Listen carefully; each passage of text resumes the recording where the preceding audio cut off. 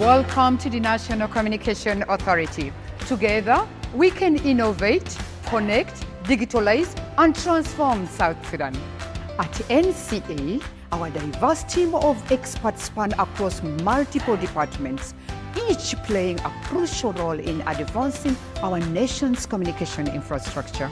From research and planning to technical services to spectrum management, our directorates work tirelessly to ensure seamless connectivity for all. Meet our esteemed directors leading the charge towards a digitally empowered South Sudan. With their expertise and leadership, we navigate the ever-evolving landscape of communication technologies to pave the way for a brighter tomorrow. And now we invite you to join us at Connecting South Sudan, a groundbreaking event aimed at improving the gap and the collaboration between the stakeholders and the consumers. This platform serves as a center for transparency and accountability in South Sudan. This pivotal event brings together industry leaders, policymakers, and innovators to discuss ways of how to expand access to communication infrastructure and unleashing the developmental and transformative power of connectivity. Join us in our mission to connect to South Sudan and unlock the limitless possibilities that lie ahead. Welcome to the 4th Town Hall, Connecting South Sudan, from the 14th to the 16th of March 2024 in Radisson Blu Hotel, Juba, South Sudan. Leveraging connectivity for development and transformation.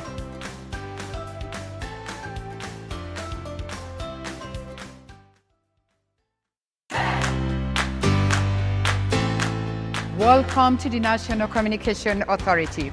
Together, we can innovate, connect, digitalize, and transform South Sudan. At NCA, our diverse team of experts span across multiple departments, each playing a crucial role in advancing our nation's communication infrastructure. From research and planning to technical services to spectrum management, our directorates work tirelessly to ensure seamless connectivity for all. Meet our esteemed directors leading the charge towards a digitally empowered South Sudan. With their expertise and leadership, we navigate the ever-evolving landscape of communication technologies to pave the way for a brighter tomorrow. And now we invite you to join us at Connecting South Sudan, a groundbreaking event aimed at improving the gap and the collaboration between the stakeholders and the consumers. This platform serves as a center for transparency and accountability in South Sudan. This pivotal event brings together industry leaders, policymakers, and innovators to discuss ways of how to expand access to communication infrastructure and unleashing the developmental and transformative power of connectivity. Join us in our mission to connect to South Sudan and unlock the limitless possibilities that lie ahead. Welcome to the 4th Town Hall, Connecting South Sudan, from the 14th to the 16th of March 2024 in Radisson Blu Hotel, Juba, South Sudan. Leveraging connectivity for development and transformation.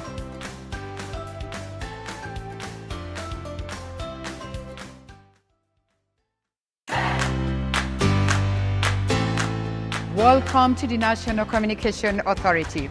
Together, we can innovate, connect, digitalize, and transform South Sudan. At NCA, our diverse team of experts span across multiple departments, each playing a crucial role in advancing our nation's communication infrastructure. From research and planning to technical services to spectrum management, our directorates work tirelessly to ensure seamless connectivity for all. Meet our esteemed directors leading the charge towards a digitally empowered South Sudan. With their expertise and leadership, we navigate the ever-evolving landscape of communication technologies to pave the way for a brighter tomorrow. And now we invite you to join us at Connecting South Sudan, a groundbreaking event aimed at improving the gap and the collaboration between the stakeholders and the consumers. This platform serves as a center for transparency and accountability in South Sudan. This pivotal event brings together industry leaders, policymakers, and innovators to discuss ways of how to expand access to communication infrastructure and unleashing the developmental and transformative power of connectivity. Join us in our mission to connect to South Sudan and unlock the limitless possibilities that lie ahead. Welcome to the 4th Town Hall, Connecting South Sudan, from the 14th to the 16th of March 2024 in Radisson Blu Hotel, Juba, South Sudan. Leveraging connectivity for development and transformation.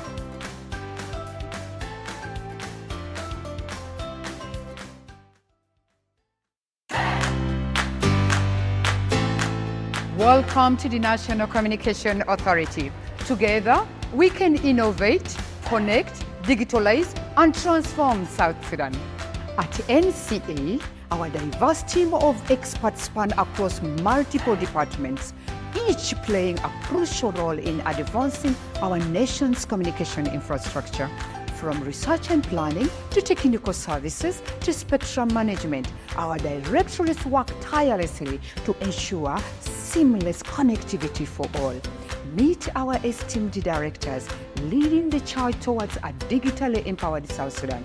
With their expertise and leadership, we navigate the ever-evolving landscape of communication technologies to pave the way for a brighter tomorrow.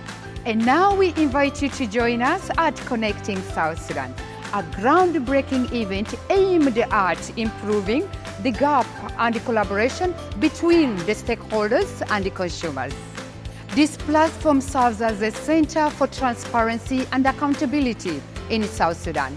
This pivotal event brings together industry leaders, policymakers, and innovators to discuss ways of how to expand access to communication infrastructure and unleashing the developmental and transformative power of connectivity. Join us in our mission to connect to South Sudan and unlock the limitless possibilities that lie ahead. Welcome to the 4th Town Hall, Connecting South Sudan, from the 14th to the 16th of March 2024 in Radisson Blu Hotel, Juba, South Sudan. Leveraging connectivity for development and transformation.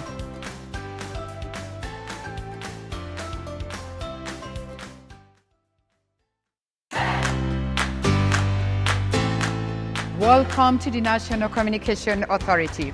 Together, we can innovate, connect, digitalize, and transform South Sudan. At NCA, our diverse team of experts span across multiple departments, each playing a crucial role in advancing our nation's communication infrastructure. From research and planning to technical services to spectrum management, our directorates work tirelessly to ensure seamless connectivity for all. Meet our esteemed directors leading the charge towards a digitally empowered South Sudan. With their expertise and leadership, we navigate the ever-evolving landscape of communication technologies to pave the way for a brighter tomorrow. And now we invite you to join us at Connecting South Sudan, a groundbreaking event aimed at improving the gap and the collaboration between the stakeholders and the consumers. This platform serves as a center for transparency and accountability in South Sudan. This pivotal event brings together industry leaders, policymakers, and innovators to discuss ways of how to expand access to communication infrastructure and unleashing the developmental and transformative power of connectivity. Join us in our mission to connect to South Sudan and unlock the limitless possibilities that lie ahead. Welcome to the 4th Town Hall, Connecting South Sudan, from the 14th to the 16th of March 2024 in Radisson Blu Hotel, Juba, South Sudan. Leveraging connectivity for development and transformation.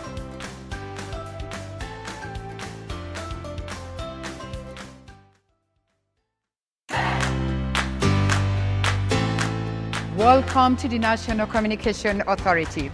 Together, we can innovate, connect, digitalize, and transform South Sudan. At NCA, our diverse team of experts span across multiple departments, each playing a crucial role in advancing our nation's communication infrastructure. From research and planning to technical services to spectrum management, our directorates work tirelessly to ensure seamless connectivity for all. Meet our esteemed directors leading the charge towards a digitally empowered South Sudan. With their expertise and leadership, we navigate the ever-evolving landscape of communication technologies to pave the way for a brighter tomorrow. And now we invite you to join us at Connecting South Sudan, a groundbreaking event aimed at improving the gap and the collaboration between the stakeholders and the consumers. This platform serves as a center for transparency and accountability in South Sudan. This pivotal event brings together industry leaders, policymakers, and innovators to discuss ways of how to expand access to communication infrastructure and unleashing the developmental and transformative power of connectivity. Join us in our mission to connect to South Sudan and unlock the limitless possibilities that lie ahead. Welcome to the 4th Town Hall, Connecting South Sudan, from the 14th to the 16th of March 2024 in Radisson Blu Hotel, Juba, South Sudan. Leveraging connectivity for development and transformation.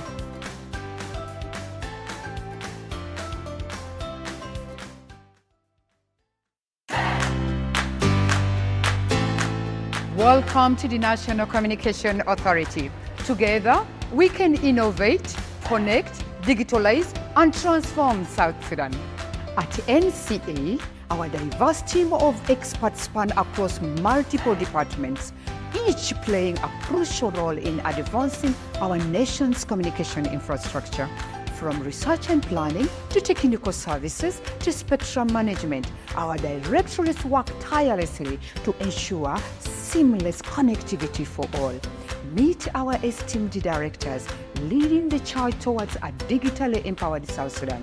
With their expertise and leadership, we navigate the ever-evolving landscape of communication technologies to pave the way for a brighter tomorrow. And now we invite you to join us at Connecting South Sudan, a groundbreaking event aimed at improving the gap and the collaboration between the stakeholders and the consumers. This platform serves as a center for transparency and accountability in South Sudan. This pivotal event brings together industry leaders, policymakers, and innovators to discuss ways of how to expand access to communication infrastructure and unleashing the developmental and transformative power of connectivity. Join us in our mission to connect to South Sudan and unlock the limitless possibilities that lie ahead. Welcome to the 4th Town Hall, Connecting South Sudan, from the 14th to the 16th of March 2024 in Radisson Blu Hotel, Juba, South Sudan.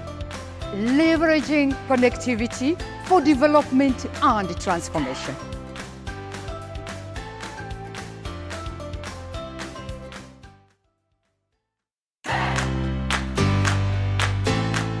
Welcome to the National Communication Authority. Together, we can innovate, connect, digitalize, and transform South Sudan. At NCA, our diverse team of experts span across multiple departments, each playing a crucial role in advancing our nation's communication infrastructure. From research and planning to technical services to spectrum management, our directorates work tirelessly to ensure seamless connectivity for all. Meet our esteemed directors leading the charge towards a digitally empowered South Sudan. With their expertise and leadership, we navigate the ever-evolving landscape of communication technologies to pave the way for a brighter tomorrow. And now we invite you to join us at Connecting South Sudan, a groundbreaking event aimed at improving the gap and the collaboration between the stakeholders and the consumers. This platform serves as a center for transparency and accountability in South Sudan. This pivotal event brings together industry leaders, policymakers, and innovators to discuss ways of how to expand access to communication infrastructure and unleashing the developmental and transformative power of connectivity. Join us in our mission to connect to South Sudan and unlock the limitless possibilities that lie ahead. Welcome to the 4th Town Hall, Connecting South Sudan, from the 14th to the 16th of March 2024 in Radisson Blu Hotel, Juba, South Sudan. Leveraging connectivity for development and transformation.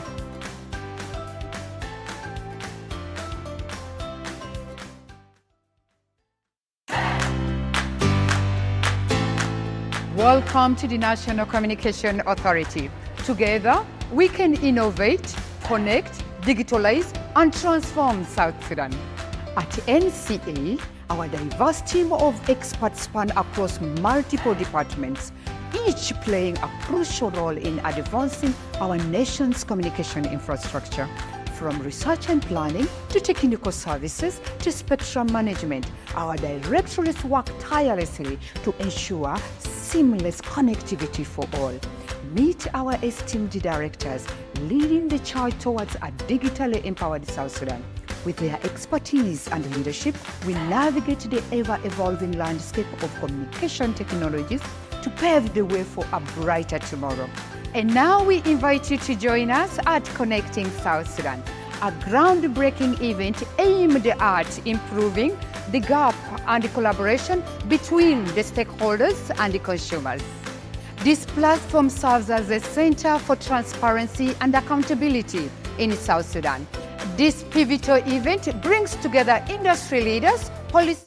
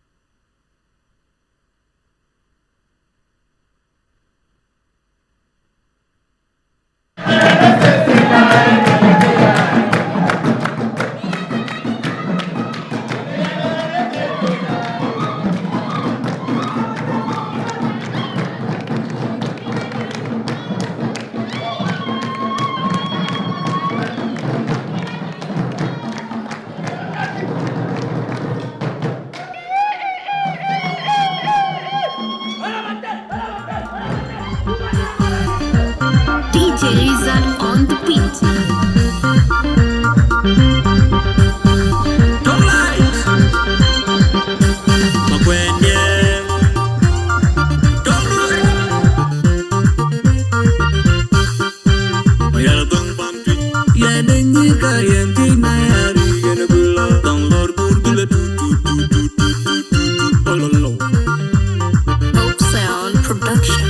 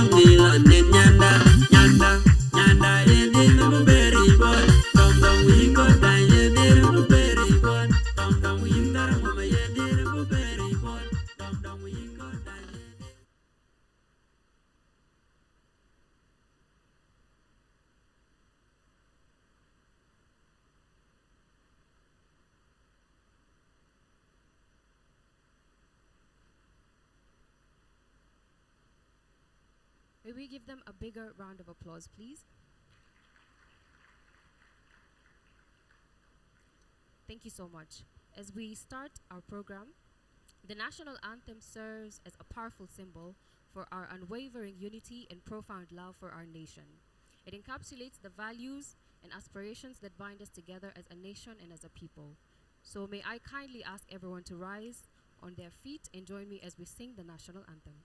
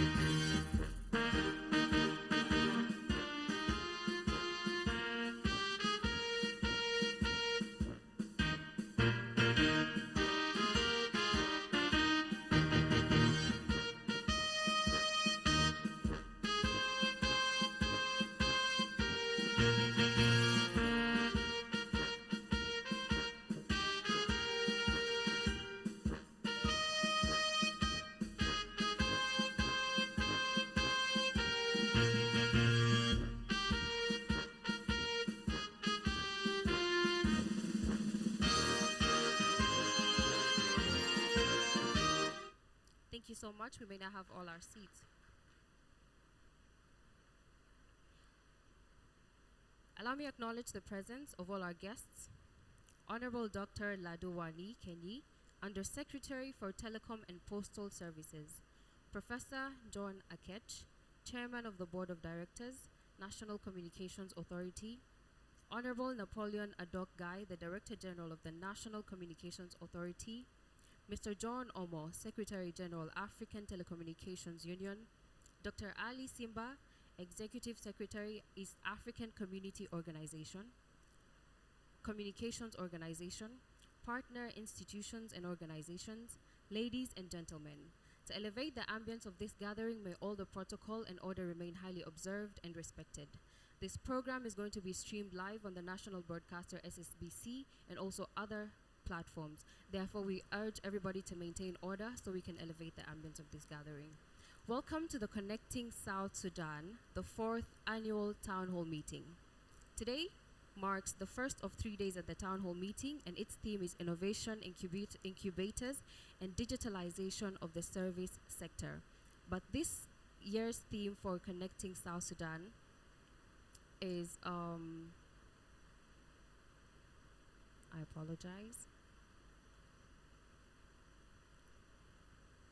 leveraging connectivity for development and transformation. Ladies and gentlemen, my name is Sarah Atoj. I am a journalist by profession, and I will be your host for the 3 days at Connecting South Sudan.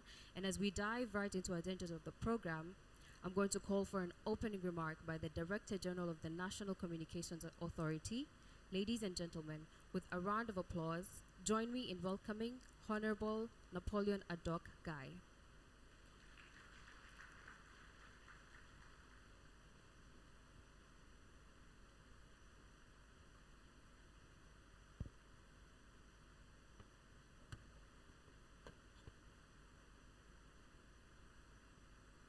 Welcome.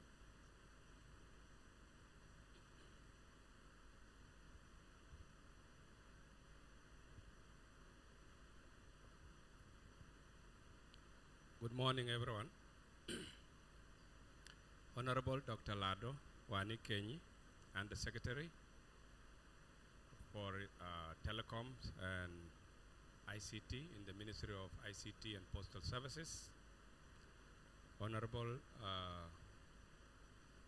John Omo, the Secretary General of African Telecommunication Union, Dr. Ali Simba, the Executive Secretary of the East African Communication Organizations, distinguished senior government official presence, my colleagues in the sector. I recognize the presence of Honorable Elijah Alier, the Managing Director of the Media Authority. I recognize the presence of members of the Board of Directors, Honorable Yini Yinke, Honorable June Malat Kwal, Honorable Uchum Carlo. Maybe I will ask them to stand so that we connect the faces to you. So there are 3 members, 4 members actually. Yeah. So Dr. Lade also is served as our board members. Our Deputy Chair, Honorable June Malat, of the Board of Directors of National Communication Authorities. Thank you. Please have a seat. Ladies and gentlemen, good morning once again. I stand here to extend you a warm welcome to each one of you at this the beginning of our 4th anniversary of Connecting South Sudan. It is 4th edition as well as 4th anniversary because we started this event in 2020, coming 2021. These events serve as a pivotal platforms uniting all stakeholders within the telecommunication and ICT sector of our nations. It provides invaluable opportunity for participants to engage, update one another, and offer feedback on various service deliveries. So in this room, there are members of service providers as well as other stakeholders. Within these gatherings, we are privileged to have the presence of service provider sector, regulators, and notably representatives of consumer interest group. This year marked the fourth editions of Connecting South Sudan initiative, which we initiated back in 2020. The initial phase concentrated on establishing foundations and identifying impediments that hinder sector growth. By 2022, we gain clarity on our positions and the trajectory of our efforts within the communication landscape in our country. The National Communication Authority, as the primary sector regulator, has expanded this event to encompass other critical sectors such as energy and finance. The success and outreach of these sectors are intrinsically linked to advancement in technology and communication infrastructure within our country. In a bid to foster innovations and regulatory excellency, we are honored to welcome esteemed regional leaders and advocates in the technology and telecommunication domain. Worthy to mention that among us today is Mr. John Omo, Secretary General of African Telecommunication Union, Dr. Ali Simba, the Executive Secretary of IACO. These organizations have played instrumental roles in supporting South Sudan developments in telecommunication and ICT policy formulations, enhancing our global standing. The collaborative efforts of neighboring states such as Rwanda, Kenya, Uganda, among others, have been pivotal in facilitating South Sudan's recent achievements, including the acquisition of a sovereign satellite slot in the orbits. This culminated in the successful allocations at the World Radio Conference held recently in Dubai, December last year, a testament to the regional solidarity behind South Sudan progress. Acknowledging the societal impact of our social media, and we have extended invitation to the representatives from the Meta, the parent company of the popular social media, Facebook. Their participation in this town hall will provide a platform for our citizens to engage directly and share their concern and foster dialogue on how best we can use social media to improve our lives, not destroy our society. Furthermore, this year's town hall will spotlight individuals and organizations spearheading digital transformations, innovations.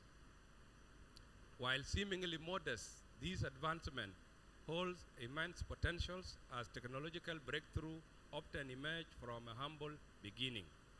South Sudanese youth have demonstrated remarkable talents and resilience, showcasing their programming skills and technological innovations. With adequate support, these endeavors have the potential to elevate our nation to parity with our region counterparts and global community. In conclusions, I invite you to immerse yourself in this essence of connecting South Sudan, embracing 3 days of engagement and exhibition featuring the ingenuity of the South Sudanese business and innovators. Thank you very much, and you are welcome.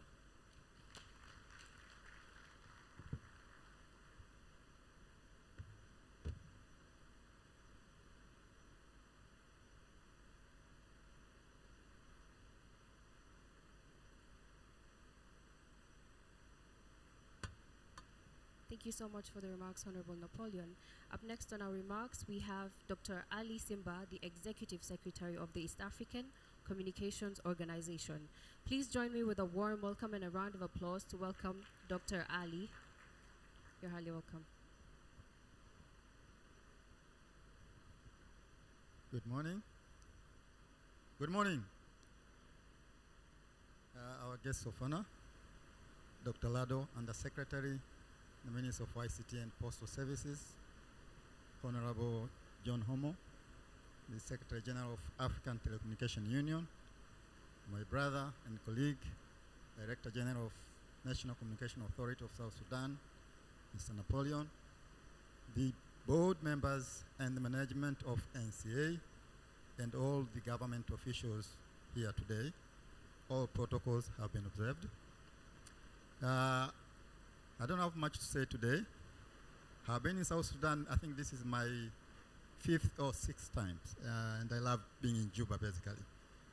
But most of the time when I came here, I was bringing regional activities to South Sudan. But today is the first time I'm witnessing a local activity, and I'm very excited to see what is going to happen today. The theme of this event, Connecting South Sudan, I think is very key. We know that in the region, South Sudan is the youngest country, but since the inception and when the NCA joined, when the South Sudan joined East African Community and NCA became the member of IACO, we have been working together to make sure that the ICT development in this region goes hand in hand with our youngest country. Let me give you two perspectives in terms of connecting South Sudan, but this is a regional perspective. The subscription rate for the voice in East Africa is about 96%. And our internet subscription in East Africa is about 6%. But these numbers need to grow up and need to do more for that so that we go above these numbers. And we can only do that by working together. And we as IACO, we have been working very closely with NCA. In fact, I've been here since Monday in other activities that we co-organize with NCA related to the E-West. So I'm very glad to be here and very thankful to NCA for inviting IACO to be part of this event. And I'm looking forward to see a lot of stuff. Thank you very much.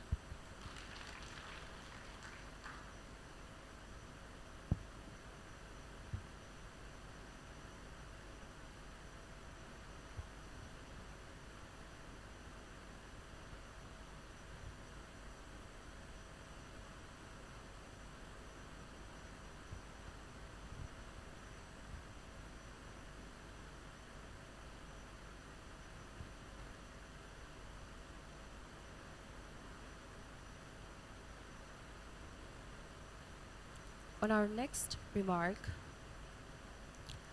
we have the Executive Director for the African Telecommunications Union, Mr. John Omo.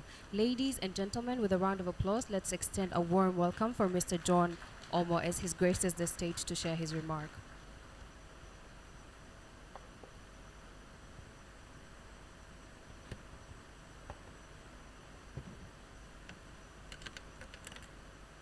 Thank you very much. You read me? You hear me? All right. Thank you very much, Program Director. Let me sit on the protocols that have been ably. Thank you very much. Let me sit on the protocols that have been mentioned by my brother, Dr. Guy, the DG of the NCA, by kindly recognizing Dr. Lado Kenyi, who was himself the first DG of the NCA and now Under Secretary in the Ministry of Telecoms and ICT, the CEO of the Media Authority. Thank you very much for your support, sir, and the board members of the NCA. Allow me also to recognize an old friend of mine, catching up after many years. Is now in sports administration, but Engineer Juma, just stand up. Engineer Juma was one of the pioneers of the ICT industry here from the ministry. Thank you very much and good to see you. I have a written speech, but I feel like speaking from my heart.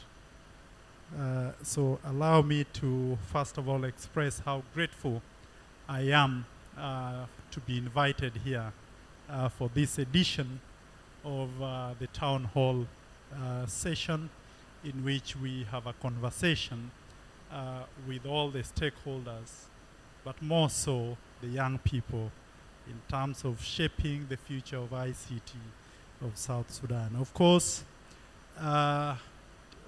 looking back, South Sudan has made several strides in the ICT industry. In fact, in some indices, bypassing countries that are much older than South Sudan.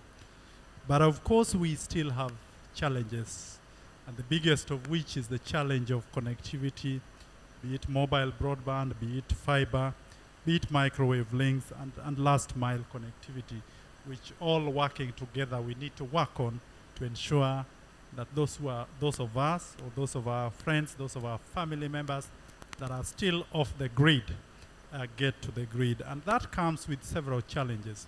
The challenges that you experience here is indeed the challenges that we see in several other countries where we work. I work for the African Telecommunications Union, which is a specialized organ in the ICT field for the African Union.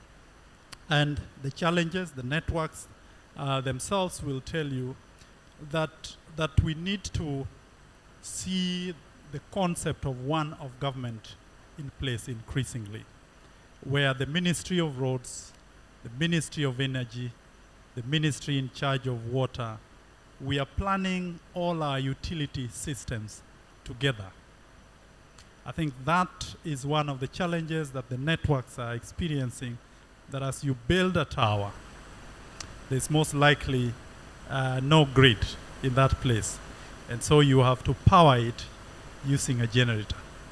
As you are told by DG that your obligations include building a tower in a certain place, you find there's no road network taking you to that very place. And so the concept of one of government, where we have an integrated planning in our various utilities, is one that I think we need to increasingly embrace, where we plan our systems in unity, so that as we oblige our networks to roll out in certain locations, they have all that is needed for those locations. I want to appreciate certainly the progress that is made by South Sudan in this field, and to just say that working hand in hand with South Sudan, we have, as the DG had mentioned, realized a lot of achievements. From our perspective, the FM frequency planning was for the world was developed in 1984. And for Africa, that has increasingly become constrained in such a way that you don't have enough FM frequencies. And so working with the International Telecommunications Union, we did it 2 years ago, embark on this process of replanning our FM frequencies. And out of that, we have had new channels, several new channels in Africa. South Sudan, for example, has 316 new channels that planned well. With all that are involved, we are able to assign to our broadcasters for purposes of providing ICT services. Last year, we did embark on a process of, 31 of our countries had lost their satellite broadcasting resources. So in Sharm el-Sheikh, 4 years ago, we asked the World Radio Conference to allow African countries that had lost these resources to be able to claim them. Of course, you all know South Sudan was born well after 1984, and so was not planned for. Working as an African group, we did manage to convince the international community that South Sudan needed to be planned for. The irony of all this is that as we do all this, you find that there are regions that are resisting these very obvious things that we need to be doing to our people. Europe, for example, since 1984, has had more than 10 new countries. 10 new countries, all of which have been replanned for. So to get a region opposing something that is obvious for South Sudan, something that is obvious for Africa, tells you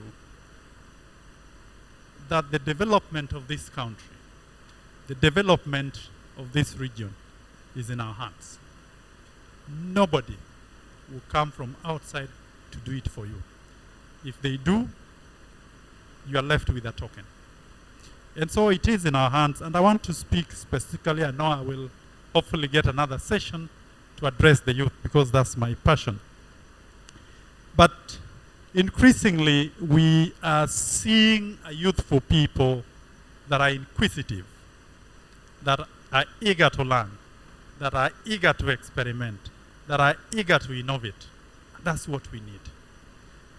Too much of our time is spent in social media doing things that Bill Gates would not allow for his children to do. And so we need to spend our time as young people using the networks, the facilities that we have for purposes of things that can improve our lifestyle as a people. And that takes some discipline that is required of each and every one of us, adults and young people. And so I want to say that late this year, we will have the GSR in Sudan, and we have promised, because there'll be a youth segment in that session, we have promised as the African Telecommunications Union to take at least a youth from each of our regions to that event. I want to challenge my brother, the National Communications Authority, to work with us so that one of the exhibitions by the youth here will find its way there. And the youth from the East African region to the GSR this year will be supported by the African Telecommunications Union, and that youth will come from South Sudan. That's my pledge to you, and to say that it is now incumbent upon you as young people who are working in this space of innovation to work with the National Communications Authority so that jointly we can identify an innovative idea that will compete with the rest in Africa. Because if you take a lousy one, you go there to embarrass South Sudan. So we must be competitive enough to take the very best of South Sudan, which can compete with the rest of Africa. So I want to say that we have agreed, we have pledged as a union that the youth representing the East African region will be supported, and that youth will come from South Sudan. I'll leave it to the National Communications Authority and the panelists that are involved in selecting the innovative ideas from here to get us that person. Of course, it would be preferable if that person is a lady. My mother is a lady, you know that. So I have no apologies to make for this. I have no apologies to make for this. My mother is a great lady. And so it would be preferable if the person is a lady, because admittedly, let's admit that the challenges, especially in the rural areas in this country, just like in other regions in Africa, the gap in ICT usage, in ICT access between our young men and our young women is astonishing. And we cannot work in a space such as that. And so we need to increase the level of awareness in terms of what our young women and the women folk in general can do with ICT in their hands. Not that I'm against men. Indeed, men have had their time. We are still having our time. And if the very best from South Sudan is a young man, so be it. But the opportunity to work with a lady would give South Sudan an added advantage. Thank you very much for listening to me. I do hope we can have another opportunity to dialogue, especially with young people, in terms of ideas that we can make use of. We are running an innovation challenge each and every year as the African Telecommunications Union, and we have seen very, very interesting ideas. I want to encourage the youth of South Sudan to continuously participate, and we support these initiatives. We support boot camps. We support, pairing with partners, with angels and possible, people who can possibly support you. And so the opportunity to increasingly, see more of South Sudanese participating in this challenge would be one that I cherish. Thank you very much once again for listening to me. I hope we can have an opportunity to dialogue again. Bye-bye.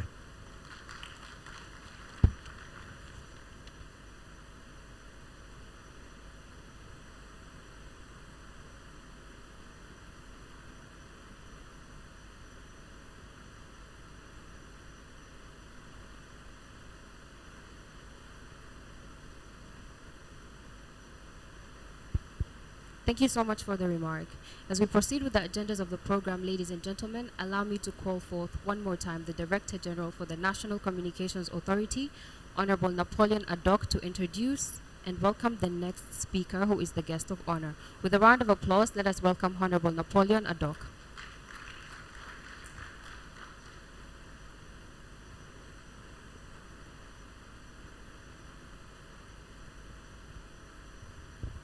Thank you, Atoch.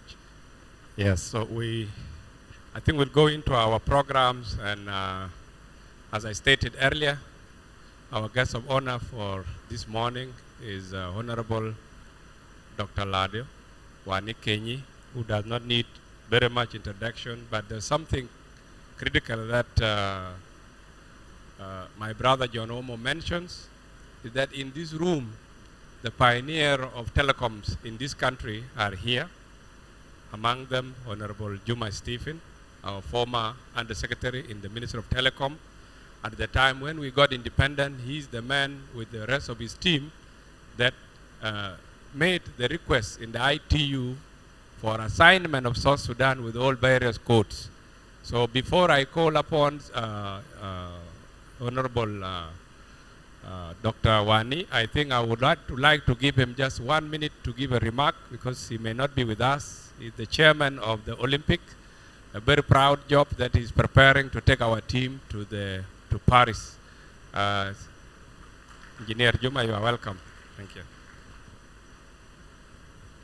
It is very important sometimes, because there are certain things we take for granted. And I learned from Engineer Stephen that our telephone code is 211, and the trick behind it was that the code was assigned.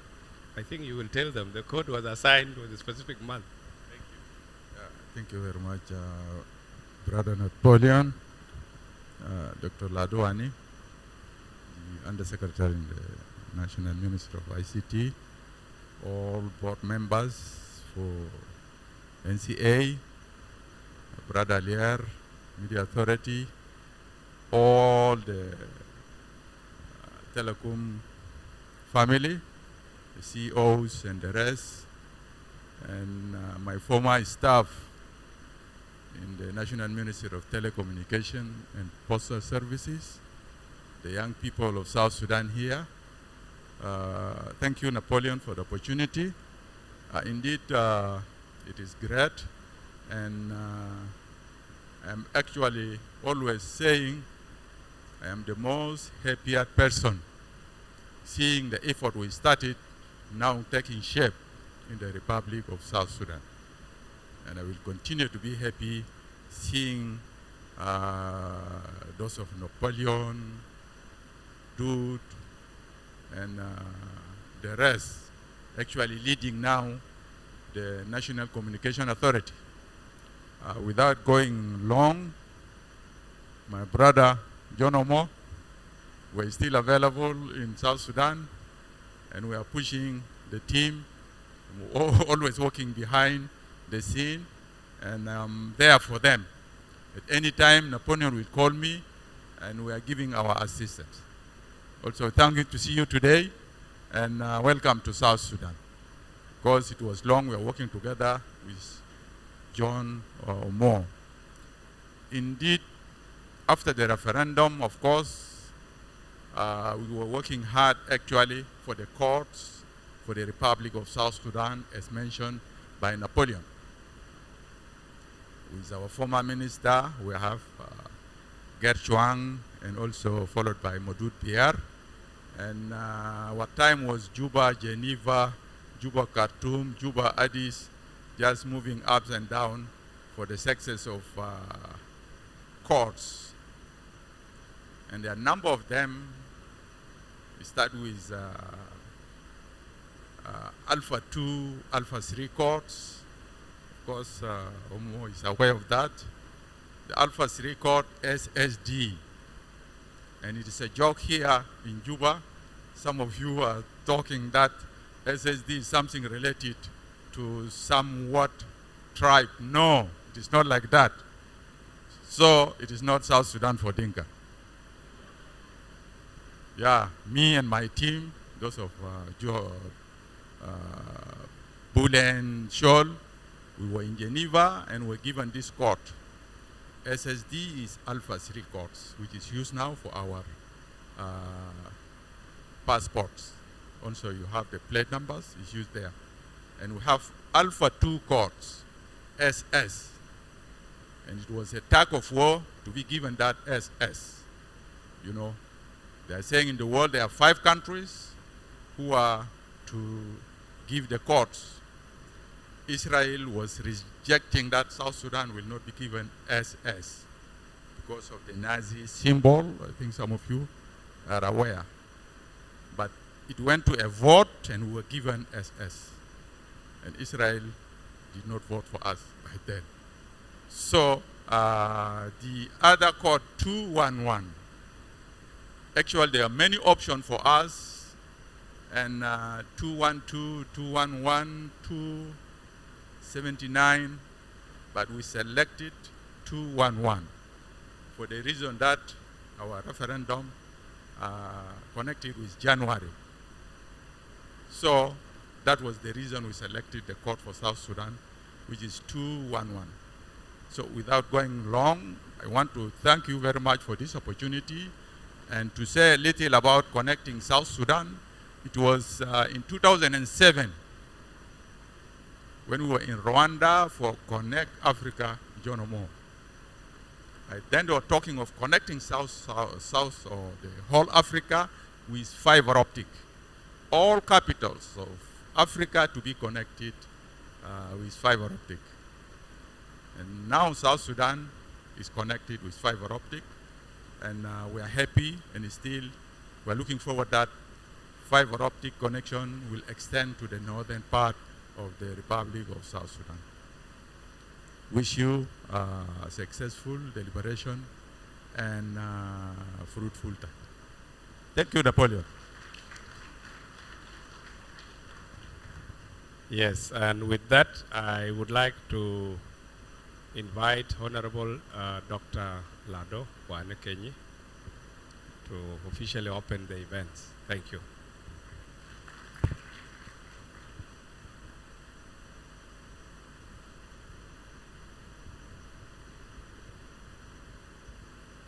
Thank you, Napoleon. Napoleon Adok, the DG of NCA, MD of Media Authority, John Amo, Secretary General of African Telecommunication Union, Ali Simba, the Executive Secretary of IACO, which is East African Communication Organization, members of the Board of Directors of NCA, other colleagues who are here, the CEOs and the teams from the service providers, the youth, and all the people available in this hall. Good morning. First, let me bring you apologies from your minister and deputy minister who are supposed to be here, but because of other urgent issues concerning the peace agreement, you know that is going to come to an end in December. So the minister is fully engaged there, and the deputy minister also is engaged somewhere concerning this issue of the peace. So they are unable to be here, then they send me here to represent them. So being a guest of honor is not me, but the guest of honor is the minister. Then by proxy, I get that opportunity. Otherwise, I would be here as a member of Board of Directors of National Communication Authority. First, let me thank DG Napoleon, and then also the IACO and ATU for being here today. In fact, through our collaboration, the ministry, the National Communication Authority, with these two organizations, and including the International Telecommunication Union, we were able to put South Sudan on the map. As John Amo said, we are a very young nation, but in this field of ICT, we are playing a better level than other countries which has been in existence for almost half a century. Now there are countries in Africa who are not connected to any fiber cable. But South Sudan has been connected, at least in Juba. We have fiber, although it is not really very efficient, but there is a 4G in Juba. There are 4Gs in other countries, there's no 4Gs. So at least we thank our communication authority for giving the licenses for those operators to bring the fiber here. By the way, it was a policy of government, and he's here to witness it. They are the one who set the first policy for the ICT sector. There was a policy 2008. We were not still independent, but the minimum policy was the policy of 2012, which established all these governance structures that are governing the ICT sector. In that policy, the fiber or the broadband was supposed to be an exclusive right of the government, because the government, in the policy, there is a vision that South Sudan, every citizen should be having access to a broadband and should be also affording that access. So in that policy, we have to abandon a little bit of it. That's why we allowed Liquid Telecom and Moya to bring fiber. But as you know, we are one of the most expensive countries to access or to afford an internet. You are paying a lot of money for the data bundles because by nature of the business, it is very expensive. And those are private sector. They are not playing with their, profit. They are not here to give, handouts. They are here to make money. But as a government, we've been planning. There was a plan since 2012. A fiber was supposed to be brought from our border with Kenya to Juba and probably to other locations. A total of 1,602 kilometers by that time. That project didn't see light due to our own faults. We had the fight in 2013, and then we have the fight in 2016, led the development partners to cancel that project. Now, when we came in, we were able also to engage the development partners, and we are able to be given a grant that we are going to lay 2,420 kilometers of fiber. That the government is doing that because of what? Because of accessibility and availability and affordability of the broadband to all citizens of South Sudan. Although it may not be enough, but I believe by the end of 2028, a lot of other areas in South Sudan will be having access to broadband. In that project, we envisage that every public institution, whether it is school, whether it's a hospital, whether it's a local government institution that lie within a certain parameter from the presence of the cable will be connected. So we are making cross-border connectivity from our border with Kenya and possibly also with our border with Sudan if Sudan become peaceful. And then also we want to connect with Ethiopia, and we want to connect with DRC Congo, we want to connect with Central African Republic. We want to place South Sudan as a connectivity hub, a redundancy hub, that when there's any cut anywhere, South Sudan is not affected, and any country that is connected to South Sudan is also not affected. So the service will be there. We are also developing a roadmap, digital roadmap of South Sudan. So all the partners or the stakeholders in this sector, starting Monday, the consultant will be around, and I really urge that you give the consultant time with his team so that they engage you and you participate in the development of that digital roadmap for South Sudan. I really don't want to take much time. There's a lot to be talked about, but Stephen Juma has talked about the history of what is now you are enjoying, the codes, whatever. Napoleon has talked about this engagement, and really I thank him. This is now the 4th edition, and this engagement is very important because it makes you aware of why the services, for example, are not available sometimes. They are down because the service providers are here, whether they are the mobile service providers or they are the internet service providers or these other ICT services providers, whether mGrouche or whatever, mobile money. You can engage with them, and then you become aware about, for example, the cost, why it is high, why the tariffs are high. And by the way, at the moment, you are having the cheapest services across the East Africa region because the government is still subsidizing the exchange rate.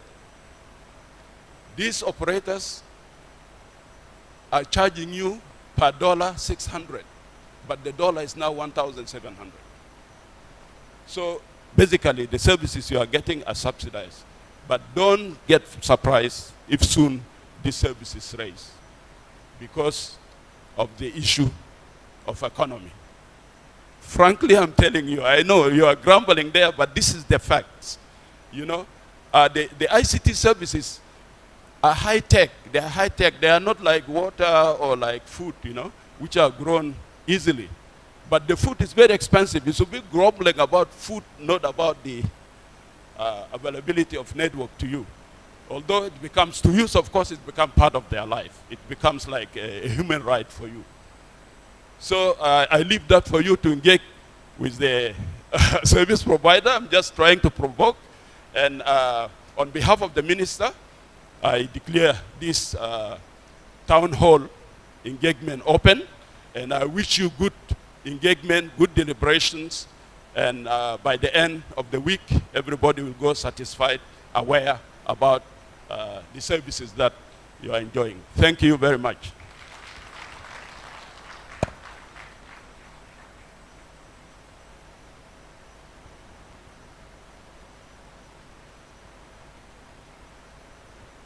With all the remarks officiated and as we transition seamlessly to the first segment of the program, this particular task promises to be a highlight and will be moderated by Eva Yai and Yine Yankee.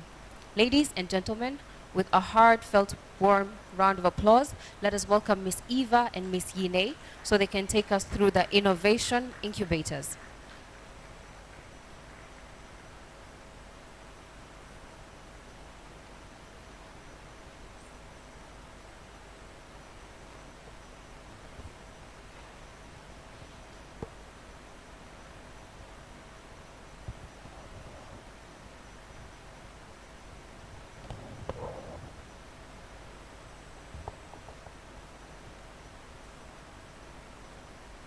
Good morning.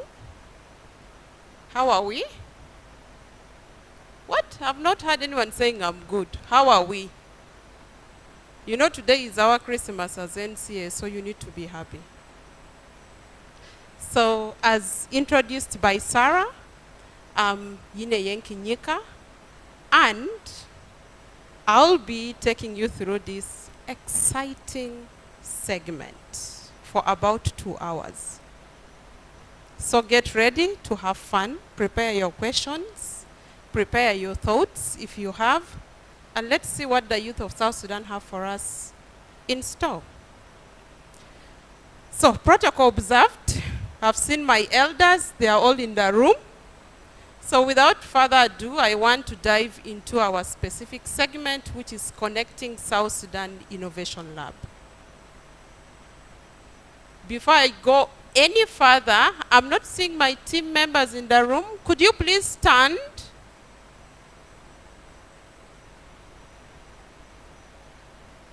So I see the innovators in the room, the ones who will be presenting their ideas on this stage for us to evaluate and judge. And I also see my team for the Connecting South Sudan Innovation Lab. I see Kwaje behind there. I see Joel, Onek behind. I don't see Madam Eva. Where are you? Oh, inclusivity, yes, she's present. So why Connecting South Sudan Innovation Lab? Based on the lessons that we had from the third NCA Town Hall event, Connecting South Sudan Innovation Lab was born. And this is specifically a platform for innovators and entrepreneurs to make a positive impact in their communities by addressing the challenges limiting digital inclusion in South Sudan. So to be as inclusive as possible, we, as the team that worked on this, we came up with 7 specific categories, and one of it is women and girls empowerment. Second category is digital literacy. Third is access to finance. Fourth is education technology. Fifth is health and wellness. Sixth, connectivity and access to information. Seventh, energy and power. So someone would be wondering, why Connecting South Sudan and why now? As we all know, South Sudan youth comprise 74% of the population. And unemployment in South Sudan is estimated at 11% of the population, while youth unemployment is estimated at 50%, and it continues to rise. So what does that signify? I'll leave you to think about that. So Connecting South Sudan Innovation Lab is a platform to inspire young people with brilliant ideas and encourage them to bring them to life, even if there are circumstances that offer them no resources to do so. Then secondly, why Innovation Lab, Connecting South Sudan? To mentor youth on how to tailor their ideas and solutions for the South Sudan context. Very important. Thirdly, to provide innovators and entrepreneurs a platform to connect and network with key players in the sector. Please do so. Don't leave this event without knowing anyone from the sector. Lastly, we need to change the status quo. We believe the next employers, problem solvers, and disruptors of the ICT sector are the South Sudanese youth. So we need this platform. Is that true or not? So, to kickstart, how did we make this entire process inclusive, transparent, fair? How did we make it inclusive, transparent, fair as much as possible? So if you all yes?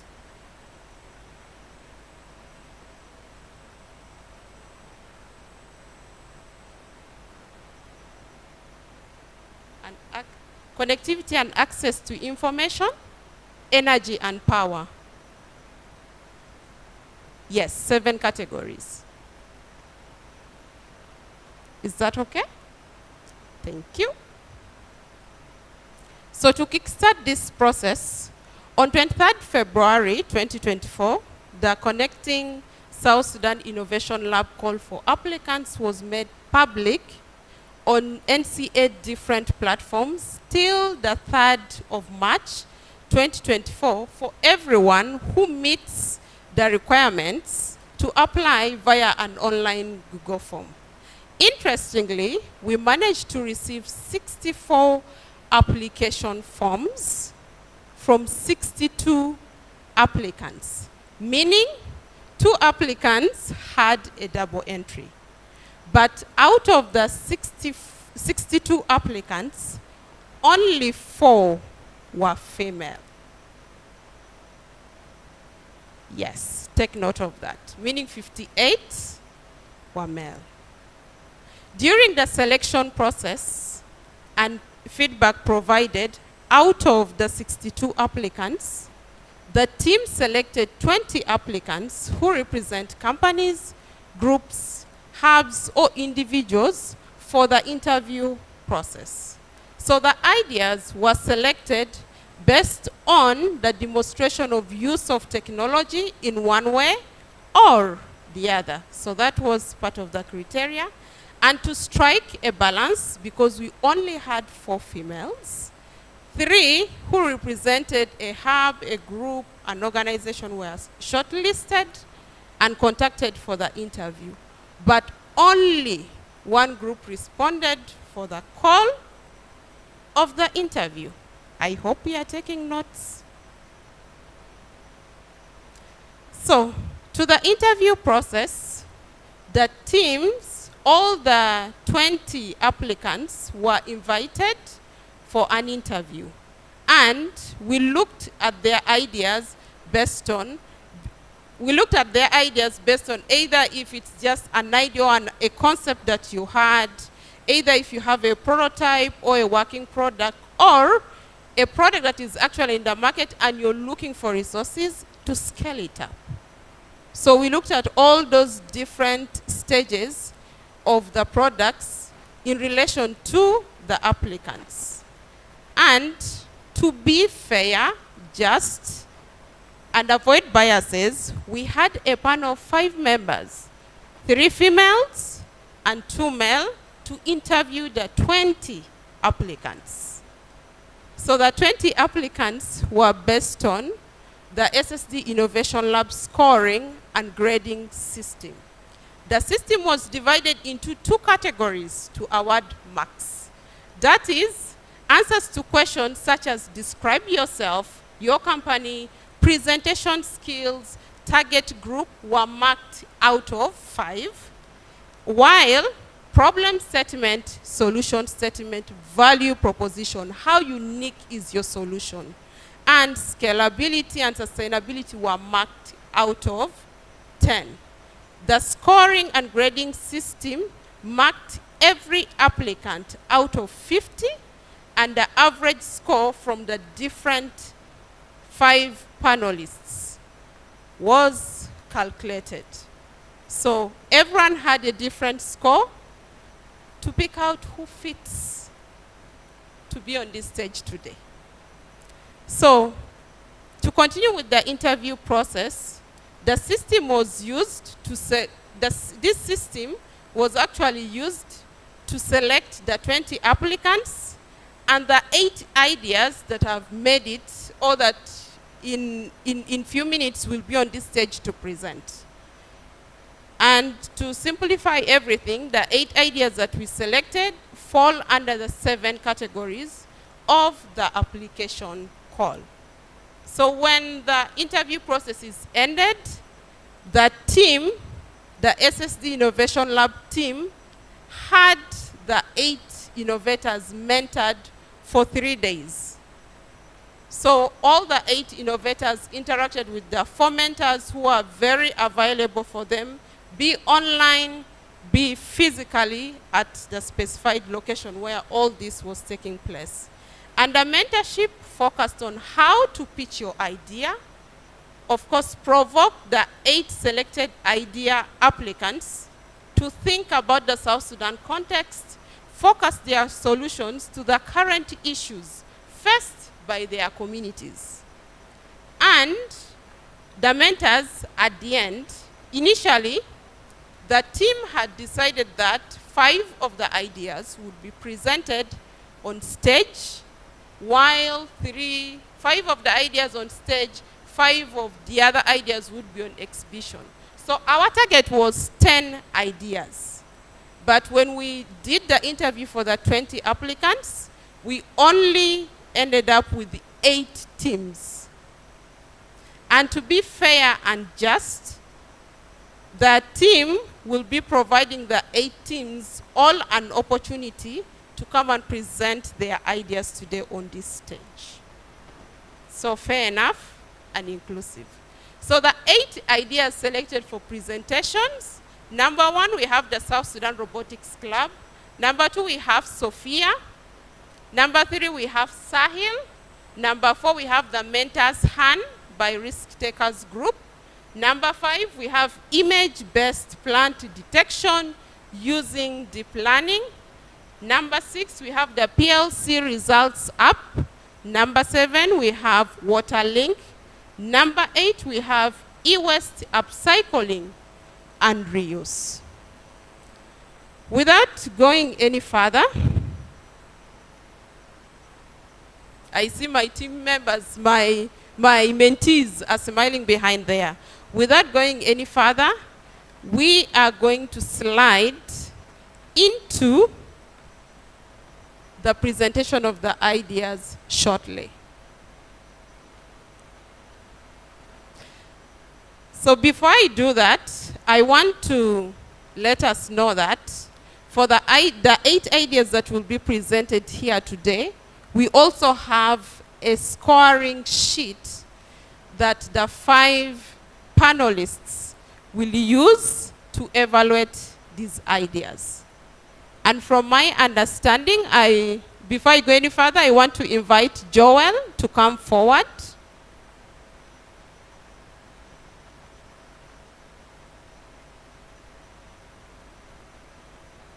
Please, Joel, make your way.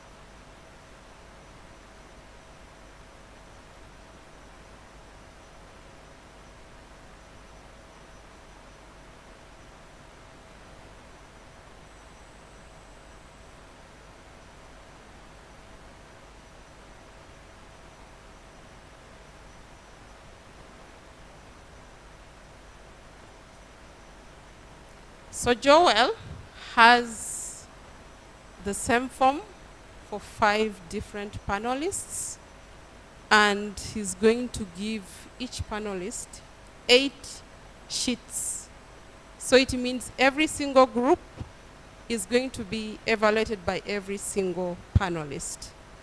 But after the distribution, I would love to give my panelists a second to introduce themselves so that we get to know who is who and who will be marking us. So Joel, take the lead.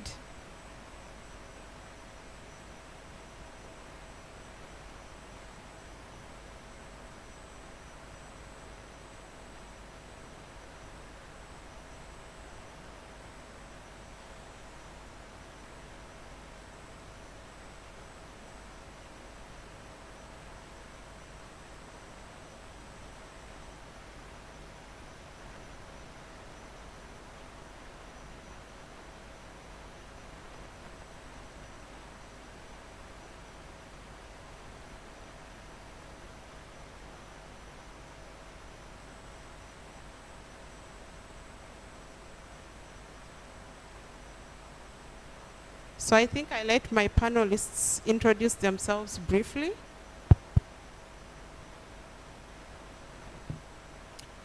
Good morning, everybody. My name is Wilson Ladu. I'm acting CEO for Zain. Thank you. Good morning, everyone. My name is Ashwani Mishra. I'm the Chief Technology Officer for MTN South Sudan, and having a 26 plus years experience of ICT industry across 3 nations, actually. Thank you.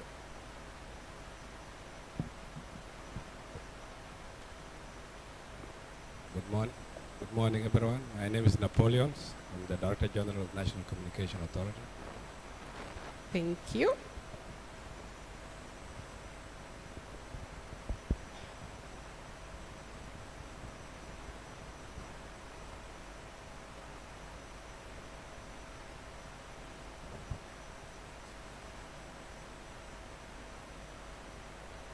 I see two ladies behind.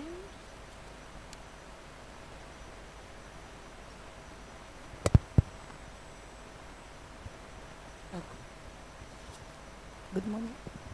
Good morning. My name is Dorcas Kabata from Lakewood Telecom, the head of sales. Thank you. Good morning, everyone. My name is Bianca Samson. I'm the head of sales at Smart Network. Thank you. So all our 5 judges have the 8 sheets. I want to just highlight something very briefly about our evaluation sheet. We also have a very clear criteria, and some of the things on our criteria, one of it is that they are going to evaluate it's the momentum traction expertise. So what are the results? That goes to the innovators. Of course, the market opportunity, which will be marked out of 10. Show me the results is also marked out of 10. The problem and solution will be marked out of 10. Product or service will be marked out of 10. Business model will be marked out of 5. Team and key stakeholders, focusing on investors, advisors, partners, out of 5. Competition, out of 5. Investment, out of 5. And of course, overall feel. If you wow us, we wow you. If you don't wow us, we know what to do. So I leave that in your hands. And the overall marks will be marked out of 70. So fair enough for everyone, right? So without wasting time or taking a lot of time, I want to go ahead already and invite my first group to come on stage. And that's Sahil. I want to invite Sahil to come on stage.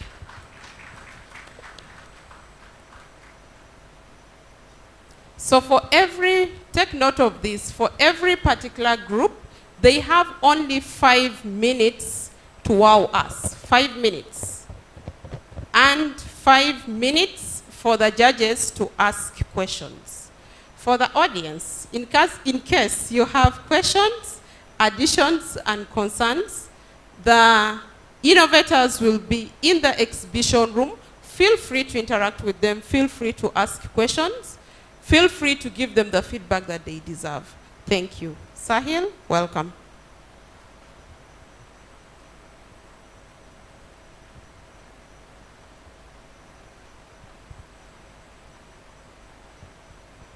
Hello, good morning everyone. All protocols observed. I am thrilled to be here today to introduce you to Sahil, an informative and a transformative platform designed to bridge the gap between businesses and suppliers. My name is Majid Faiz and I'm part of the team behind Sahil. To understand the challenges we are addressing, I want to start with a story. Imagine and Rejoice. Rejoice is a diligent small business owner who is up before dawn, traversing multiple markets and juggling relationship with different suppliers. This story isn't just her own story. It's a widespread issue. It's a widespread issue many business owners are facing in South Sudan, which brings us to our mission in Sahil. Sahil offers a threefold solution. First, as we streamline operations by connecting suppliers to a network of trusted, by connecting businesses to a network of trusted suppliers. Second, our real-time inventory tracking ensures timely delivery and better decision making.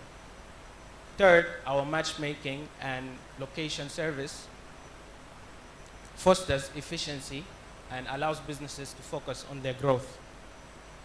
So, how does Sahil work in practice? Our process is simple yet effective. Starting with the onboarding, we use a matching algorithm to connect businesses with the right supplier and courier.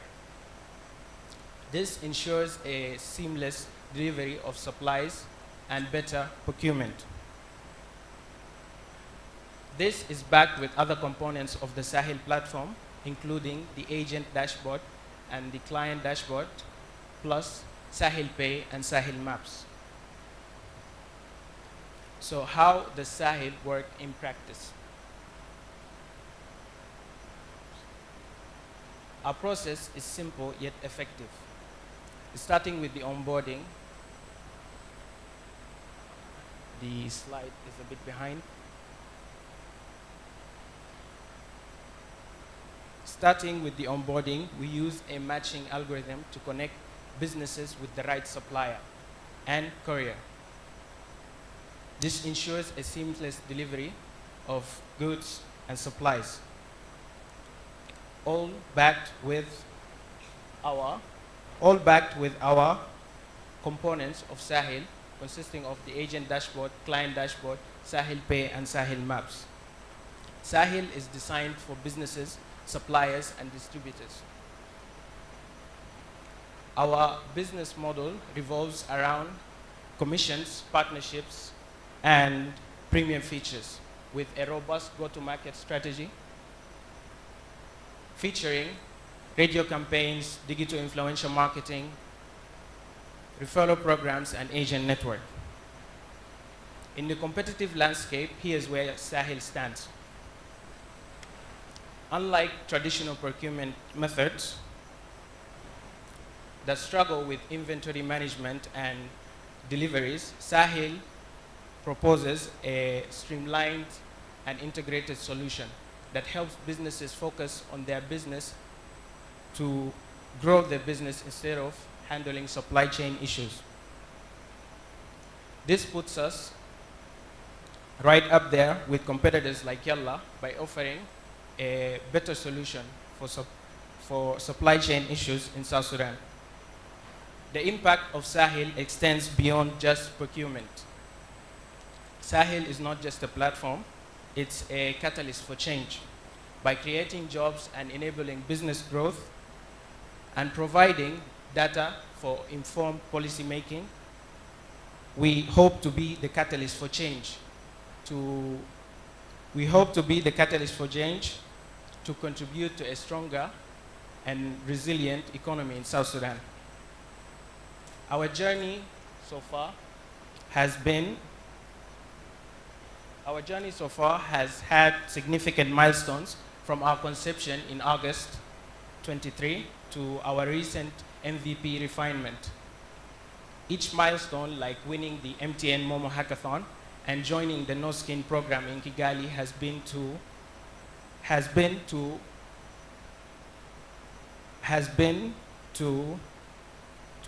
complete the vision of Sahel. None of this would be possible without our team. The Sahel team is a powerhouse of individuals, from our co-founders, Emmanuel Garwich and myself, to our interns. Each member of the team comes with a plethora of experience and input to realize our vision. To continue our journey, we are reaching out for support. We're seeking $70,000 to cover legal compliances, operations, and development. Your investment can help Sahel transform the landscape of logistics in South Sudan. Thank you for your time and interest in Sahel. We are excited to hear from you. You can reach us via our website or contact me directly. Thank you.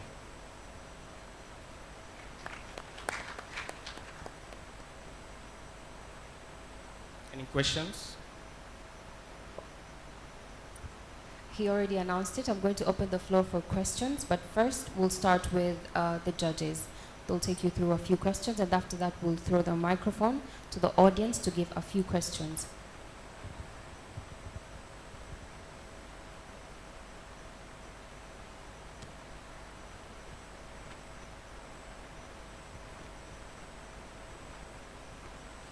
Thank you so much for your presentation. This is Ashwani, the MTN CTO. In your presentation, I saw this product and services and also the business model. So from the perspective of marketing opportunity, whatever you have talked about theoretically, have you done some kind of proof of concept? And you did some, what was the typical challenge you faced when you were going into the upper countries? Because we are not talking about Juba here, we're talking about those 9 states where the challenges are more. As we have seen in telecom sector, when we actually ship all these things from A location to B location, there are transports of different modes of transport, and at the same time the time which it takes, because it is by air, then by road, by boat, all kind of combinations are there. So what kind of POC have you done? How it has been shown as a differentiator compared to any other player in the market, and what kind of value proposition you are talking here? Thank you. As for what we have done, we have designed an initial MVP that consists of the agent dashboard that I mentioned earlier. Agents, to clarify more, agents are community-based people. We realize that not everyone in South Sudan is tech savvy. Not everyone is able to use websites and do all that. So one of the ways to ease the process is to have agents that are stationed locally based on community. So we have the agent dashboard, which is the minimum, the MVP at the moment. As for the different transportation methods, we initially plan to focus in Juba, say, before moving to the other states. As for the transportation methods, our carriers ideally will be the border borders and other trucks from small sizes to big, depending on the type of package that the customer wants. Does that answer your question? Sure, partially. From the value proposition, since you are talking about 70,000 as the initial investment as a seed fund, may I know, like, how do you see if Yalla is one of them or one or two more players are there, what kind of operational efficiency will come in through this app? And then, because you are talking about mapping of those distributors, logistics partners, and so on and so forth, how this will be differentiating from the existing players, and what operational efficiency will it bring it to the end user? Because when they want to do something, they have to see some value. So what value will it bring in? So our X factor, exactly, is that the procurement or the ordering process depends in 2 ways. There's the manual orders where you go and order something specifically from a supplier, and then there's the blind one. So the blind one is our X factor, is where we take what the business actually wants, and then we go through our own suppliers and match what the person wants. This is our value proposition, is the X factor, differentiating us from others. So let's say, for example, you're a business looking for something specific. If we have like 3 suppliers, one of them can partially accept your order, but not all of it. So without you knowing, the system on its own goes through the different suppliers based on location and proximity to yourself, and then does the thing on its own. So it's a partial order from different suppliers that gets brought to the business without the business being worried about different relationships between suppliers and so on. This is our X factor that really differentiates us from our competitors. Thank you very much. I just have a question. Thank you for the presentation. I'm just, as I mentioned my name, Wilson. I'm looking forward to what are you going to start with? Do you have a certain list of priority for products that you're going to start with? Because you did mention that you might be using border and all this. So which means there's certain types of products that you're going to use in the beginning for delivery, so that at least it's not a challenge for you. Do you have a list that at least you're going to start with dealing with your clients, so that at least you don't put yourself in heavy machinery or some products that at least for you to transport them will be a challenge? Thank you. Ideally, our suppliers will have to go through an onboarding process. So that's when we get the inventory, know what type of stuff they're selling. Ideally, we want to start with small. This is why we're only targeting SMEs, small businesses, small to medium enterprises. So this at least takes the risk of handling something more than we can, of managing something more than we can handle. Does that answer your question? Yeah, thank you.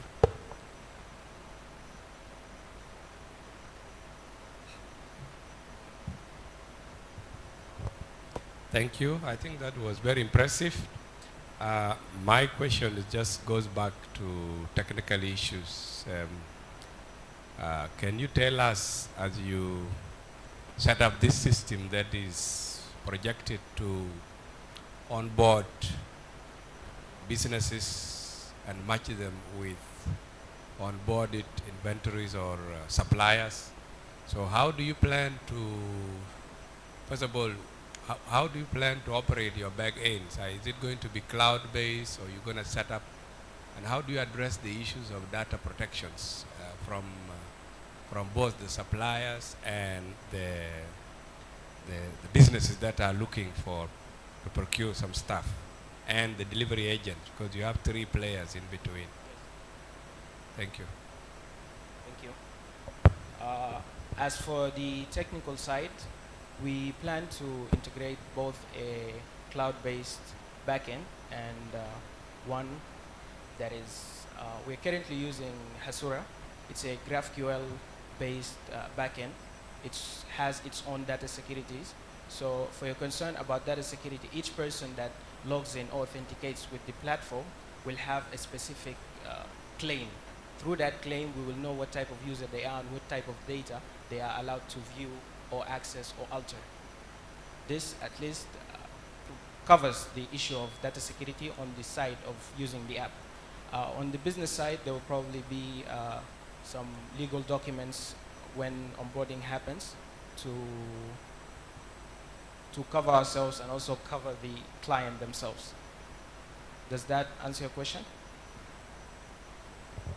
Yeah, I think that covered a little bit, but the security I'm looking at is the consent from those you are onboarding, because in business market, competition is usually very hard, and some strategic business advantages are protected, including the supplier. So if my competitor is going to find out the sources of my supplier, that could also, take away the business advantages. So how do you ensure? Do you have a provision, or is that covered under your legal arrangement with the people using the system, so that business X doesn't know business Y is being supplied by a certain supplier? Otherwise, I will go and buy him out, buy everything to deny that person the source. Okay, so regarding the transparency of what, who can see your orders, is that exactly what you're looking for, right? So the orders are only shown to the person who is making the order and the supplier. Not everyone can see them. Yeah. Any other questions?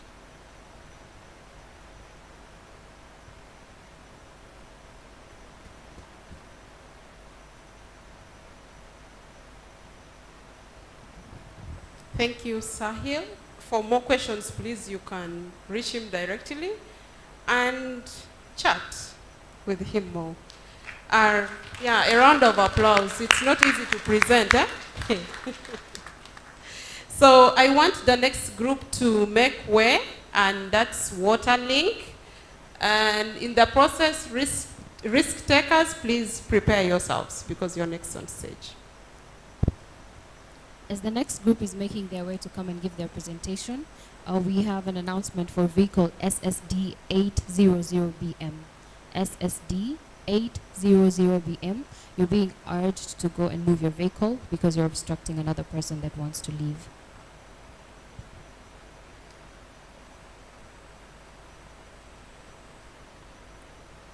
Welcome.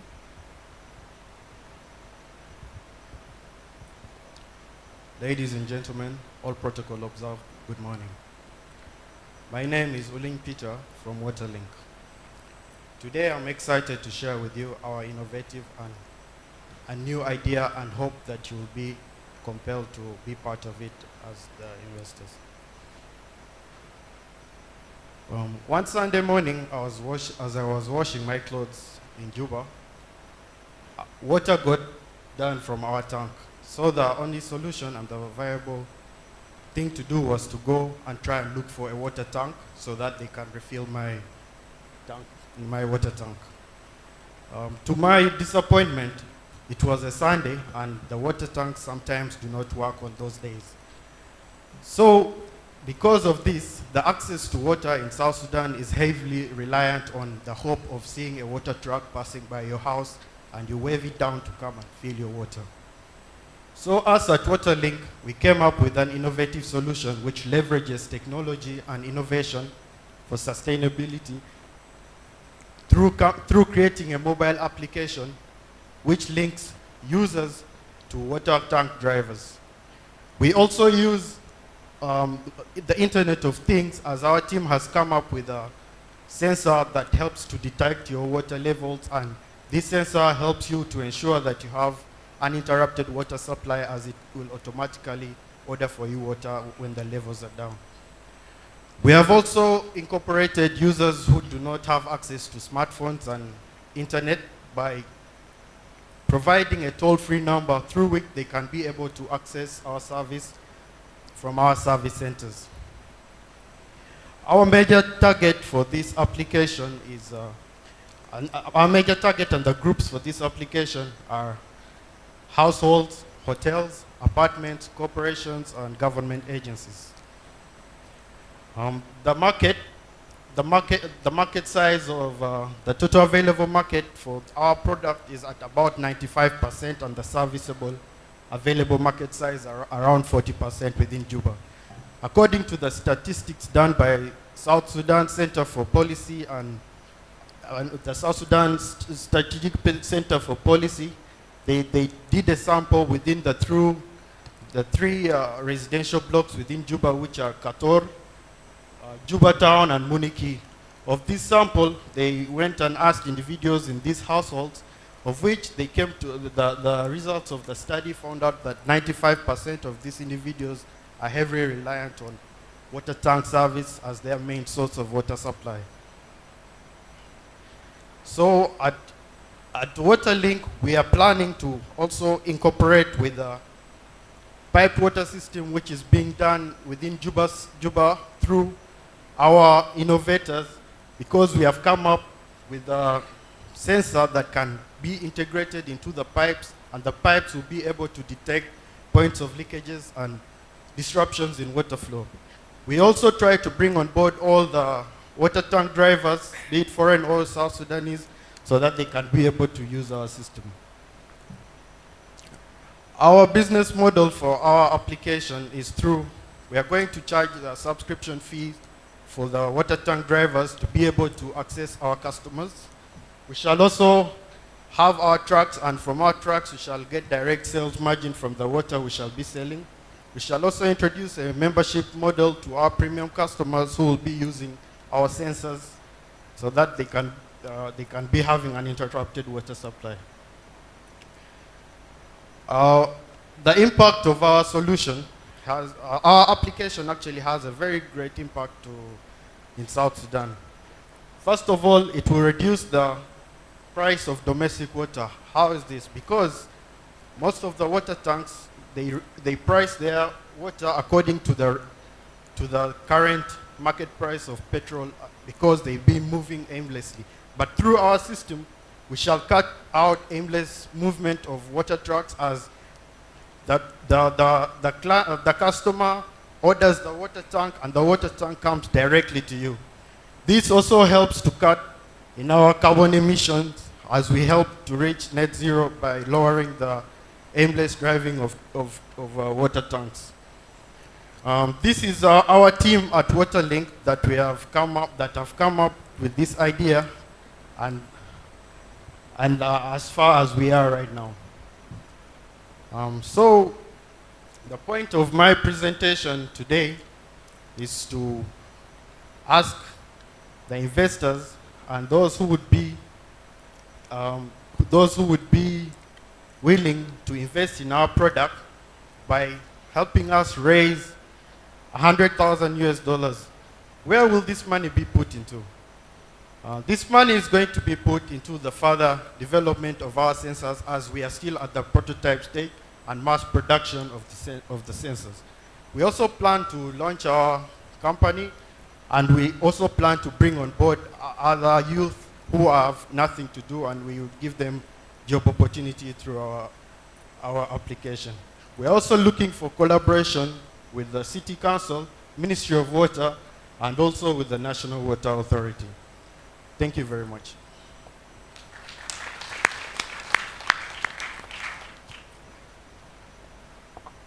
If you may have any questions, please. Okay, thank you very much for the presentations.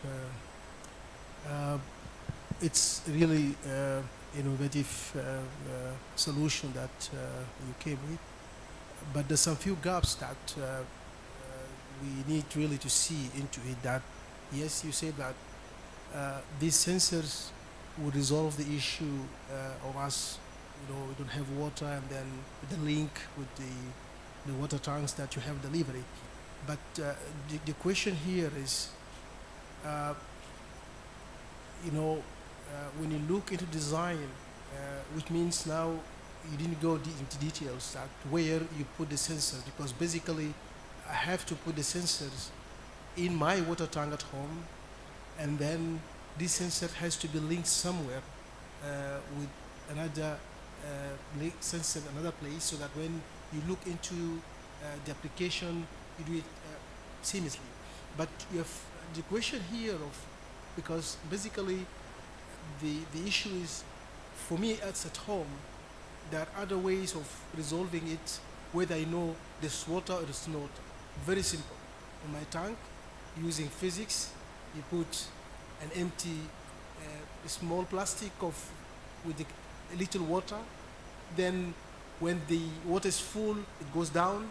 When the water goes down, it goes up.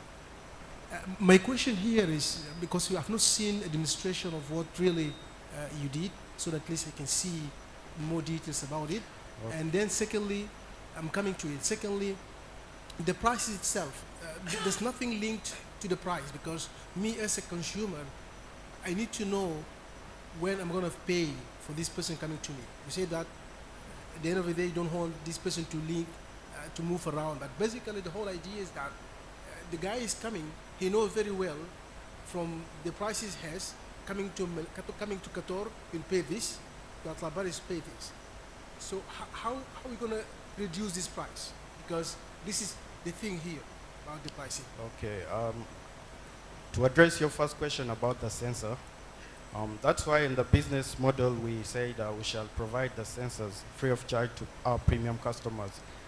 These premium customers are corporations and large-scale users such as hotels and organizations who use the water uninterruptedly.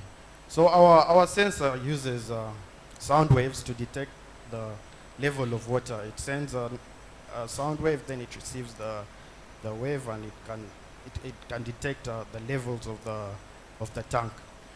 This sensor is going to be for our premium customers, because we shall provide it actually free of charge to the premium customers who have a certain amount of water usage, because over time the cost of the sensor will pay itself over time.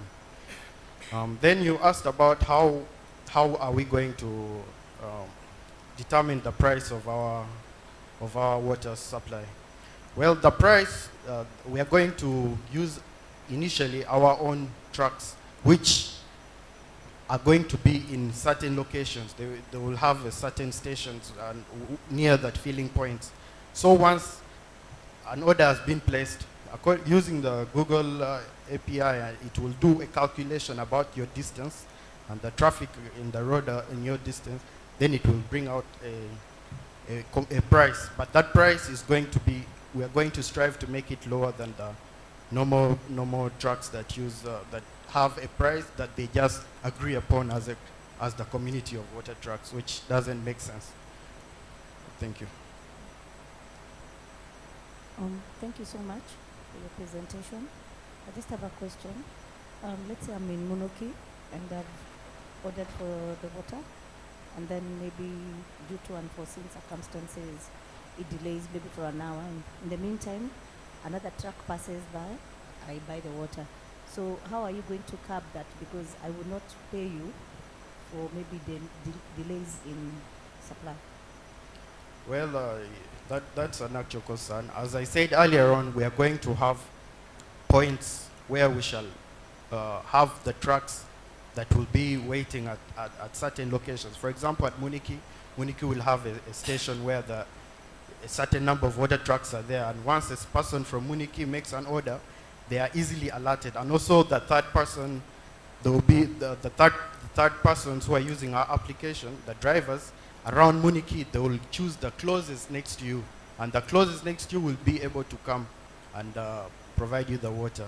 Because our system actually will even be helping them as we are giving them a wider gap of customers. We are going to expand their reach, because usually they just be moving. Sometimes they are called by a certain person through a mobile phone, then they go to that person's house. But what if someone around there orders water at that time? So that's our competitive advantage to the current system. Thank you.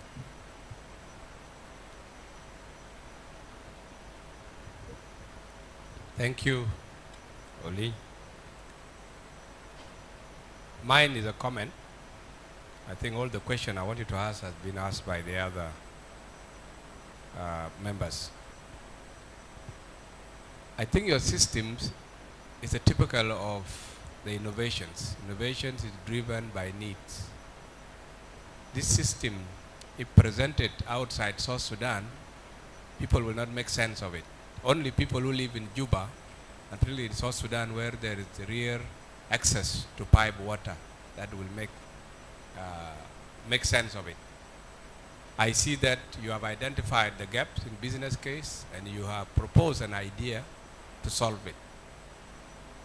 Certainly, there's a great technicalities behind it, that 5 minutes is not enough for you to provide the detail. But there are primary information that are definitely needed. One is the onboarding of the tanker's driver. What are the specifications of what you will consider is a clean water tanker, that is available to be onboarded? Because that would mean that anybody with the jerrycans at the back of the rickshaw can answer the call. So unless you have, I believe it is somewhere in your process, that is a factor you need to add in. Now, looking at global issues, these systems, of course, is influenced from the design on the user end of it. But if you want to extend this system to other regional places, have you thought of that? How can you pitch the same system, let's say, in other countries like Congo or Central Africa? Yeah, so something like that. As I was studying my school back in Ethiopia, actually there was a lot of water disruptions that happen in big towns within Africa. But there is no system, for example, at home. If there is no water today at in those towns, they go that day without water, because for them they are not used to our system of water trucks. But if we are able to develop this application, and we also use this application to solve their issues in those areas, I think it has a great potential. Thank you.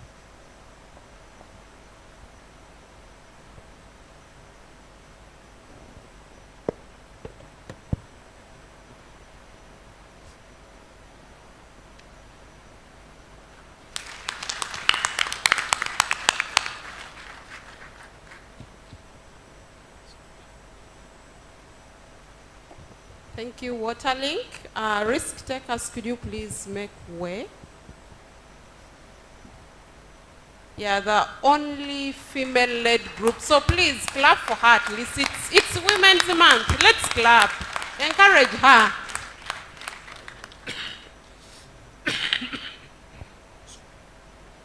Welcome. And South Sudan Robotics Club, be prepared. Thank you. Good morning, ladies and gentlemen. Protocol observed. We are risk takers. I myself am Nancy, presenting on behalf of the team. So it's interesting, this morning when I was coming here, my brother was narrating to me a story of his colleague who was in the university. They graduated together at the civil engineering field, and all of a sudden, she was no longer interested in civil engineering. Imagine after graduating from the university, she just discovered that that field does not belong to her. Besides that, I have a friend, a colleague, who recently as well graduated, a fresh graduate. She came to South Sudan looking for a job, looking for whom to guide her, as in finding connections, as in guidance on, for example, her CV writings. She couldn't find anybody. She was clueless. Like, what next after the graduation? What next when it comes to the working field? So this is where risk takers came up with a Mentors Hand platform that can connect mentees to mentors to support academic guidance to different people. For example, undergrads, students who are sitting for PLE, for example, they as well need a platform for guidance and career path, yes. And of course, the target users or the target group that Mentors Hand is targeting is professionals from different fields. We have schools around Juba. We have students, of course, who are the undergrads, the graduates, postgraduates, and of course, as well, we have parents. We are also targeting parents who can as well be good mentors for our young youth. Talking of the business model that we are using here is that the business model is by subscription, of course. Before a mentor signs up at our platform, they will have to subscribe, as well as the mentees, yes. And we also offer packages for schools, for example, schools that are planning to schedule for a session, or mentorship sessions for their students. For example, it's important for secondary school finalists, yes, they need some mentorship sessions, yes, on exactly what field or what course am I going to do when I go to the university. Talking of advertisements, yes, we'll also be having advertisements in the platform, and we'll also be uploading videos in order to have more views on the site. Of course, the impact that we are trying to make here is increasing the chances of employment, especially among youth, among young people. And of course, high retention rates of students pursuing certain or specific courses. Yes. So this is the scheduling of our platform, of which we are still at the first stage, which is the requirement and research stage. And this is the main reason as to why we are here. The second stage is development and implementation. We have deployment and testing, and then the marketing part. My team, risk takers, I myself, Nancy, the team leader. We have Daniel, who is our back-end developer, and we have in absentia Nancy, my colleague, who is a full-stack developer. So the reason as to why we're here is we came up with a budget of about $10,528 in order for this platform to come to life. And that is, as you can see, 87% of the amount goes to the development and implementation stage. 9% goes to the deployment and testing stage. The 4% is for research and requirement. Thank you.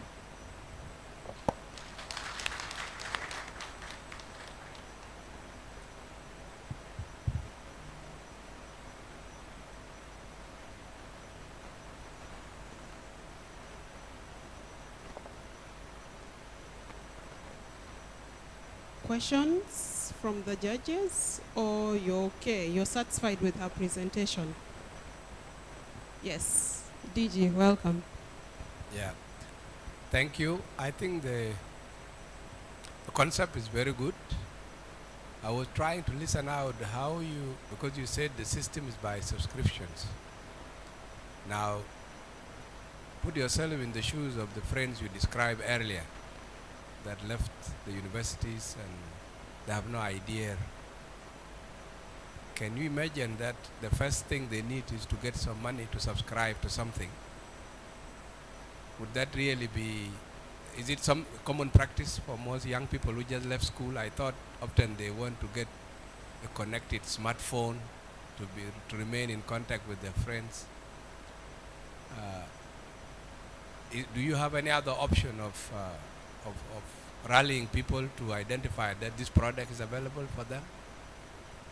Okay. Or at what stage do you ask for subscriptions? Okay, the subscription mainly goes to the professionals from different fields. Before signing up with us in the platform, they are supposed to subscribe at a certain amount. And of course, the mentees as well will be doing the subscription. But then for those who feel like they cannot afford, of course we do upload on our site for them to access as well some mentorship sessions.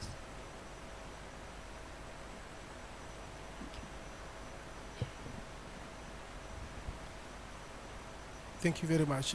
Do you have any app associated with that, or only have to just get to the website? Do you have any app designed for that specifically? We do not have it right now because we are still on the ideation stage. We haven't built the app yet.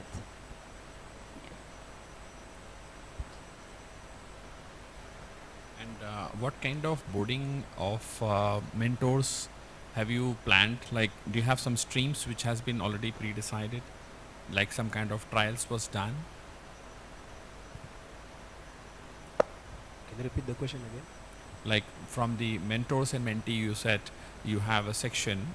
So in terms of mentors and the problem which they are facing, because right now we are talking more of ICT industry, from the perspective of South Sudan, what are the typical employment areas you have looked into, and what areas they can be brought up to? So what mentors category have you, is it just for the etiquettes basic, or is it for the CVs making, or is there some other aspects also which you are talking about?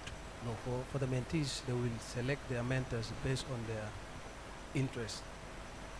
If they have specific area that they need to be guided in, they will go for it. Why? Because we have to display also the information, the basic informations of the mentors on the system. So like this is a specialist in the medical field, in technology, in this and this. Elaborate more on that. The plan is to have professional mentors from different fields. So it's not limited to a certain field. And how will you remunerate them? Is it from the subscription, or you have a different revenue stream model? From the subscription, and because for mentees to get a mentor, they have to pay a certain amount. So of course the other percentage goes to the professional mentor, for example.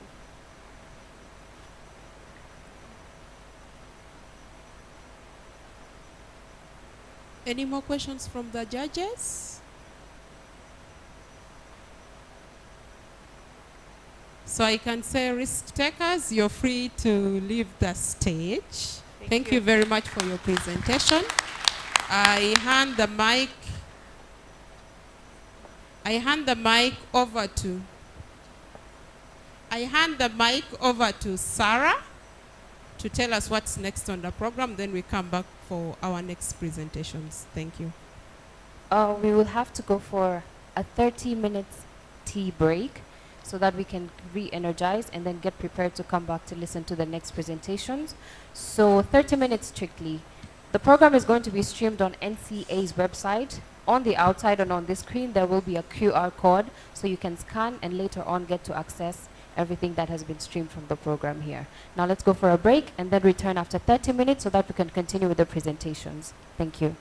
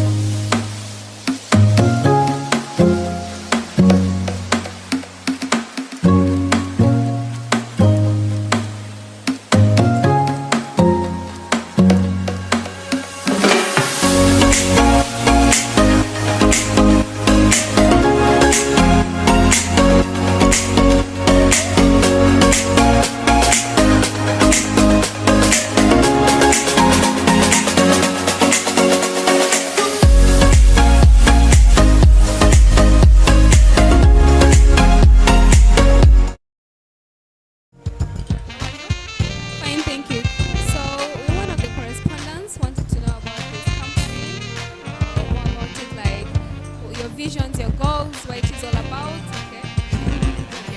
My name is Likia Victoria. I'm working with the M Plus is a mobile money. A mobile money, the first mobile money in South Sudan. M Plus, you can send money outside the country. You can send to Uganda, Tanzania, Rwanda, and even Congo. We have also international remittance. Bruce, if you open the account, we have two accounts. We have account for dollar and account for pounds. Here we go. And in Bruce, also we have a partner with our organization whereby we also do sending people in the state, paying the beneficiaries their money to Bruce.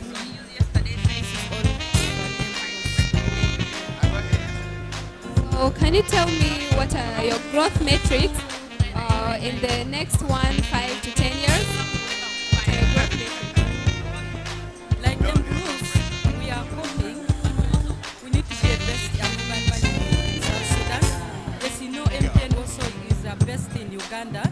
And all our struggle, we need to be a best as a South Sudanese to getting this Bruce.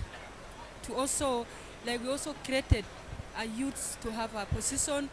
People need to also work. Like our company, most of the time, if you go, we have a small guys who are working with us. We employ the young guys, we employ the young youth for them also to have knowledge and to have also support their family. Yeah. Okay, thank you for your time. Okay.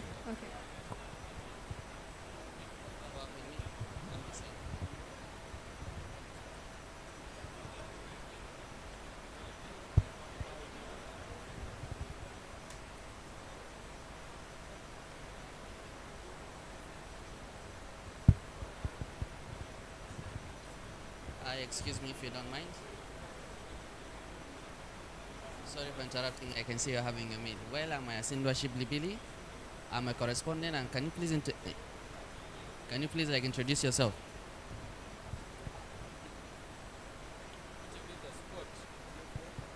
I'm Asindwa Shiblibili, a correspondent here. Yes.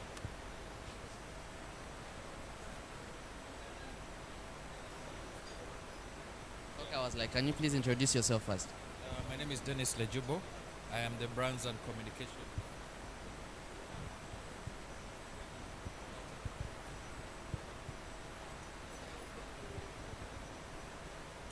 Yeah, my name is Dennis Lejubo. I'm the brands and communications manager for MTN South Sudan. Okay, Mr. James, that's as you say. Dennis, I'm sorry about that. Can you please tell us what is the motive of your company in connecting of South Sudan? The motive and the ambition. Oh, taking part in this particular conference? Well, we're here, of course, MTN South Sudan is a telecommunications company. We also offer technology services, digital services like Momo and MTN TV Plus. So, of course, we are under regulation, and that's NCA. And so being a member of NCA, this provides an opportunity for us to come and connect with our stakeholders, more notably NCA and others, to connect with other companies in our sector, Zain, Digital, of course Moya and Liquid and the other companies, but also to just, take part. We're going to have two presentations from our Momo CEO and also another presentation from our Chief Technology Officer that will be on Sunday.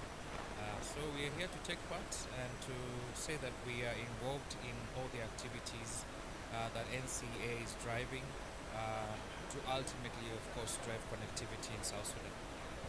Okay, as you're saying, I would like to ask you a question. The services that you guys provide.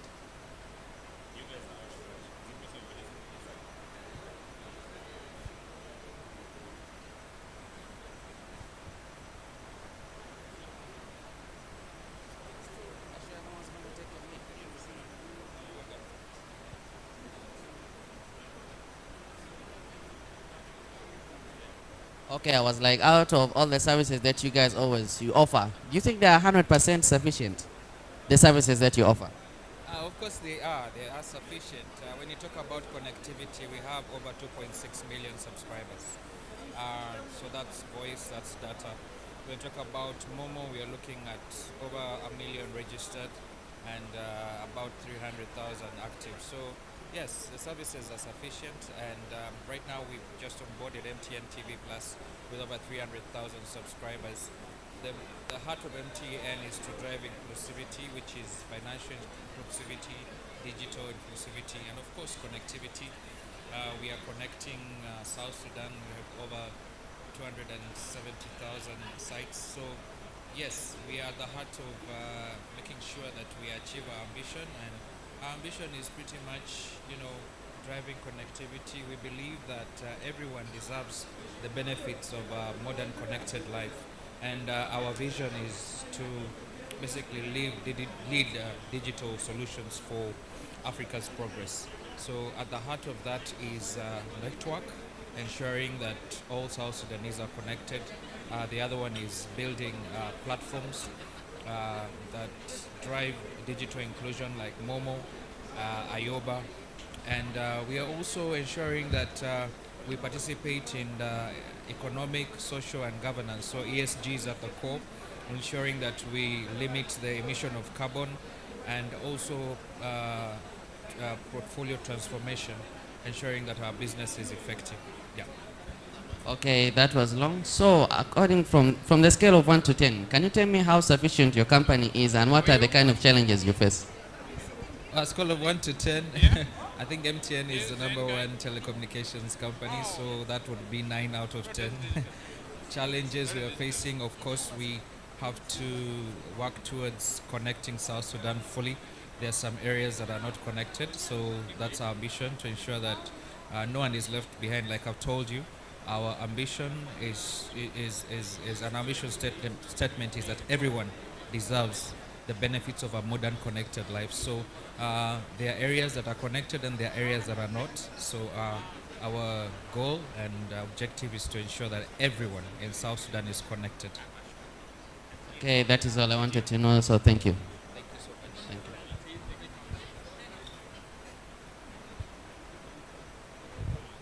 Who's up next?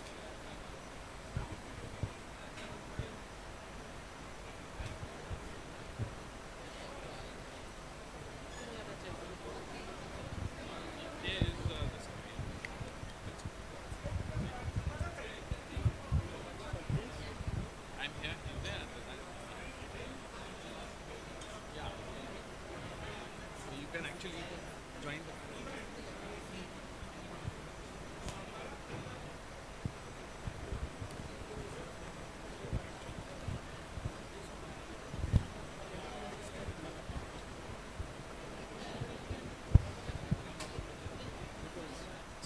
that place is very crowded, huh?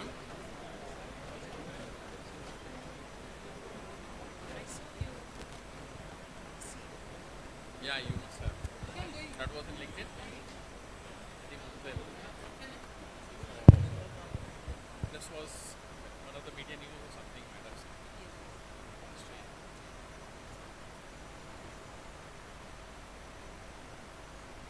He was in Uganda before.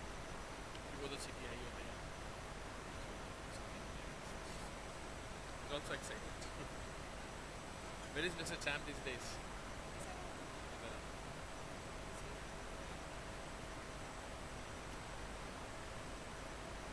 Saturday?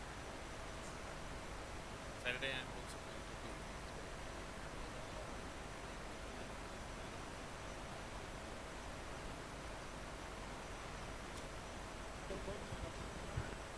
I wish I could have come because a lot of work is pending. This takes a lot of time.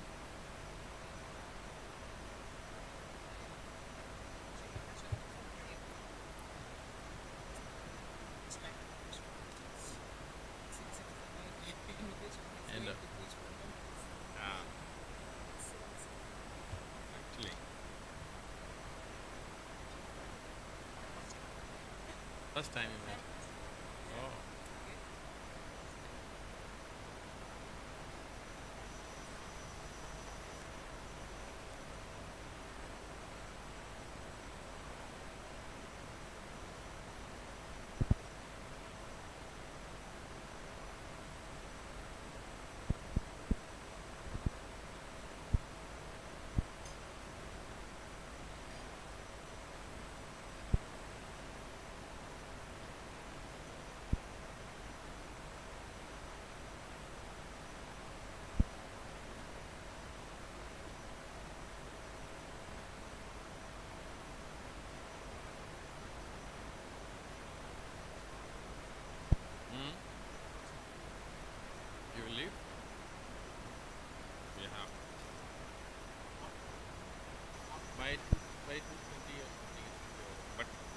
because of this responsibility I am here, otherwise I would have gone.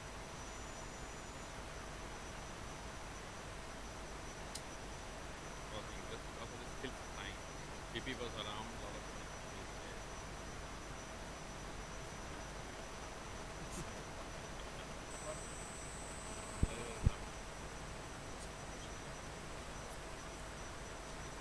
These are the sections which they have given it to the my panels. So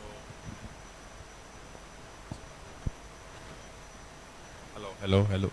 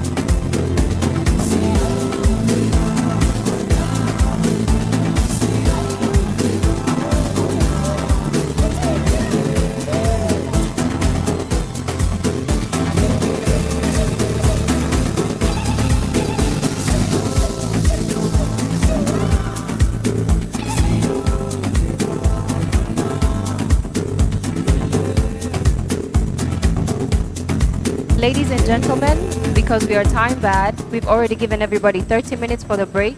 For those that are outside and have had their break, you can start making your way to the hall so we can proceed with the program.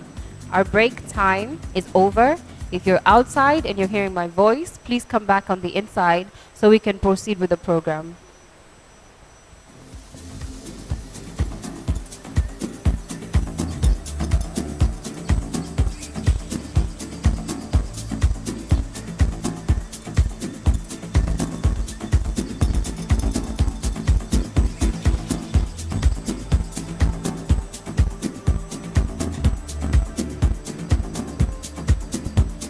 Our break time is over. We have to get back to the hall so we can proceed with the program. If you are outside, please come back on the inside so we can proceed with the program. Break time is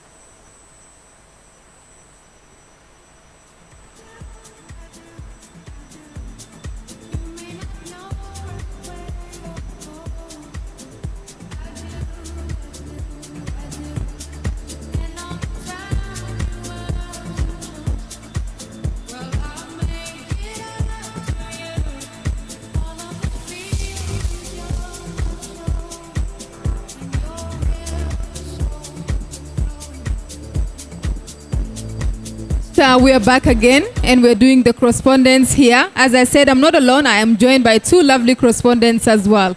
As we continue to talk outside here, we're having different innovations, different companies, and they're going to be telling us how have they provided a need and how have they provided services to the people in South Sudan. So this is what we're here for. A few of you, as I said earlier, might have already interacted with these booths outside here, but we still want to find out more from them. Just I was having a conversation with domain.ss. They said they're going to be back. As we wait for them, I think we can go and speak to the National Revenue Authority, how they have digitalized the system and how different is it now and what difference is it making. So let's first go over to National Revenue Authority. Hello, how are you? So yes, we would like to speak to National Revenue Authority. And by the way, you're live on screen the other side. So can you tell us, since National Revenue Authority has gone digital, what is the difference now? Since National Revenue Authority has gone digital, they're able to collect the taxes and there is transferability, like there is accountability also in the taxes that are collected. And we have also seen that there is a high revenue collected compared to the one that was collected using the manual. So that's the difference that I can say. Thank you. And what was the need? Because before, I believe the Revenue Authority was already collecting collecting taxes from people. The collection was already happening. Now that you have moved online, what gap did you see that you needed to provide to the South Sudanese people? What we have observed is the taxpayers are able to file for their taxes on their own instead of going to maybe domestic tax to go and look for a tax officer to file for them. Taxpayers are able to file for their taxes on their own. So that's the difference I've seen, and also it has made it easier for us. It has given them time to collect their taxes. Thank you. Can we talk about the response? Also, I think your colleague is here. I would like to involve her as well. Can we talk about the response? How has the response been from the South Sudanese population as far as the National Revenue Authority going online and making it accessible for people to go and maybe pay tax online? How has the response been in regards to the National Revenue Authority going now digital? How did you notice any difference, any response from the people in South Sudan? Yeah, we have gotten responses, and in every change, like whenever there is a change, there is always resistance, and resistance can be overcome where we are persistent. So we have tried our best to tell our citizens that the services that we are giving to them is for their own good. It's not for our own good. And now people are able to file for their taxes online, and they are able to access the services wherever they are. Like you can be in a different country, but yet you have your tax certificate or tax account, you are able to file for your taxes. So that's a positive thing I've seen in our citizens, and now people are learning, they want to go digital. And so the world is going digital, so we have to also go digital as South Sudanese. Yes. Thank you so much for your time. This has been very insightful. I think we see the need for innovation, we see the need for digitalization, and we see a need for transformation, and that's why we have all these booths outside here. They're having different ideas. Here on this table, we're having South One. So South One, how are you guys doing? We're doing great, thank you.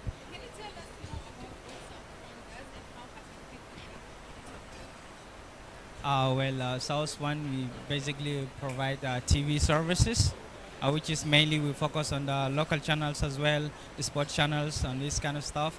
And the good thing about South One, which is we made it so affordable to everyone, so everyone can get access to it as well.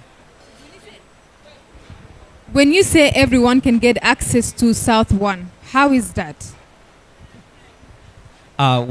Because first thing first, it's easy to use or easy to install, because we have like a team ready to install the decoder once you get the decoder from South One. And as well, it's affordable because comparing to other competitor in the market, it's really affordable than the other TV providers. So by it being affordable, is it also effective? Yes, actually it is, and one of the main things which is we provide the local channels, which is most of the TV providers don't provide. So we do have our local channels like SSBC, Jubeco, and stuff like that. All right, so what is the latest innovation that you have come up with as South One? Are there any innovations for 2024? As I could say this, when we started it wasn't like this, but right now we are going ahead. We have a lot of customers, and of course one of the things that we're working on is expanding to the cities, not just Juba City, to the states as well. So but we are working on that as well.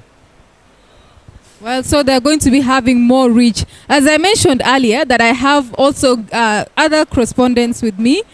Jennifer, she's also here. She's going to be my co-correspondent here. So we're having different technologies here. I think we can speak to Aptec. Aptec is an internet service provider in South Sudan. So Aptec, can you talk to us? Can you tell us about your innovations as Aptec, and what gaps are you feeling in South Sudan in terms of innovation and in terms of providing services to businesses in South Sudan?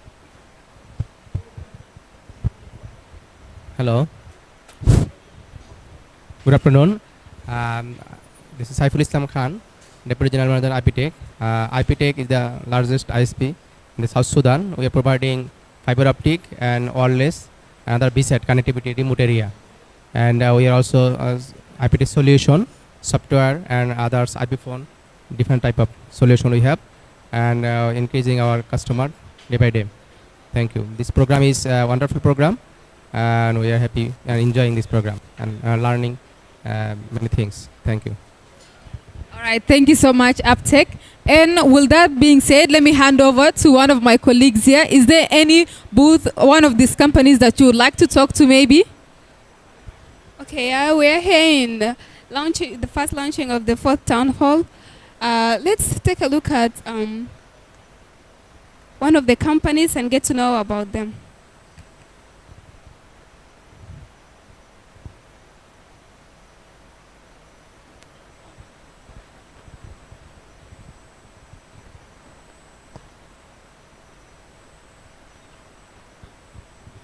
Hello. So we are one of the correspondents. Yeah, one of the correspondents wants to know about more about the company. I mean, your goals, your visions, and the values. We're not yet a company. We are research group professors from the University of Juba, and we do research, but and we teach also, and we want to put what we teach into practice. And for that, we are doing research in artificial intelligence, machine learning, and also analytics. So the software which we have brought here to show what we are doing is called public safety analytics.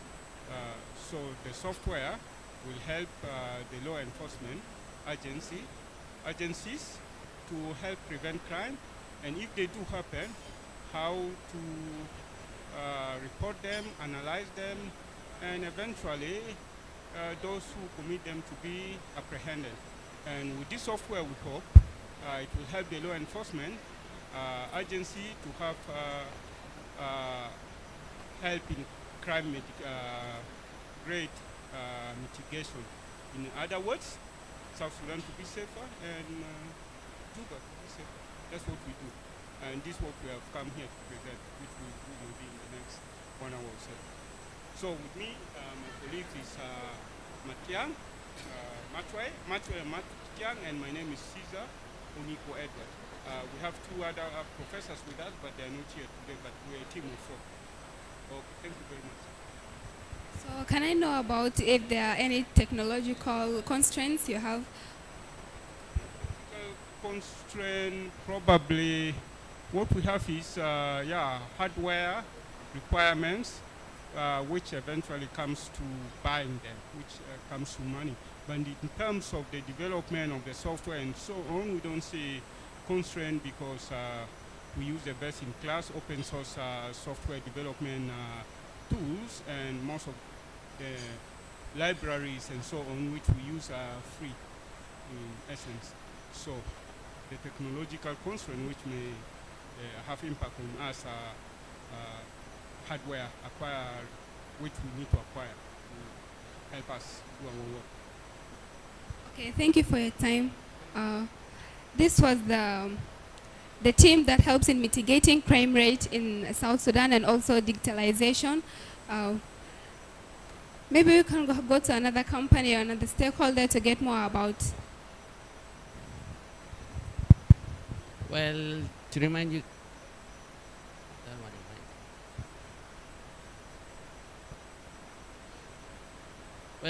guys again, I'm Asindwa Shibli, and we are here at the first launching of the 4th event.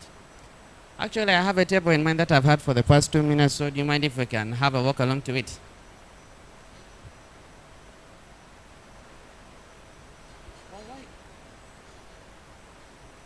Okay.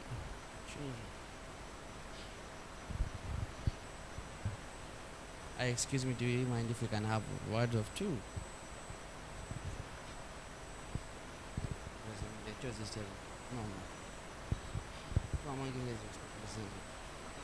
Who's representing you? Okay, so do you mind if you can introduce yourself to the camera again? My name is Amanda Majok, and I work for Crawford Capital. Yeah, and Crawford is contracted by National Revenue Authority to be collecting taxes. Okay, do you mind? Okay, you just told us more about your company. Like, can you please tell me what is the main motive of your company? The motive is to digitalize all the government services. Yes, in South Sudan. To utilize all the document services in South Sudan. Okay, can you tell me what are the kind of challenges that you're facing? The challenges are in South Sudan, as we all know, there are power supply, and also internet. Internet is giving us hard time, but we are trying our best. So you say you're trying your best. Okay, from a scale of 1 to 10, how hard are you guys trying to like fix these problems that are happening? I would say 10 over 10. That's a 10. I think she's confident. Okay. So, okay, like actually in part of today's event, what actually gave you guys the ambition to come in? What gave you guys the ambition? Like, what's your ambition?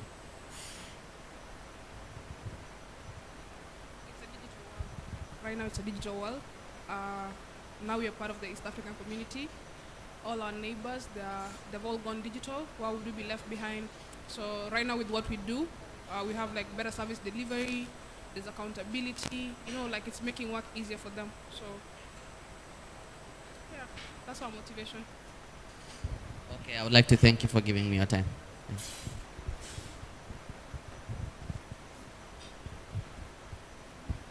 Well, this has been very lovely. We go to a lot of the companies that are here. It's been awesome.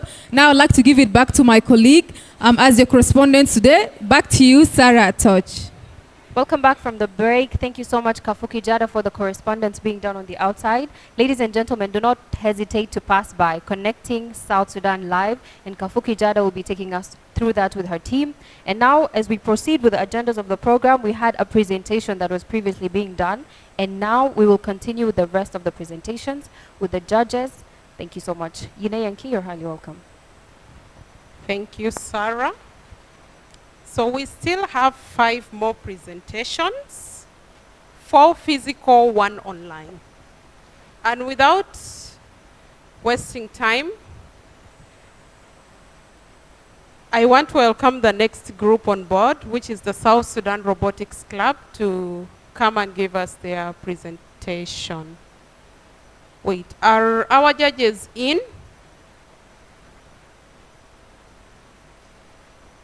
Oh, excellent. Welcome, Richard. Please clap for him.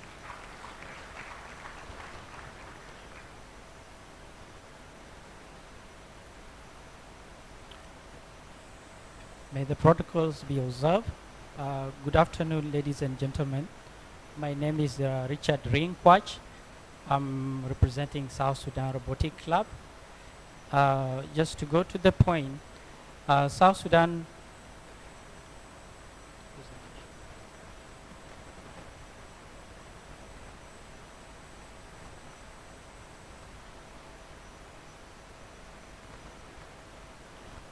sorry, there's supposed to be presentation in the background. Yeah, it's ready. South Sudan Robotic Club was formed in 2017 just to encourage youth and motivate youth in the country from age 14 and above. And this youth, we have potential youth in the country that can be encouraged to innovate, be able to think, and invent something. So some of the youth that we have trained are here to solve real-world problems, and in the areas of agriculture, and in South Sudan, hunger and other challenges are facing the country. So the problem we face here, South Sudan is still at infancy stage in technology. So to fight for its rightful place in the country, I mean in the world of technology, so we need to speed up and catch up with the rest of the world in the technology. So by doing so, we need to train these youth in the country so that they be able to think and then catch up with the rest of the world. Here are the targeted group. we are targeting high schools and university first years and everyone that is willing to join us. So we have expanded to the states, especially there are existing STEM centers in the country, and we would like to use the robots as a tool of bringing these youth together to be able to think and innovate using the robot technology. Like some of them, they build a robot that is used to spray crops in the garden, solving the areas of agriculture, and then some of them can use for different purposes. And we have other NGOs that we are collaborating with. We have STEM Power that has already established STEM centers in the country, and we are using these STEM centers to train the youth so that they can come up with innovative ideas. We also have First Global Robotic. I mean, First Global is an international that is supplying us with these equipments, and then we use them on our own to build. We have Go Girl ICT initiative that is already operating in the country that has been helping a lot of girls. So if we cooperate with them, collaborate with them, we'll be able to cover the large number of innovators in the country. We have Unifort, University of Juba, and then we would like to collaborate with NCA just to support us in opening up national robotic lab that will be used in the country so that we cover the larger number. So our product is here. This was designed by the group of students that wanted to solve some real problems. And then this product, these are the number of students that have participated, and the robot that they built was to be used to spray crops in the gardens. You can demonstrate it and let everyone see. Yes, we have participated, milestone, we have participated in most of international competitions, and these competitions has really encouraged some of our students, and these students participated in international competition that is held in Washington, D.C., that is in 2017. We were able to win the gold medal. And then in 2019, we also participated in Dubai, a robotic competition. And then this year, we also participated in Singapore, international robotic competition. And then most of our students have really shown the interest in innovation. That's why they have come up with such innovative ideas. So our team, we are comprised of 4 members, me as the manager, plus other technical managers that are there helping us in the training. Just to ask, I'm asking companies, NGOs, and NCAs to help us set us a national robotic research lab that can be used to innovate. We can use to do research and innovation. We're also asking to organize international robotic competition, national robotic competition that has to be held in the country where all the 10 states are involved in the competition. That is to search for the talented students that can come up with innovation. While we search for these innovative students or individuals in the country, we will come up with products like this. This is just a prototype. We are thinking big. We would like to introduce robotic, drone technology that can be built here in South Sudan and be able to use in agricultural farming. That is like to fly around, and drones can cover large area. Thank you so much. That's all I have. Thank you.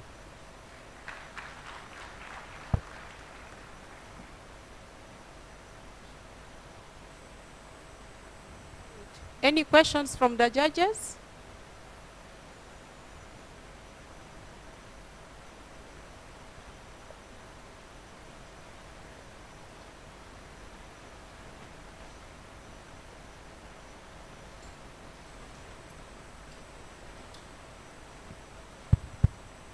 Okay, my name is Francis from MTN Momo. I just wanted to check with you if you have really done some kind of research on the demand for the products that you envisage to come up with, and also the likely revenues from your research when you see the demand was coming up with products which look very good like this. First and foremost, I want to acknowledge very innovative, excellent presentation and product. And so I want to ask more about the levels of research around the demand of the kind of products you want to really produce, and then you can also envisage a model where you know that your revenue is coming from those particular demands. Thank you. Yeah, just to narrow it in, thank you for the question. Just to narrow it in the areas of within the country, South Sudan, there has never been such kind of innovation in the country, and we look at it. This is opportunity to come up with such to help our farmers outside there. For example, when I traveled to Ruweng in 2023, there was a problem of locusts eating up all the crops in the areas. So I look at it as there is a high demand for this, and there are also issues of birds eating up the grains, the garden in the garden. So that is also another opportunity to target in the areas of agriculture. So having such kind of technology will help in mitigating this. And then when we solve the problem of agriculture, we are actually solving the hunger. And when we have no hunger in the country, then we will be able to think and innovate more. Thank you. Thank you very much. Again, Wilson from Zain. I just want to say thank you very much for these great efforts, and well done. That it's really so innovative that we have a team like this in South Sudan. My question is all about the standards. You know, the robotics as innovation itself is now guided with certain standards that people use. Do you have any reference for standards that you're guided by, or you start working on it and then later on any certification that you have got in that regards? First standards and then the certification on this innovation. Thank you. Okay, just to answer your question, actually we are, this is why we are here today. We are thinking of setting up a research lab where we can do more, but the little that we have is what is reflected here today. Thank you. Any more questions? Yeah, thank you. My name is Martha from Digital. The project look very good and is going to help in different sectors. From the presentation, it's very obvious that your main stakeholders are the students.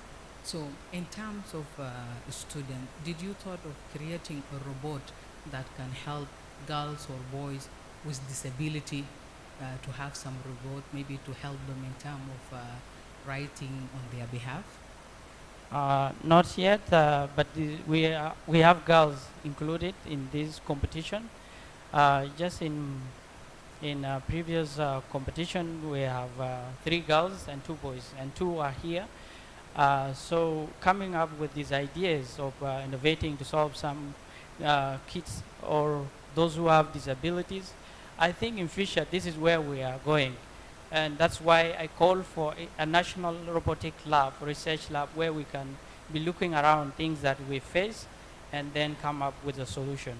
So having a robot wheelchair can be done easily if we are able to have such equipment. Thank you. More questions, or we are all good? Did you know question? Excellent. Okay, thank you, Richard.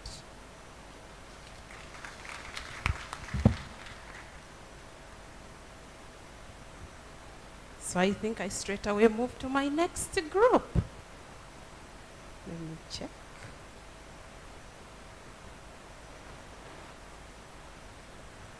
Is Morris in the house? Morris Mel, the stage is yours. Yes, welcome.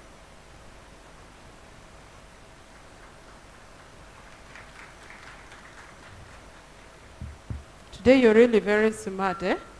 Really, you have to clap for this gentleman. He's smart. What? It's an innocent compliment, my people. Welcome. And Sophia Analytics, please get prepared. Thank you. Welcome. Hello, everyone. All protocols observed. Yeah, my name is Morris, and my project, more slides, please. Yeah, my project is an image-based plant detection system using deep planning.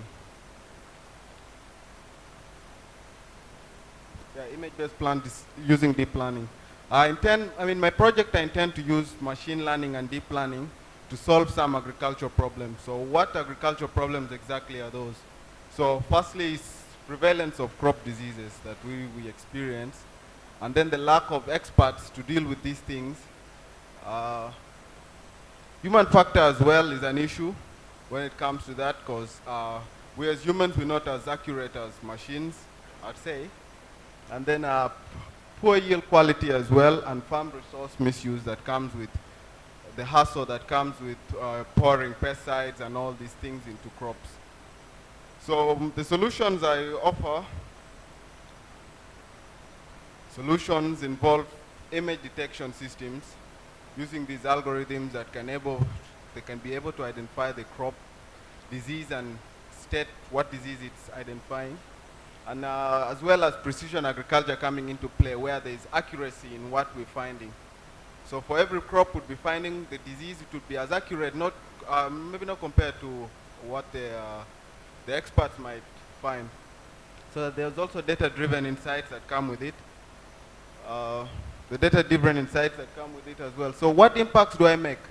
The impacts we make are crop quality assurance. So what that means is we'll be having higher crop yields over time, which will improve competition as well in markets. And then another thing will be optimizing resource allocation, because the farmer won't be spending most of his pesticides into maybe spraying things because he has detected a disease early enough and he mitigated it. So most of that money he might use it for something else. So you'd have allocated his resources. And then the other thing that would be leading to sustainable farming methods as well, because if I'm not spilling chemicals all over the place, I'm protecting the environment in a way. So move to the digital product. So basically, what I propose is a machine learning model that is fed images, and then it gives me back interpreted analysis of the images, probably telling me this is this and this is that. So if I need to find a crop, I'll know what disease it's having, and if it's even healthy, it will state that. So but it's not as complicated as it seems, because the algorithms obviously are tailored for the end users. So I've simplified it in a way that the end user can easily use it without the need of an expert. So these are all the potential customers, agribusinesses that will love to have partnership, government agencies that will love to collect the information and maybe use it for policy, certain policies, and then NGOs as well, and agricultural consultants might need these services. Crop insurance companies, you might wonder why would crop insurance want this information? Crop insurance companies want to deal with objective realities. You know, they want to deal with their customers in an objective way. And then research institutions as well, which we all know would need this information. So, so you might be wondering, how can this project make money? So I think we can easily make money from partnerships, because we'll be making partnerships with all agricultural businesses that would like to make whatever partnership, whether it's licensing agreements, we'll be making with them.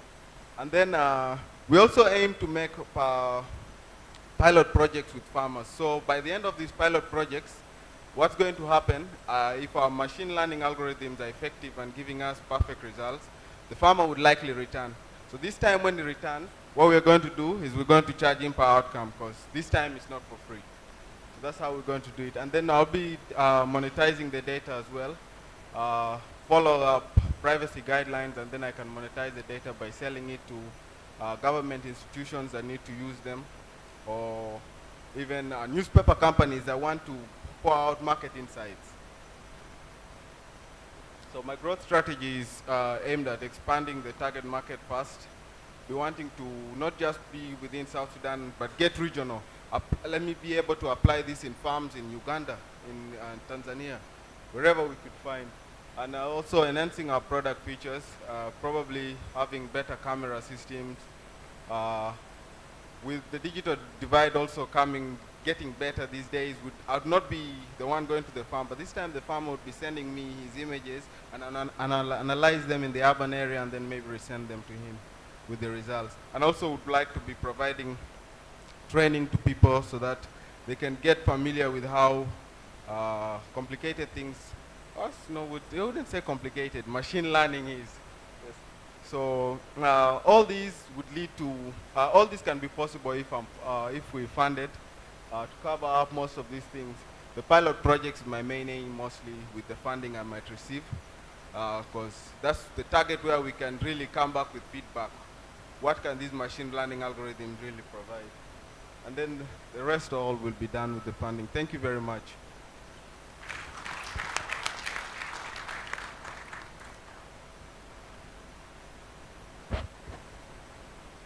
Questions from the judges? Any questions? Welcome, DJ.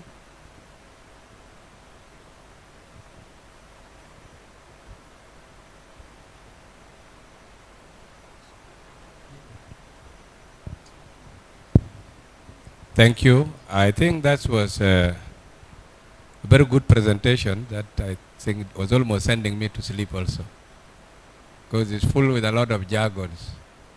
I just want to ask you, if you were to ask me for money, what is the shortest way you're going to explain this to me without taking me back into deep learning and machine learning? Can you just, how do you present this if you are looking for funding? And remember, people who give money don't listen. So try to give me in a few words. Thank you. Yeah, okay, that's right.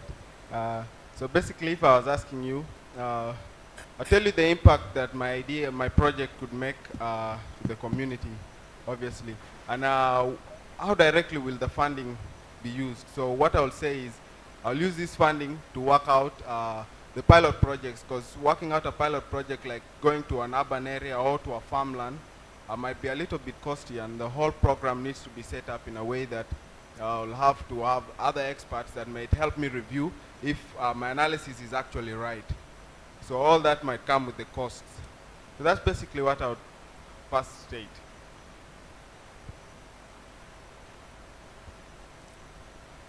Did he answer you?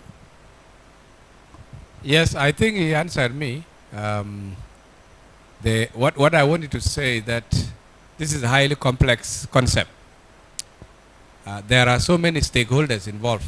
First, the business environment, the farmers, the type of crops, and also the style of farming. So if we are looking to apply this solution in the country, and if you visit Torit, the nearest place where you can find a farm, you'll realize that our farmers have a traditional way of farming where the crops are spread all over, they are not aligned where the machine can pass. So I don't know what is the tool of delivery for scanning. Is it going to be mounted on airborne utility like robots, like a drone, or is it something that is moving on track wheel? So where will your system pick? So the point of gathering, or is it handheld tool? So you need to go back into that. For now, it's not as complicated as all that fancy stuff like the drones flying around and capturing images. So what basically it is, it's images actually. So any image that can be captured using even a phone, a mobile device. So what I'm really thinking in my idea is farmers can be able to get into farms and have probably a range of a particular disease that they think they're suspecting in the leaves. So they'll have a picture of the disease captured. And then that picture of the disease, they'll send it to me. I could have it as a hard copy probably. And then I'll make the analysis. Let me just ask another question. So it is not a real time. Yes. It works in real time as well. If I get it, if I have to be within there to test it. Because these machine learning models usually take time to process the data and then give us feedback. And then also that comes to the point of powerful computers. Yes. So once I have powerful computers like Alienware, probably I could process faster than I initially processed. I think, yes, really my question was going in line with what the DG is raising. That's really a very good presentation. I like it. But, you know, the thing is, when it comes for, you know, for farmers, when they work and they cultivate, you know, for you to do the analysis and come with the feedback and what exactly that disease that's affecting the crops and for them to take action, it might take time. By the time you are arriving, already the crops is already finished, already gone. So what I'm trying to look into here is that with now the artificial intelligence, the AI, I think the first time that you start working, collecting the data and the pictures of the diseases that is affecting these crops, you should have like with AI to run it very fast, so that gives you exactly the domain and the area of the type of the disease that affect the crops, and action has to be taken very fast, because yes, any delay, it might lead to a complete destruction of a season that the farming is doing. I think it's really very good. The most important thing that also, because this one engage a lot of stakeholders, like what the DG said, you need to have like stakeholders and consultants from the universities who will be able really to help you, those who are have that knowledge in how to deal with the diseases of the insects and all this. I think to support you, because you alone is going to be hard, and it needs hire people with the skills that will support them. Thank you. Okay, yeah, just on that, I wanted to say for the speed of the reading, right now what I wanted to say is I have data sets. The data sets already for from Plant Village for different crops. So it's not as complicated as it is, yes. It's just a matter of recognition. It's like image recognition, where I'll be able to see something and I'll say this is a tree without delayment. So my only complication is getting to the farms and having to generalize like many crops all at once, and then I can return the feedback. But the data sets are there. So another issue is with the data sets, I'm trying to have a way of making a project where I can be able to gather data sets within South Sudan itself, because geographical data sets might be different. Sometimes plants might vary in certain places, though disease symptoms might appear different in different areas. Yeah, so all that are put into consideration.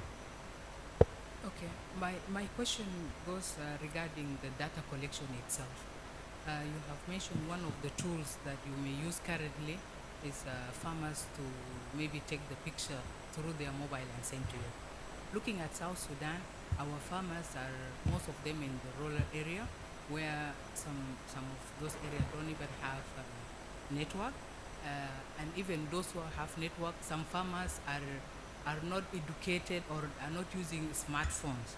So right now, it seems that the solution will not really help from the root as our farmers in the villages. So what is your plan to do that? My plan there is partnerships with NGOs or even government agencies that would want to integrate these applications into farmlands. So what I'll be doing would be me, myself, and probably a team would gather the information of doing the capturing in a particular farm.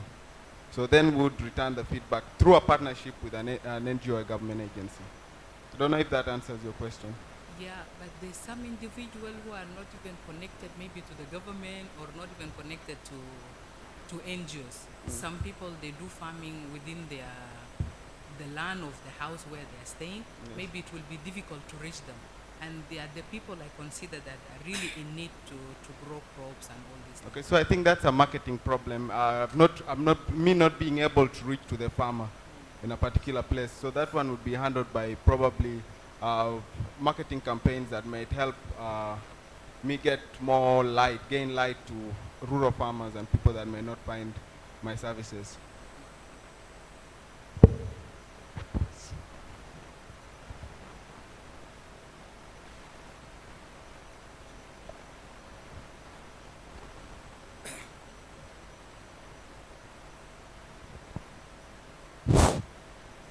Thank you very much, young man. Mine is to encourage you to keep dreaming. Mine is to encourage you to keep dreaming. I think you are extremely sharp and extremely bold. So keep dreaming. The value that I see in this is not the technology, because the technology, Google has it. This technology, you go to the Ministry of Lands here, the Directorate of Survey and Remote Sensing probably has it. The big clients, the agricultural companies that you are targeting, probably has a variant of it. But the value of this tech, what you are thinking, is in data. So keep dreaming, and the value of this is probably in agriculture, forests, remote sensing. So you may not just want to restrict it to agriculture, but think of other things that you can do with it and scale.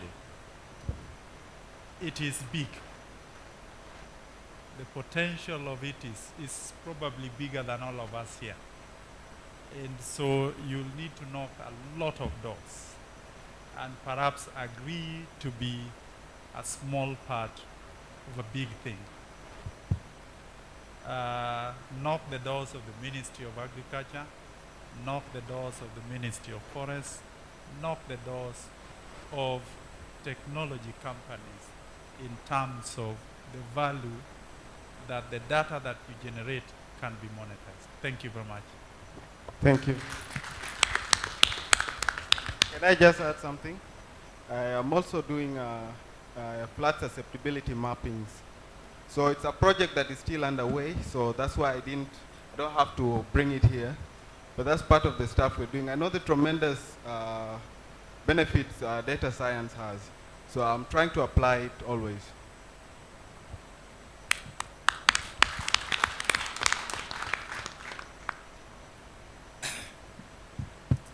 Any more questions? Oh, we are good.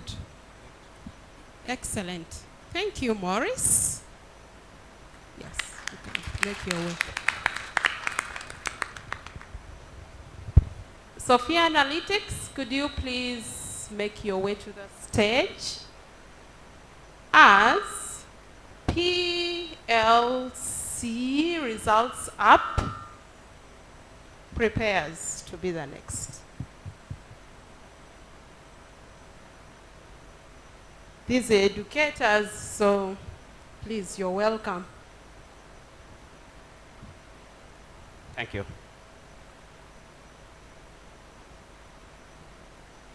Hello everyone, my name is Mishwai Mathiang. All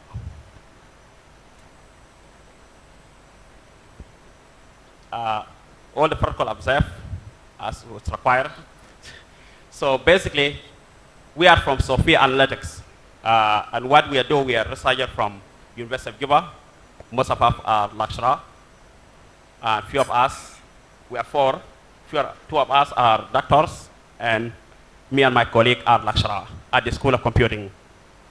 So our solution, our products that we present here today, is is Public Safety Insider. So Sophia stands for Software for Intelligent Analytics. What the problem that we are trying to solve? Very simple. that we really appreciate the role of the law enforcement. We are sleeping at night safe because there are people who are actually awake. That way we are safe. So what we are trying to do is that to automate their processes. That we find out that more than 80% of the work that are being done by Ministry of Interior is done manually. And when it's done manually, that means it does lack capability and also it's not automated. And the crime reporting is very slow process from the ground to up. And that delay in process of flow of the reporting can also lead to delay in decision making. So what is the solution that we are forcing as a Sophia Analytics? This is the solution. So we create a platform. That platform to do what? To use the AI instead of the AI, AI data-driven system for crime reporting, analysis, real-time monitoring, and decision support.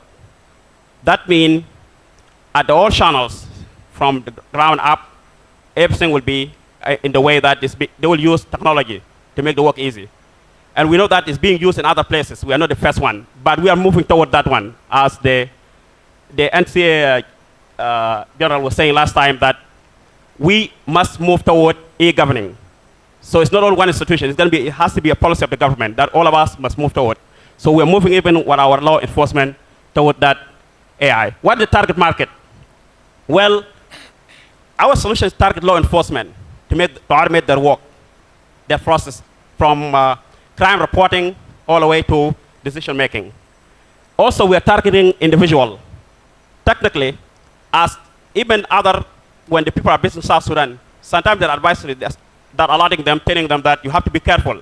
There's a crime in certain areas in South Sudan. But what we try to do is we also will empower individual to have a map. That's the second layer of our application, to make them make a safe choices, whether to go to that area or not.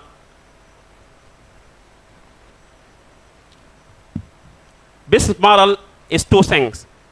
Whether we sell the whole products to government or make it assess products to be hosted in cloud and then make it subscription based where people subscribe for it and use it.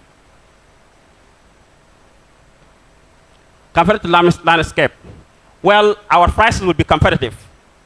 And the localization of the product, because Sophia is being built by South Sudanese for South Sudanese. So technically we understand the culture, we understand the language, we understand the economical and political dynamics of South Sudan. And also, we consider ourselves to be the first analytics company in that area. Milestone. First, in December, we are able to produce a prototype, and we made a trip to ICT, to our local police leadership, and we present to them. And they give us very positive feedback about our solution. What we're asking for, yes, it's a big number. But if for those who understand technology, especially those who come from ISP provider and the rest, you will know that in order to put something like this, not prototype, a real solution, the actual requirement will be even more than this. In order to have the full system, whether hosted locally, the hardware and software and the other layers into the products, especially when it's being used by law enforcement, have to be very robust and highly secure system. So that's the number that we're asking for to develop it and launch the products. Our team, Dr. Yak Ater, Engineer Caesars, Dr. Ahmed, and myself, Mashoy Matiang.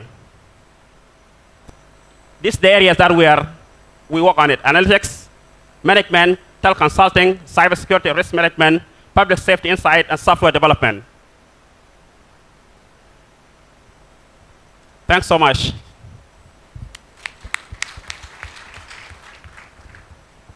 Thank you, Sophia. Back to the judges. Any questions? Yes. Thank you very much. Let me start. I think it's really a good solution that people are looking for this analysis, and then basically, of course, the analytics will help resolving issues that we do face in our society. uh, immediately the question comes in the money that we requested in the project, the 350. Basically, I do believe that most of the analytics and the data can be stored on cloud, and you do the analysis, you apply the AI tools to make it easier, because basically uh, nowadays people don't use servers on Prime. I put the servers here by the hardware. I can have capacity on the cloud and put everything over there, virtual machines, and run everything on that part. So can you just do like a breakdown, of course not in more details, of what is needed exactly for you to have this system implemented, and of course now the amount shows that without it, of course, you cannot proceed. And what are the steps that if you manage to get a certain portion of the money, things will move, and then later on it will be done, because everybody wants to know exactly that. Thank you. Thank you very much. Caesar Edward, and the lead developer for the system. This amount we're asking is for the development, and for hosting and so on, it will be much more. And remember, you talk about hosting it in cloud and so on. That's true to some extent, but we are dealing with national security, right? And we initially planned this thing for the Ministry of Interior, meaning to some extent or to a greater degree, they will have to have a control of the data they have.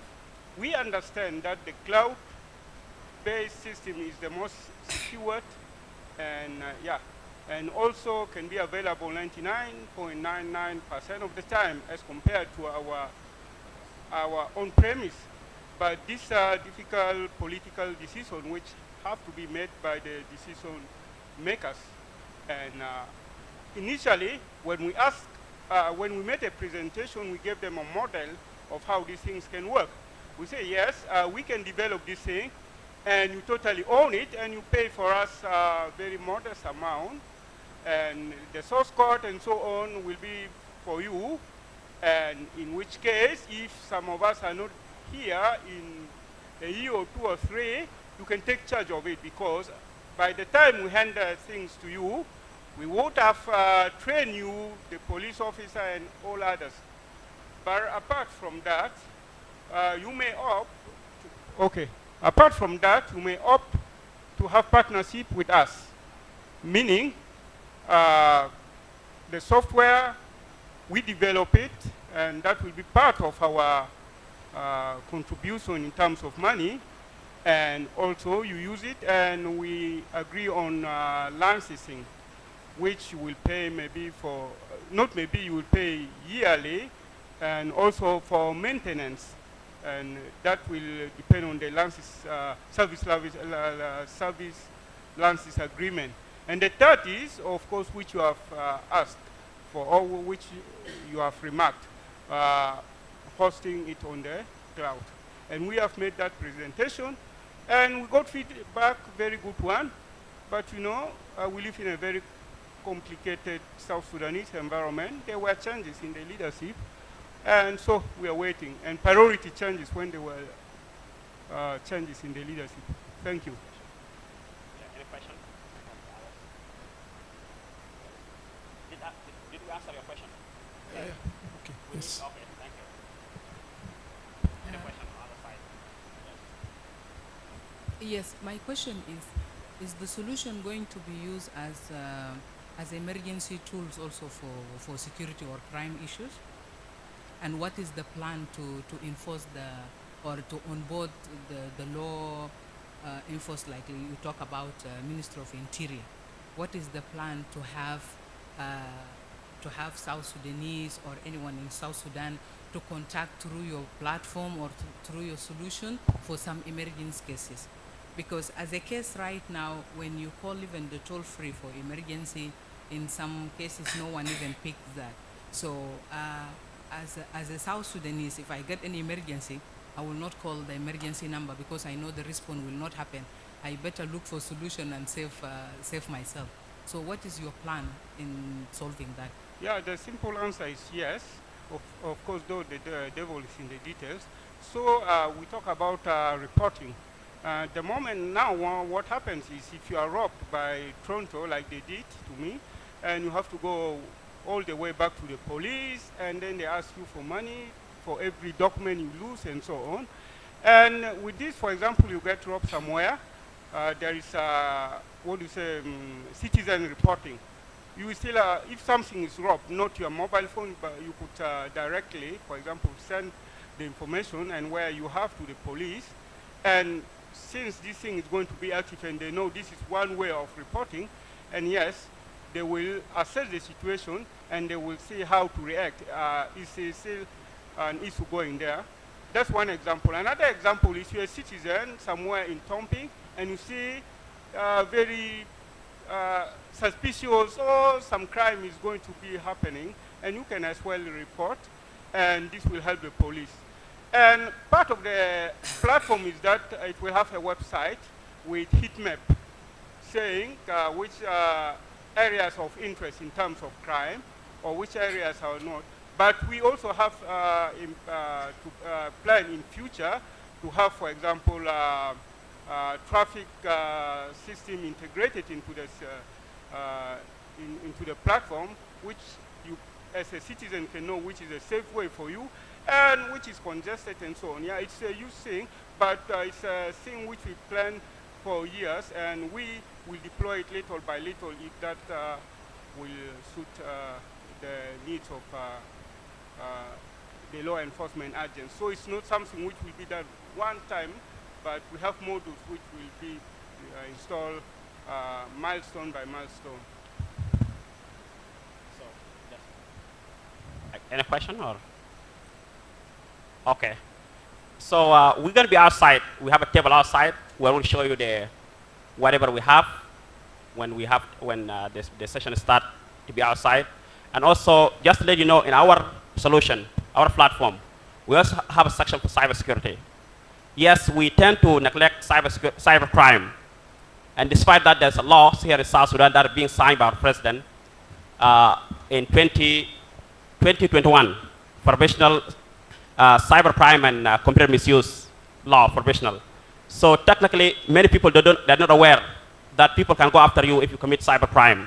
If you bully someone online, cyber stalking, all this stuff, there's laws actually here in South Sudan that can take you to the court. So technically, we have a site also where we have a threat map intelligent.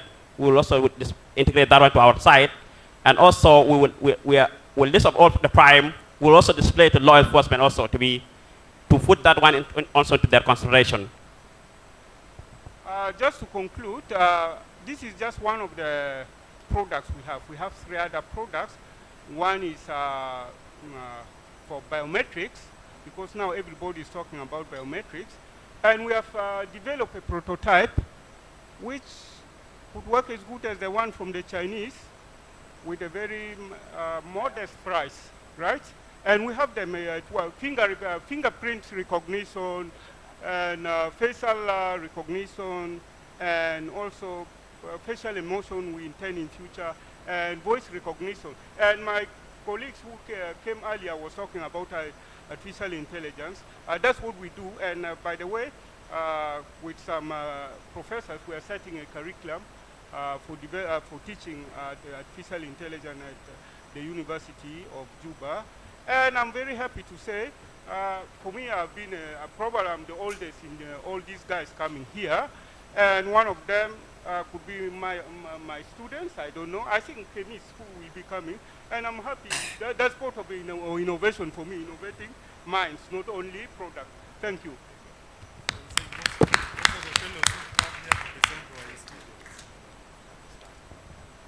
Thank you, Sophia Analytics. I know some people were expecting to see ladies, but sorry, it was gents. So with that, I welcome the next presenter, Kamis, to come and take the stage.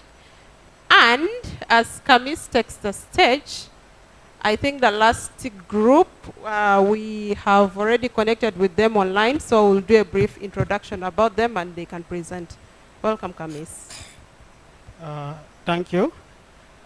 Good afternoon, everyone. Yeah, the protocol is observed. I am called by names Kamis Cons Christopher, a mobile application developer. Today I am here to present an innovation on online result checker.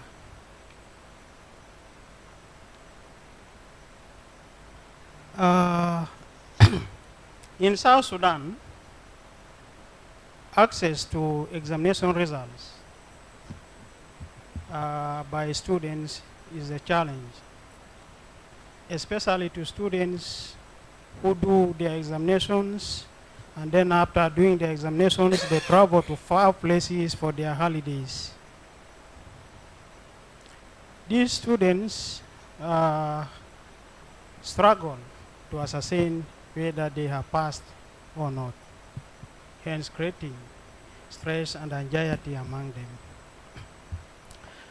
To address this problem of access to examination results for students who stay very far away from their examination centers, a mobile application known as the PLC Result App has been developed to enable these students to access their examination results online, anywhere, anytime, provided they have access to internet.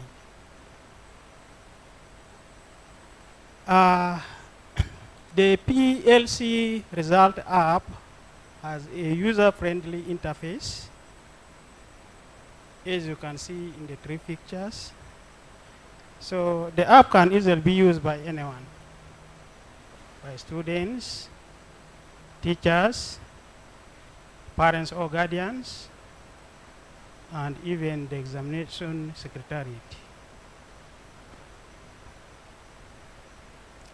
The target users for this mobile application are the students, the parents or guardians, and the teachers and the school teachers.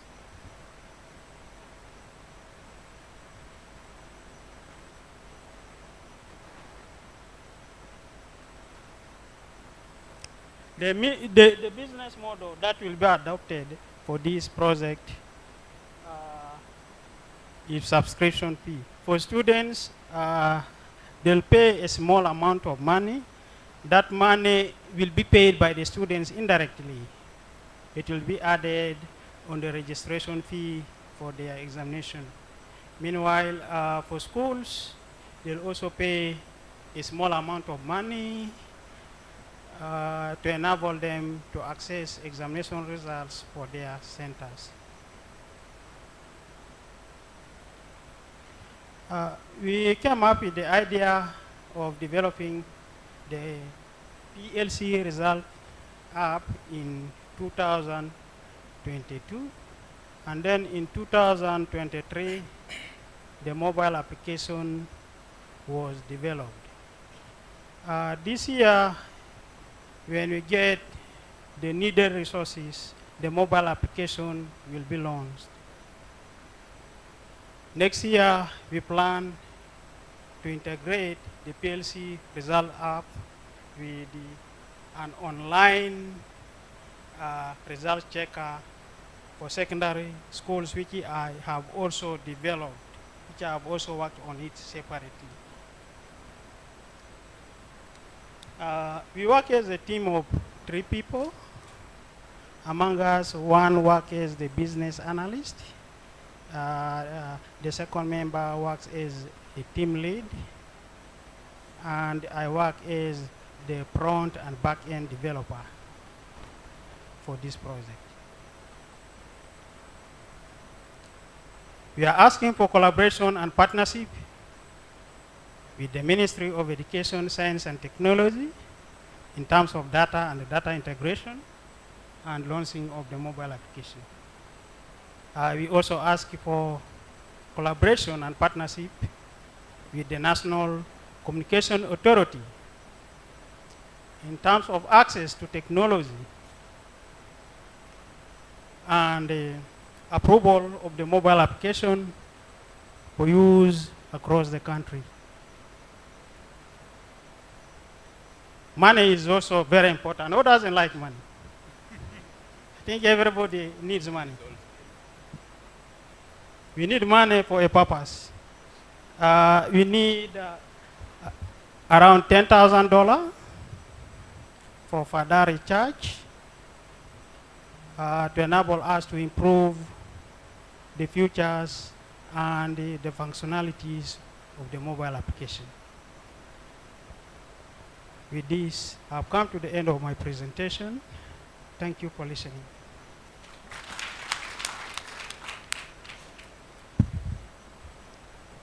Thank you, Kamis. From the judges, any questions for Kamis? Welcome, Zain. Thank you very much. I think, Khamis, thank you for the presentation. This type of apps, of course, especially when I was working in Sudan, it has been there, and people are, the students are able to access their results using an app. By that time, it was not an app, but it was based on a website. But this one is an app, of course, which make it very easier than looking just for a website. It's really great. The other point that the asking, of course, you started asking people and you mentioned the regulator, but definitely you need also to come to the operators, because at the end of the day, you need to have infrastructure to use it for you to get the results. And I think one way of you getting the money, it can be the number of the hits that you use for people to access the data. Definitely money will come as a result of that. But to be very honest with you, it's really great.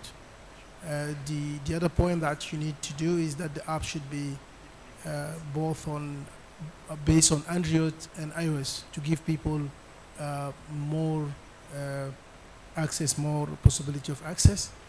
The question I have for you is only if told that I have a feature phone, like the techno phones that we buy here, because nobody will be able, for instance, to get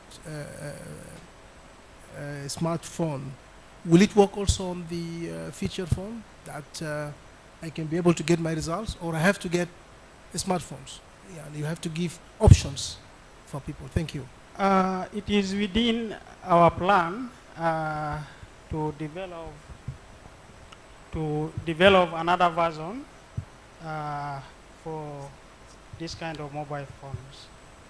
Yes, that will be maybe in the next 2 to 3 years.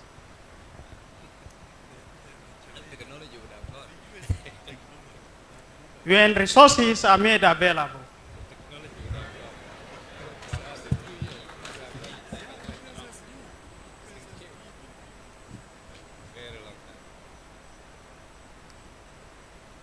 Okay, so my question is, maybe you want to explain to us the idea behind building the criteria for accessing the results. We know that for one to access the results, there are conditions. Have you paid your school fees? Have you done this? Have you done this? How, maybe you want to explain to us how the stakeholders or the partakers of this product or solution will actually build onto the engine, the back end of this app. Thank you. Thank you very much for your question. As it was explained in the business model, the money, that is the subscription fee, is imposed on every student. Whether that student is going to use the mobile application to access the examination results online or not, the student will pay the money. The money will be paid indirectly by the student. It is just a small amount of money that will be determined by the Ministry of Education. It will be added on the registration fee for examinations. Hello. Just a quick one. Thank you for your presentation. I was asking, is it only on the national exams, or does this include the cuts, which they do on weekly basis or on midterm basis? No, after doing examinations, students who go to far places for holidays are those who have completed their senior 4 or their primary 8, right? So this mobile application has been developed to enable these students to access their examination results online. I think in the previous years, you find there are some students who go and register in senior 1 after finishing their primary 8. These students go and register in senior 1 even before seeing their examination results. Reaching to third term or second time, a student realizes that he has registered and is attending classes in senior 1, yet the result was, this has been happening. If you have staff from the Ministry of Education here, I think they'll tell you this has been happening in the country. Yes. So this application also helps to address this problem. So if a student has not seen the results, when that students come for registration, the school administration will be able to get the result for the student and check whether the student has actually passed or not before registering this student in SIAM. Yeah, as a parent, I just want to appreciate the idea, because we are really suffering sometimes after the result is out. It takes like 1 week before the result reach at level of the PAYAMs and the school. So it's going to really take a stress out of our kids and from us as a parents. But my advice to you in terms of how people are going to access their results, don't focus only on the mobile app, and you don't want to wait for 3 to 2 years to develop the USSID code, because this is the simplest thing that you can do. So try to reach out to us here, and the communication authority also, they will help you on that. Thank you. Okay, thank you. Yeah. Kamis, thank you for your presentations. I think first thing first, whenever you mention mobile applications, the primary requisite of mobile applications is hosting, infrastructure. So for anything that you are running on a mobile has a backend stored somewhere, and the use of mobile is to access that backend. So that's first thing. Second, it is on the assumption that the examination results are stored somewhere in a format which is readable to your mobile applications. Third is to say that all the schools in the country have uploaded all their results on time. Imagine a school in Pangak, no road, it is raining, the airport has not been landable, so the results have not yet come.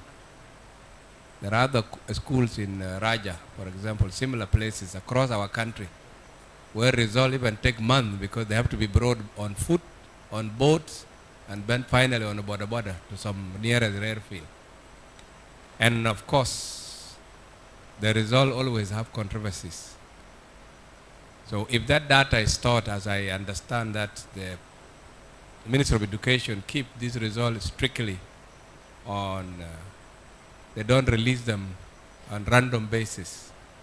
So your concept, you are telling us the end user, but you haven't given us details on how you intend to engage both on data protection, privacy protections, that somebody else cannot access someone else. So I would expecting to see that what is the primary key for accessing my result? Is it index number combined with my date of birth, or what is it?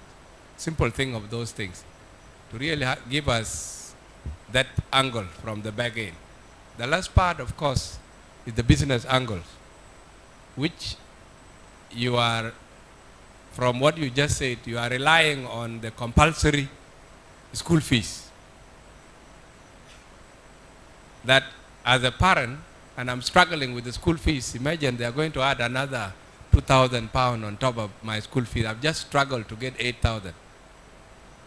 So don't you think that alone also is you are putting yourself a single bottleneck, which is the school fees? Is there any other options that the parent can have or anybody else to address this excess so that people don't, because parent can gang up and say, listen, if it is costing this much, we don't want it. I would rather wait for the printed slip. Is that okay? Yeah. Well, on the issue of the payment, like in the previous examinations, when some parents went to get the result for their children, they were charged up to 5,000 South Sudanese pounds. 5,000 South Sudanese pounds. And then some schools charge more than 10,000 South Sudanese pounds for a student to access their preliminary examination results. I think that money is a lot compared to the one which the Ministry of Education will add on the registration fee for students so that they can be able to access their examination results online.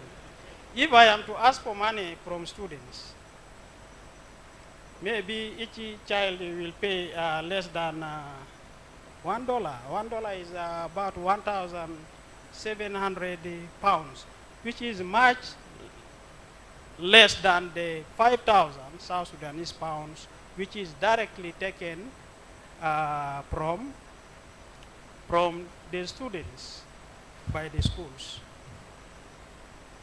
Yeah, 1,700 South Sudanese pounds is less than 5,000 or 10,000 South Sudanese pounds being taken directly by the schools. To access the examination results, the parent or the student enters the correct index number in the text box of the mobile application when the phone is connected to internet. And then the parents clicks on the search button, and then the result will be displayed on the phone screen. That's how it works. A very simple application. There was a question on data security, right?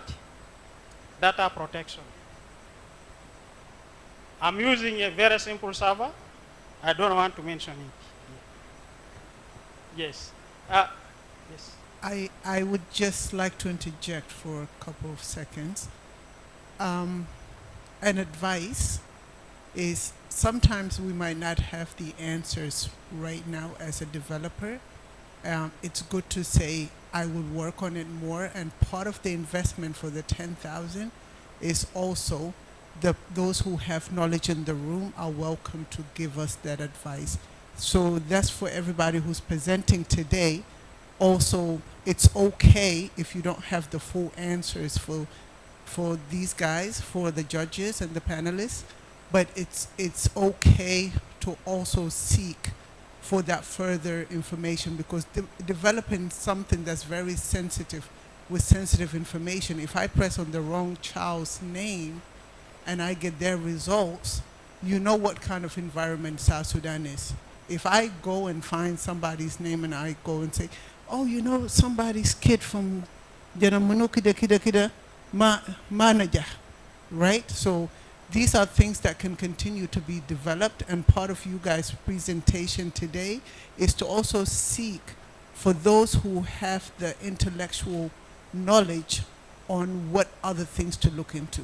Thank you. Yeah, to mention some of the few security features which I've already enabled for the server. One is user permission control. No, when an authorized person tries to access the database, even if that person has got the link, he will not be able to get access, because it will first send a notification to my email. It will first send a notification to my email. And if the person is someone I know, or if that person is an authorized person, then I'll be able to click on the grant or the yes button, and then that person will be able to get access to the result. Kamis, yes. I think you are going into technicalities. When we are referring to data protection, we are referring to a policy guideline between you and the Ministry of Education to access the live database of a national examination result. It's not a simple database that any tools can just connect to it. That's what we refer to. Not the technicalities of setting up two-factor authentication, which is what you are describing. I am referring in the how will you ensure that data is protected, so that the child versus their index get the right information, and that information is confidential between the subscriber to your system and your system. That's what we mean, basically, general arrangement. Perhaps that is something you will have to convene the Ministry of Education. Coming to side of NCA, I can answer you that if you need collaboration for such an application to work nationwide, it would have to meet the minimum standard of security, integrity, and stability and quality of service. So those are simple things that need to be addressed with those stakeholders before you ask for money. Thank you. Yeah. Otherwise, your idea is brilliant. Yeah. Good afternoon. To add on top of the application that Kamis has been developed, I would like to advise you that, you know, this app that you have developed is something that has been used in some other countries. Previously, the data has been used in Kenya to access your results. And those who set for the KCPE, KCSE result, they have been enjoying this data. But how do they enjoy them? The data was not solely belong to the private partner or individual, but the data is belong to telecommunication and National Communication Authority of Kenya. So the best advice that I can give you is for you to have a memorandum of understanding or sell the data to telecommunication. They are here as the representative of digital inform you that you have to involve them in. This is the best way that you can succeed in terms of security, in terms of the other details, in terms of affordability. But you as an individual asking students who are actually looking for the result, if I sit for South Sudan certificate today, I have already made the standard to clarify the administrative fee that are required to print my certificate. Why do I pay the extra charges? That one, we may term it in a legal system that the money being charged are illegal, even if education are charging people today. But there is a need that this data is actually being used, but you have to sell your data that you develop to telecommunication and National Communication Authority. This is the advice I can give you. And also, as a developer, you need to invest in an area that are actually risk secure, and you see the risk nationwide. Thank you. I'm David from Ministry of Investment.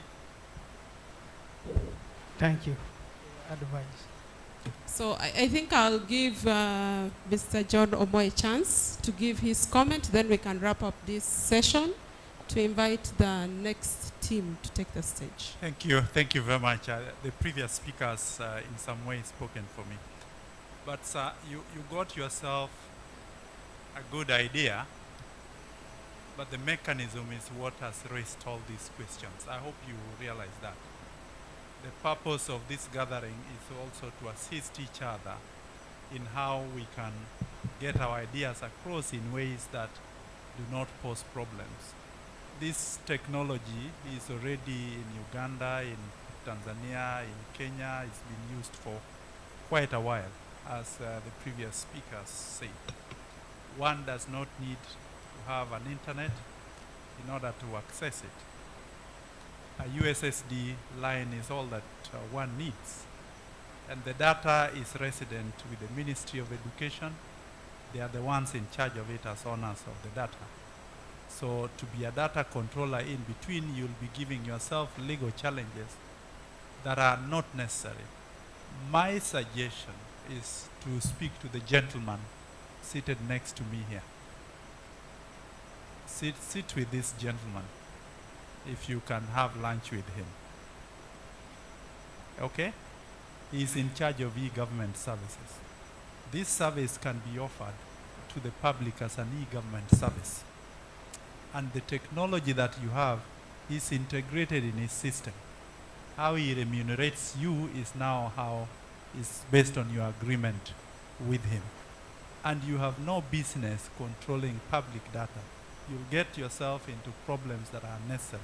The data belongs to the Ministry of Education and the individual people taking the exams. And with a USSD line, you don't need internet. My mother in Malakal can access that information because the key is for each student doing a national exam, there's a unique number. That is the key. And you are not supposed to reveal that number to anyone else. So that is the unique number. My suggestion is that the idea is superb.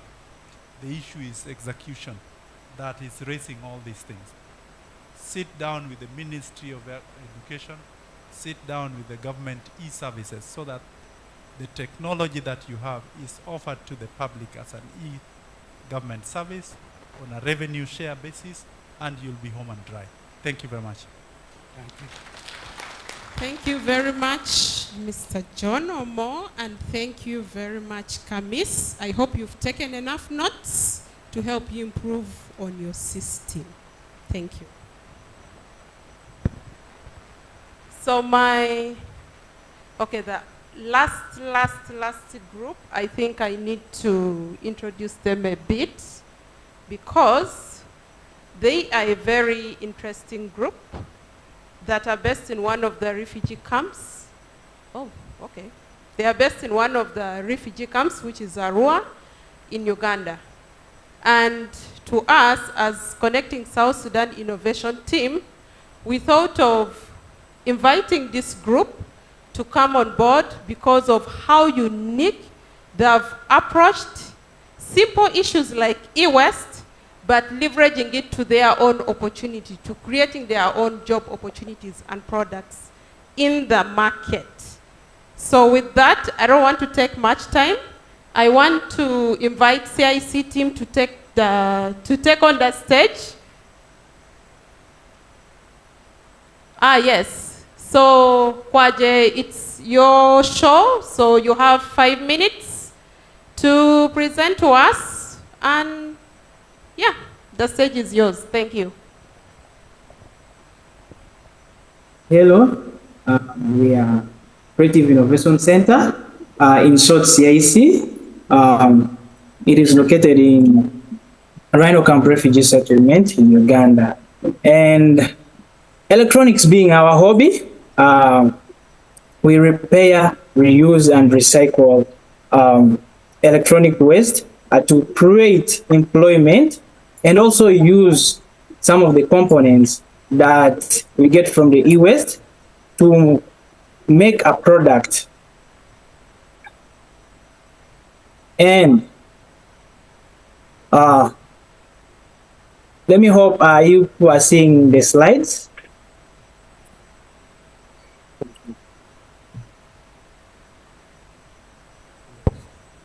Hello, just a second. Technical team, please, can we have their presentation slides up?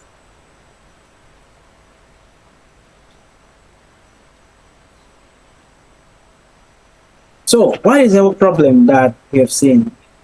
In the year 2019, an estimated value of 53.6 million tons of e-waste were produced globally, but only 17.4 were documented that they were formally collected and recycled. Now, this e-waste has it's a very big problem for us nowadays. Now, why do we say so? when we talk of the greenhouse gas emission, which is a very big challenge, you'll find that that one there, it is because of improper disposal of e-waste that can release green gases into the environment, such as the carbon dioxide, the methane, and nitrous oxide into the atmosphere. Now, these gases, they contribute to a greenhouse effect, trapping the heat on the atmosphere and leading to global warming. Now, the second thing is that this electronic waste, they produce or they release chemicals into the atmosphere. And this one here, they affect indirectly by contaminating the soil, the water, and the air, which can cause ecosystem and disrupt the normal process that helps to mitigate the global warming, such as carbon dioxide sequestration. And what is our solution? What is the unique thing about us? It's that we use the e-waste to build electronic products like an egg incubator, inverters, to create opportunities for the youths. When you take most of the youths nowadays, when you check here in Uganda, most of the youths here travel back to South Sudan, and after that they come back saying that there are no employment opportunities here, and going back, there are also no employment opportunities, and as such, they remain jobless. Now, this joblessness has made us come up with a solution. We are like, why can't we use this electronic waste to employ ourselves and also to create employment opportunities to some of the people? This one here, it gives us, the use of the e-waste gives us to access to electronic components, and at the same time, these electronic components, they are very cheap and they are of no cost. They are of no cost.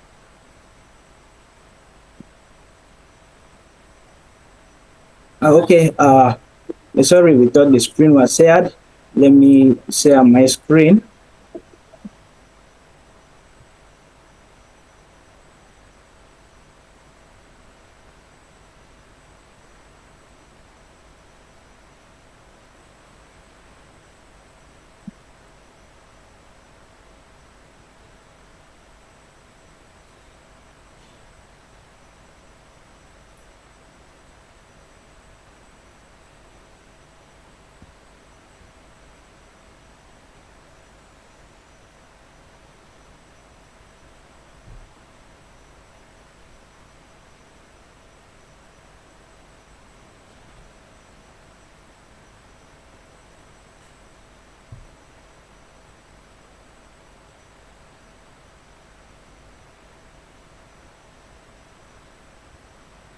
So to be fair, I think we are asking the CIC team to start from the beginning and take us through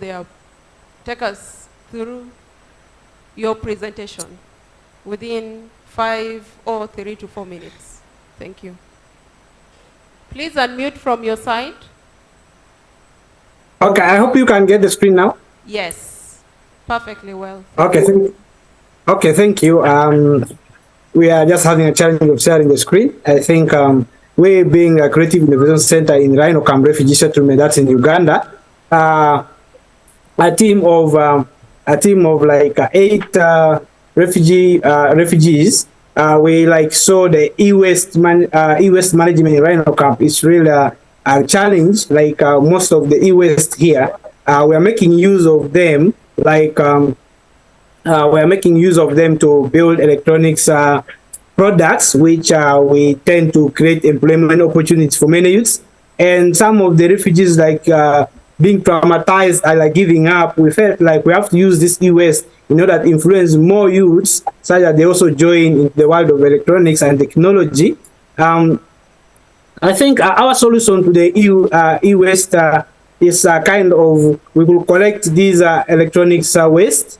And as you can see on the screen, we collect the components from this e-waste and we build a product which we connect to IoT. Yeah, that's Internet of Things. We connect these products to internet such that the poultry farmers, they're able to access their information, whether being the temperature regulation and turning the eggs automatically, then also the humidity monitoring, everything is just done automatically. And if the farmer can access, maybe can have smartphones, he can also monitor and control whatever to be controlled in his smartphone. And in case he cannot afford the phone, he can also use the manual version. Of course, the egg incubator that we created from the e-waste, it's connected to the cloud, and you can also see there's a LCD which can help you display the temperatures, you know, the humidity, which are really very hard. And most of the farmers, they face challenge of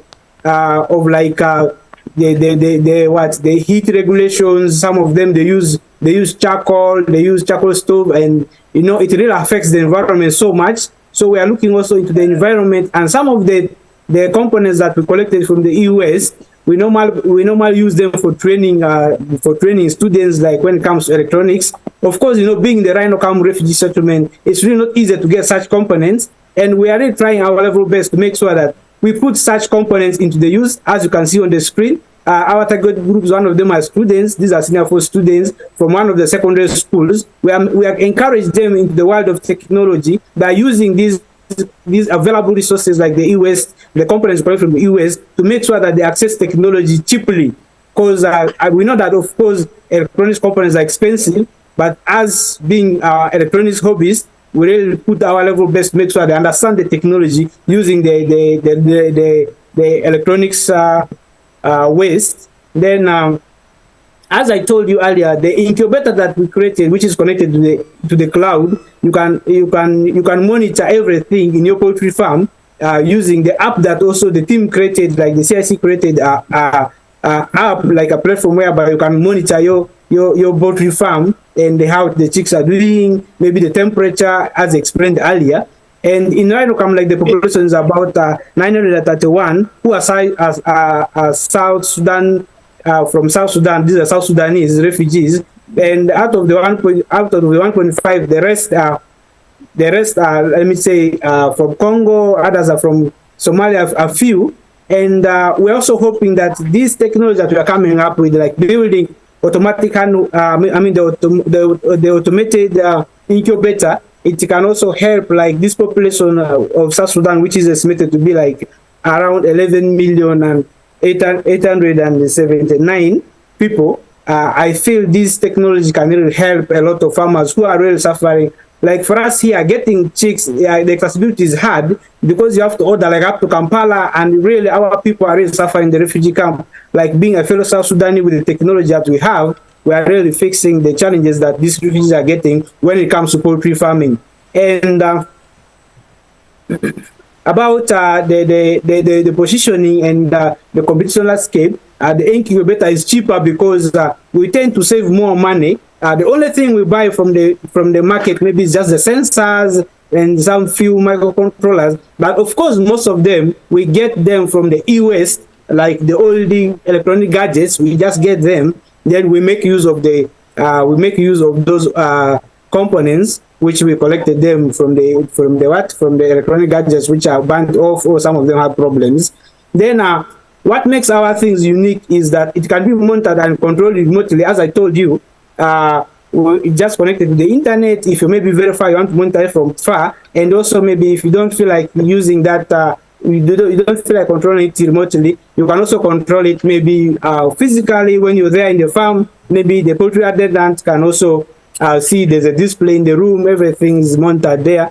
Then also reducing the operational cost, like as I told you, using these electronic e-waste has really helped us a lot, because we really get into making use of this e-waste, which makes the product a little bit cheaper, and that's where the technology is leading into. Of course, if you're building a product, it has to be like cheaper than any other product which is in the market, and that's what we define the technologies to be. Our milestones, like as I told you earlier, we build the egg incubator, which it's not an idea, it's already a product which it has been tested, and we are already operating. The chicks are doing well in the poultry farm. and it's already, as I told you, it's already well tested. And recently, we also happened to be one of the collaborators with this Tech Hackathons program, which is supported by European Union. That is the mentorship for IoT training. That will be in Tanzania, which will also be part of it. And about the impact, like we as the team of CIC members, of course, here sometimes getting back to school is hard, but some of our members manage to get back to school, like to upgrade, because technology keeps on changing and it's really fast. We felt like some of them should continue such that this technology also meet to the standard of the current world. Then, like as we talk, we have recycled over 5 products from e-waste. Some of them being the automated hand washing machines, where it uses sensors. They also employ more opportunities, which most of the users now engage in the arts, of course. Then also trained and inspired over 250 youths, that's from secondary schools, to get into the world of technology and digital, being able to train them in the field of digital literacy. Then we have also environmental justice. Of course, the incubator, like most of them uses solar, which is renewable energy. That one helps us in safeguarding our environment, because this e-waste, as one of the colleagues stated here, is really harmful to the environment, and that's how we are trying to solve that problem using the skills that we have in electronics. And as you can see here is one of the peak. We have the LCD here, and this is the incubator that we made just locally. It has been connected to the cloud. You can access the temperature. You can access the temperature, let me say, on the phone and the computer just remotely. And also there's a manual display in case you cannot, the farmer cannot access smartphone or else computer. The data can also be displayed and be controlled manually as well. One of the things that we do, we also repair various electronic gadgets and electrical gadgets, which does happen to be one of our fields. And this is the team that we have, the project Steven, who happens to be me, and I happen to be the team leader, the executive director. My profession is I'm just an engineer in electronics and electrical technology. And then we have Mambo Emmanuel, who happens to be the program managers. For him, is into the world of computer scientists, like computer science. Then we have the marketing officer, who happens to be the Moro David. Then the media and communication, who is doing a lot to make sure that our products are really marketed out. So I'm really glad to have this opportunity and pitch out our idea. And I believe, like, we who are the refugees in Uganda, we are really trying our level best to make sure that when we get back to South Sudan and the digital technology will really go to another level, and that's our focus. And I believe that when we get back to South Sudan, the digital literacy will be in place and we can move to another level. Thank you very much. And I'm also into the journey of artificial intelligence and machine learning, of which we know that if we incorporate it into the skills that we have, we can really make a huge change and an impact in our country, South Sudan. Thank you very much.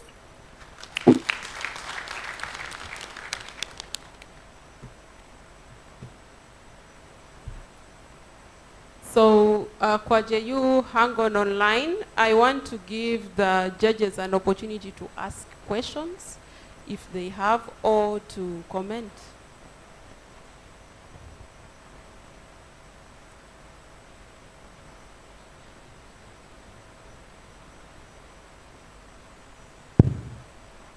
Thank you. CIC team, I really want to say thank you very much. When it's well done, the job that really you're doing, regardless of the difficulties, and you are in the refugee camp, but you're doing great things. Like what the Executive Secretary for IACO said, we have been in 3 days of on a workshop of e-waste management here in South Sudan, organized by IACO and also hosted by NCA. I think they really will say a lot, but I just want to say that what you are doing is so great. You are in the camp, but regardless of the difficulties and the challenges, you are making great things, great innovation. The only thing also I can just say, you might need some tools to use, because I can see the team from the pictures you have shown in the presentation, they're just working directly in touch with the elements on the motherboard of the e-waste and removing the components without having tools that can help them and protect them. I think this needs to be in place so that at least you protect yourself from any from hazards that is happening as a result of e-waste. But really, I just want to say, well done, team, and continue the spirit, and you'll get the support, definitely. Thank you very much.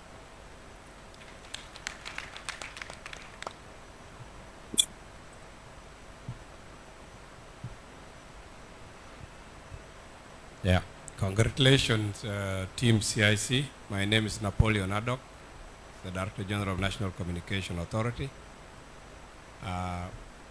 I think you have a very good idea, and the only question is that when it comes to recycling e-waste, is that I'm sure you take the useful part, but I would like to know, what do you do with the part that you don't use? Because I believe recycling also goes hand in hand with proper disposal. That's one thing. Then how do you also take precautions so that you are not exposed to certain electronics, as stated earlier by my colleague from Zain, that accessing those electronics with your bare hand also could lay the risk on harmway, on being exposed to certain elements. As we know, most of these electronic devices contain other elements that are far more dangerous, especially when exposed. So that's what I wanted to know, and I think your idea is very good, and you also probably need to tell us, since we are in South Sudan, how can we apply it here? Have you had any farmers from South Sudan interested in that technology, or have you thought of relaying it back to South Sudan so that it can also be marketed here, to see if farmers are interested in? Yeah, I think those are the few points I had for you. Thank you. Otherwise, your idea is brilliant.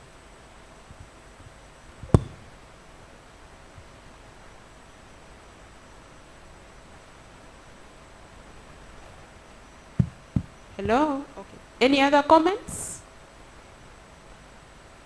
Kwaje, could you perhaps respond to the question from DG?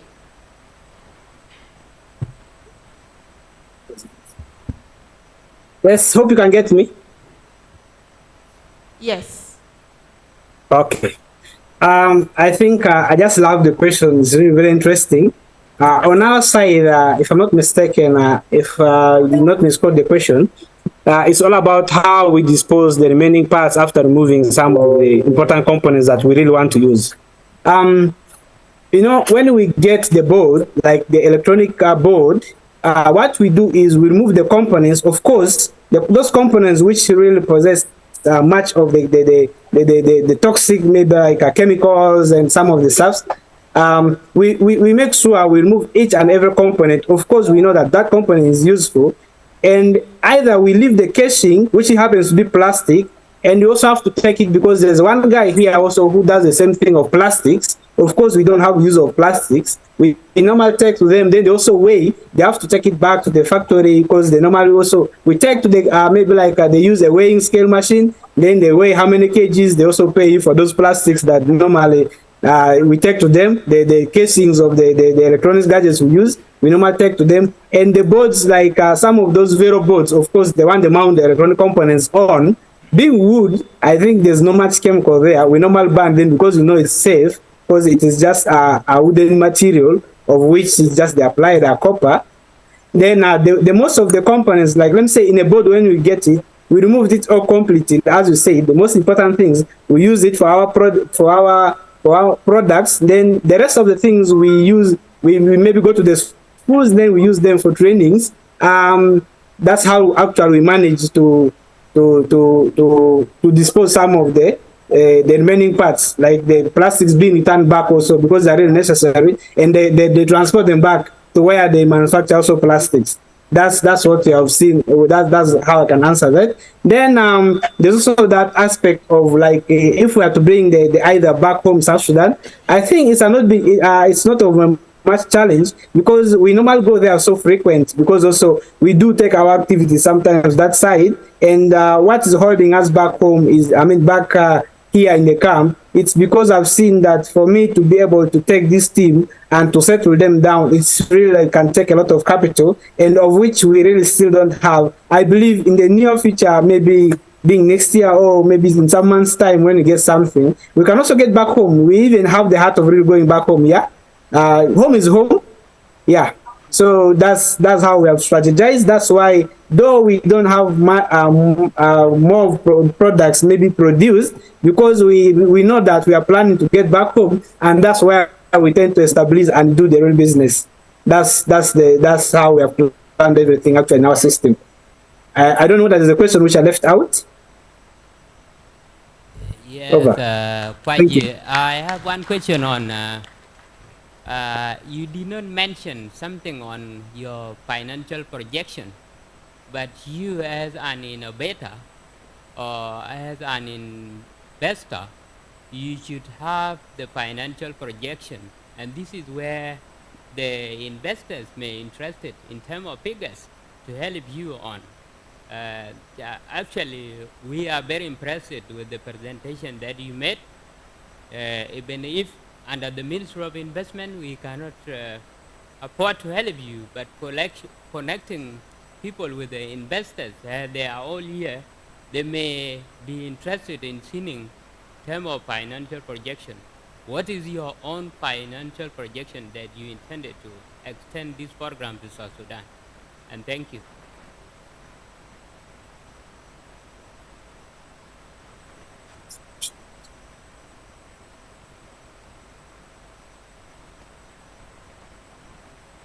Hello. Yes, please. Financial projection.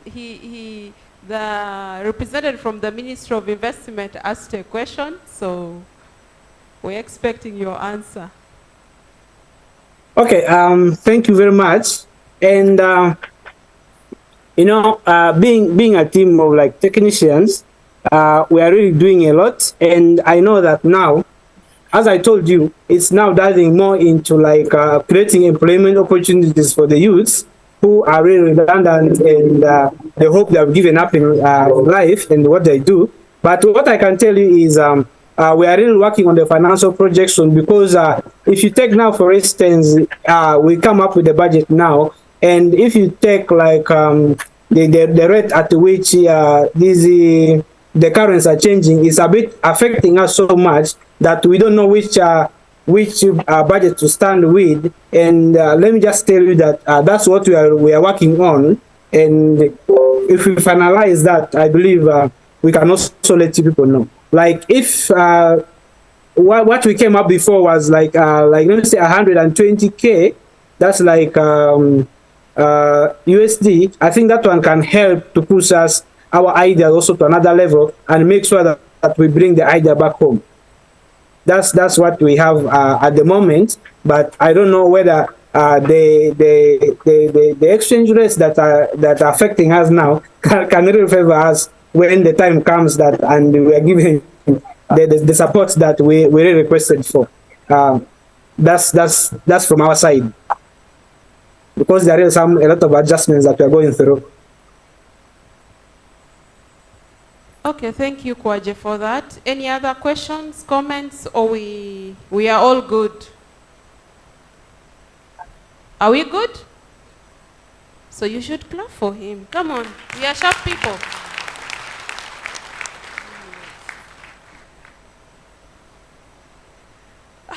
Okay. I'm coming to that. So that marks the end of our presentations of ideas. And with CIC being the last group, we had to virtually mentor them, just like they were mentoring the physical teams in Juba. So it was the same kind of support. But definitely, among them all, I see a very huge opportunity. And with more resources, we will have very good products which can be used in the market. I see money in them, but I don't know if they see the money. But we can still make them see the money that is in all these different ideas. So, I'm coming to my next activity so that I can wrap up this session. One is, I know the judges have been evaluating the different 8 teams. So I'm going to hand each judge an envelope, put your results inside, seal them. Is that hard to do? Yeah, it's the easiest thing, right? Yeah, so I am going to do that as, yeah, so this is the beauty of having ladies all around you. They will always give you a hand. So Eva is doing that. As Eva goes through that process, someone asked me that I started talking without introducing myself. Then I told him that's the last thing that I wanted to do. Because today is not about me, today is about the innovators. But also as an innovator in the ecosystem, I'm known as Ine Yenki Nyika. I'm the co-founder and mentorship director of Go Girls ICT Initiative. In another capacity, I'm a board member of the National Communications Authority. So please, if you meet me somewhere, don't feel, I don't want to say don't feel shy. Don't feel shy to call me Honorable Engineer Ine Yenki Nyika. I love that title, and today I take the bragging rights to carry that title with me. I'm also a member of Board of Trustees of the University Innovation Port. I know some of the innovators said we need funds to establish research centers, but we already have a center which is not being maximized. So that already points back to collaborations. And in another capacity, I'm a network coordinator of a network called Access to Skills and Knowledge Network. And that's where I met the amazing group, CIC, in Arua. For me, what stood out for me with this particular group was the fact that, and it was something that I didn't know, that so many youth who finished senior 4 here keep moving in between South Sudan and these refugee camps. So the time that I went to visit, I remember I found about 30 young people being trained and mentored by CIC. And something that made me pick more interest in them was the fact that the money this youth made from the center is the money they used to send their team leader, Kwaje, back to school to learn the skill and bring the knowledge back to the community. So I felt like, wow, this is inspiring. I felt challenged for the very first time. I was like, no, there are young people who are actually thinking on their toes. They don't blame everyone. They just put their minds and their brain to work. So bringing them on this stage today, I want them to also be an inspiration to you who is in this room, who has an opportunity, who is going to school every day and someone is catering for you. You can do the impossible. That's what I want to leave you with. Last but not least, I know I didn't, oh, did we seal the envelopes already? Oh. So I think you can hand over the envelopes to Eva. Eva can collect the envelopes. Yes. So I believe everyone has seen the envelopes. The envelopes have no names. The forms have no names. So there is no one who is going to say so-and-so marked me fairly or unfairly. So there are no names. So they will be handed to a team to evaluate. And on the final day, we will come back. So our session, technically, it has not ended. It has just started. With that, I want to welcome my colleague, Eva Yai, to come and wrap it up. And being a Women's Month, please clap for us now. Are we not doing a good job? Men, I've not heard your deep voices saying that you're doing a good job. What is it? Welcome, Viva. So, good afternoon. So, it has been a very interesting session, Innovation Lab and everything, and I'm very happy to see all the changes. When we met these innovators on the first day, they could not actually stand on stage and present the way they presented. So, I'm very happy about it. So the key takeaways from this whole innovation and presentation, we saw e-commerce platforms, we saw people proposing Internet of Things, IoT related solutions, we saw AI, we saw a lot of different solutions. And what we take from this is that the time was short, and we appealed to the people in the room, the partners, and we are seeking for more collaborations so that we are able to have an accelerator program that can run for a whole year maybe to prepare these innovators. And we promise next year we shall have amazing ideas that they can present, and they will be sort of market ready maybe. Another key takeaway that we can look at is collaboration.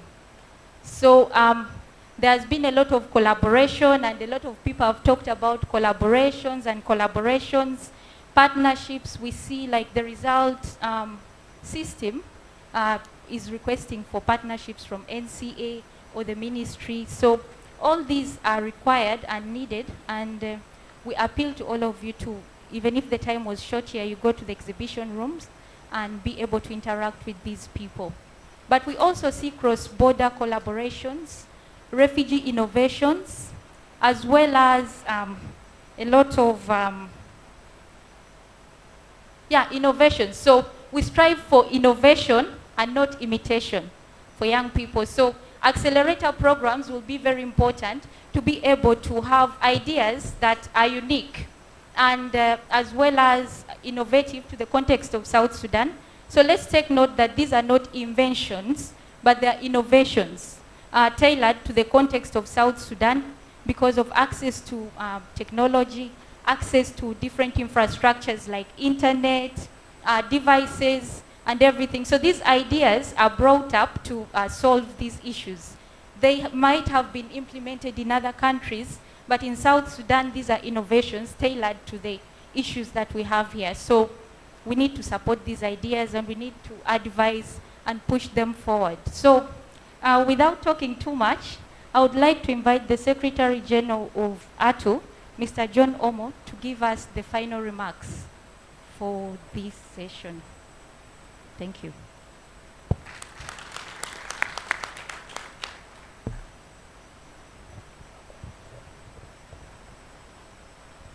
That has come as a surprise, but sometimes, given it's a ladies' month, getting a surprise from a lady is not a bad idea anyway. I think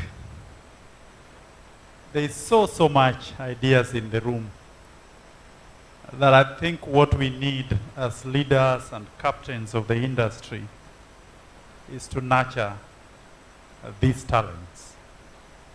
The best of ideas that we have worldwide in the technology sphere often comes from fairly simple experiences. I have been so much touched by some of the ideas that I've seen here in terms of innovation, that I think if each and every one of us in our little spheres, in our companies, in our regulators, in our government offices, do a little bit of setting up just a little of our funding, just a little of our budget, a little of our budget for public innovation. Of course, I know in our companies we do a lot of R&D, but if we can set a little bit of funding for generating, for supporting ideas such as this, I think we can see some of these ideas make it to not just presentation level, but to actually implementation and commercialization. And so I want to encourage each and every one of us in the room, especially for us captains of industry, that the opportunities are out here. And they are not with us of my age, they are with these young people, which is the fortunate thing.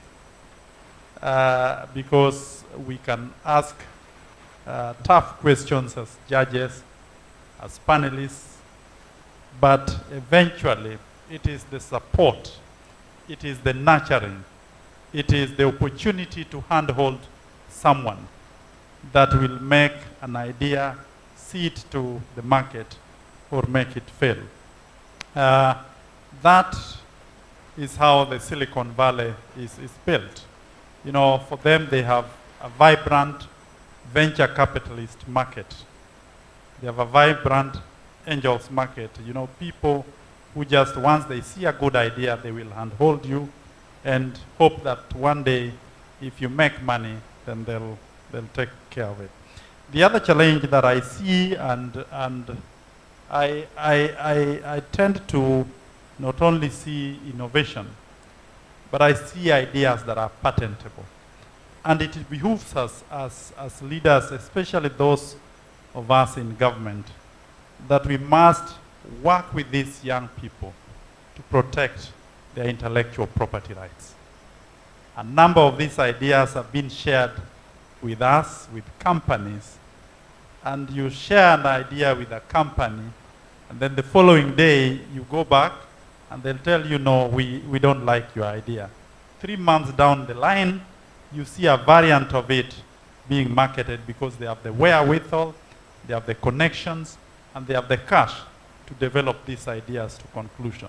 So I think it behooves us as industry leaders that we respect intellectual property rights, so that if an idea is presented to you as a company, it is morally wrong that you latch on that idea, develop a variant of it without assisting the young man, the young lady who brought that idea to you.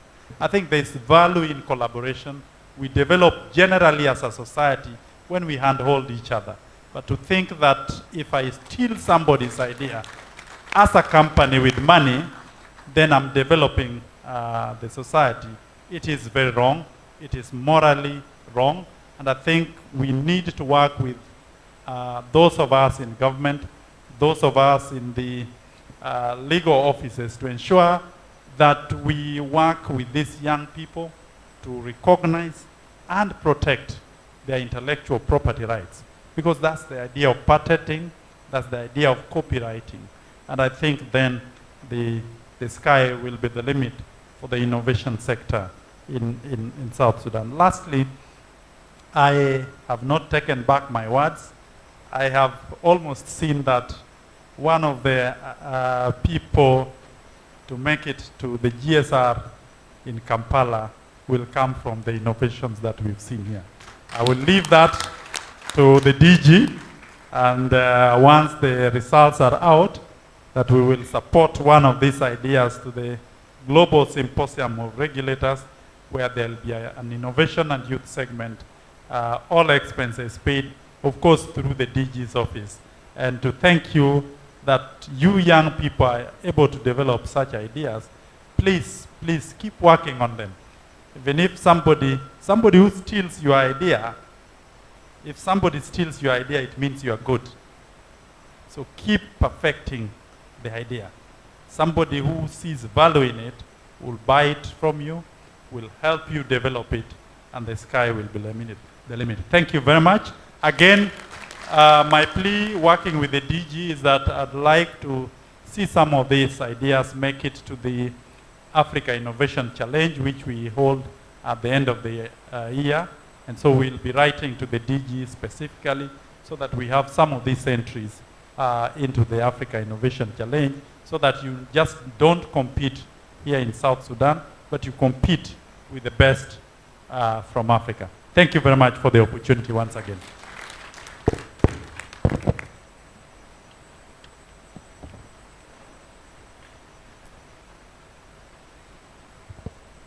Let's give the Innovators Incubation a round of applause. That was a very interesting session. And also let's give Honorable Engineer Yine Yankee a big round of applause for taking us through that session.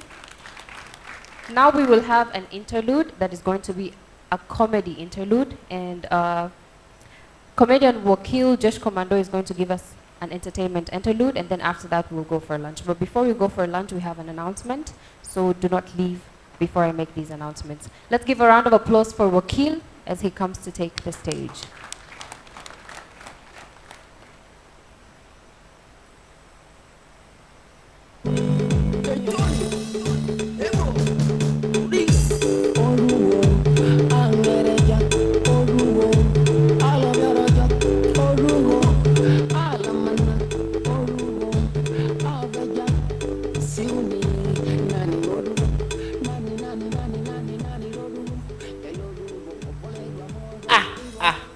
Ya Jama, is this how you welcome an international comedian?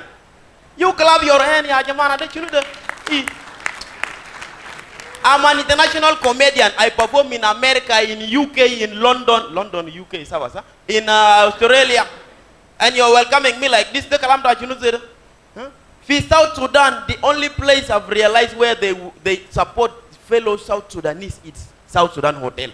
I went there for the first time. They welcomed me on stage. Put your hand together for the international comedian, the #1 Judge Commando. I came on stage. My first joke, people laughed. Wah! Second joke, people laughed. Wah! One auntie stood from behind and came, grabbed the mic, and he was like, "Wallahi, you, my son, you are very funny, wallahi. You make me laugh today. I never laughed like this in my life, I swear. Wallahi, because you make me laugh, I'm going to give you something." Ma joke kada jibu chanta de, jibu chanta. Ma joke pata chanta, patao chanta. Because you make me laugh, I'm going to give you $10,000 US. Achar alif dollar talau. Ana alabu ana nutu folk ana dengirtin mama. Thank you, ayo, thank you. Zurupta inta, thank you. Oh gal magay, you even kneel down here for me, my son. Nobody ever kneel down in my life for me. Because you kneel down for me, I am very glad with you. Majok pada chanta de. I fainted. They brought cold water, they poured on my face. I woke up. Galmagayo, you even faint here for me, my son. Nobody in my life ever faint for me. Wallahi, majok pada chanta de. I fainted 10 times until the bag was empty. Yeah, we need to support each other, Jamana. Are we together? You know, all we need in South Sudan is permanent peace, so that we can give these creative youth enough time to do their work. Jamana. With peace, more creative youth like these guys that I've just seen. Well, I was very happy when I came here. Some youth like me, guys, I'm the CEO of the, I'm the CEO of the. Hey, I was the CEO, but I lost it. I'm the CEO of laughter now. This is very good, man. I was so like excited with this youth, you know, talking about peace. For us to have permanent peace, yeah, Jamana, we need to leave this tribalism. We pretend like it's not there, but it's there. 2013, it was too much tribalism everywhere. Alfigudele, it was what there was. My neighbor, this guy was so tribalistic, like he hates every tribe. He wants only his tribe. One day his daughter came pregnant. Instead of asking her, whose son is he? Maybe he asked, which tribe is he from? He told me he's from Dinka. Dinka! Itajibu Dinka vibete. You brought a Dinka. Itajibu Dinka. Neng neng saten. Dinka. Akitrasal. They will let them Solana Gali. Oh, let Honorable Napoleon to NCA. Gali Napoleon.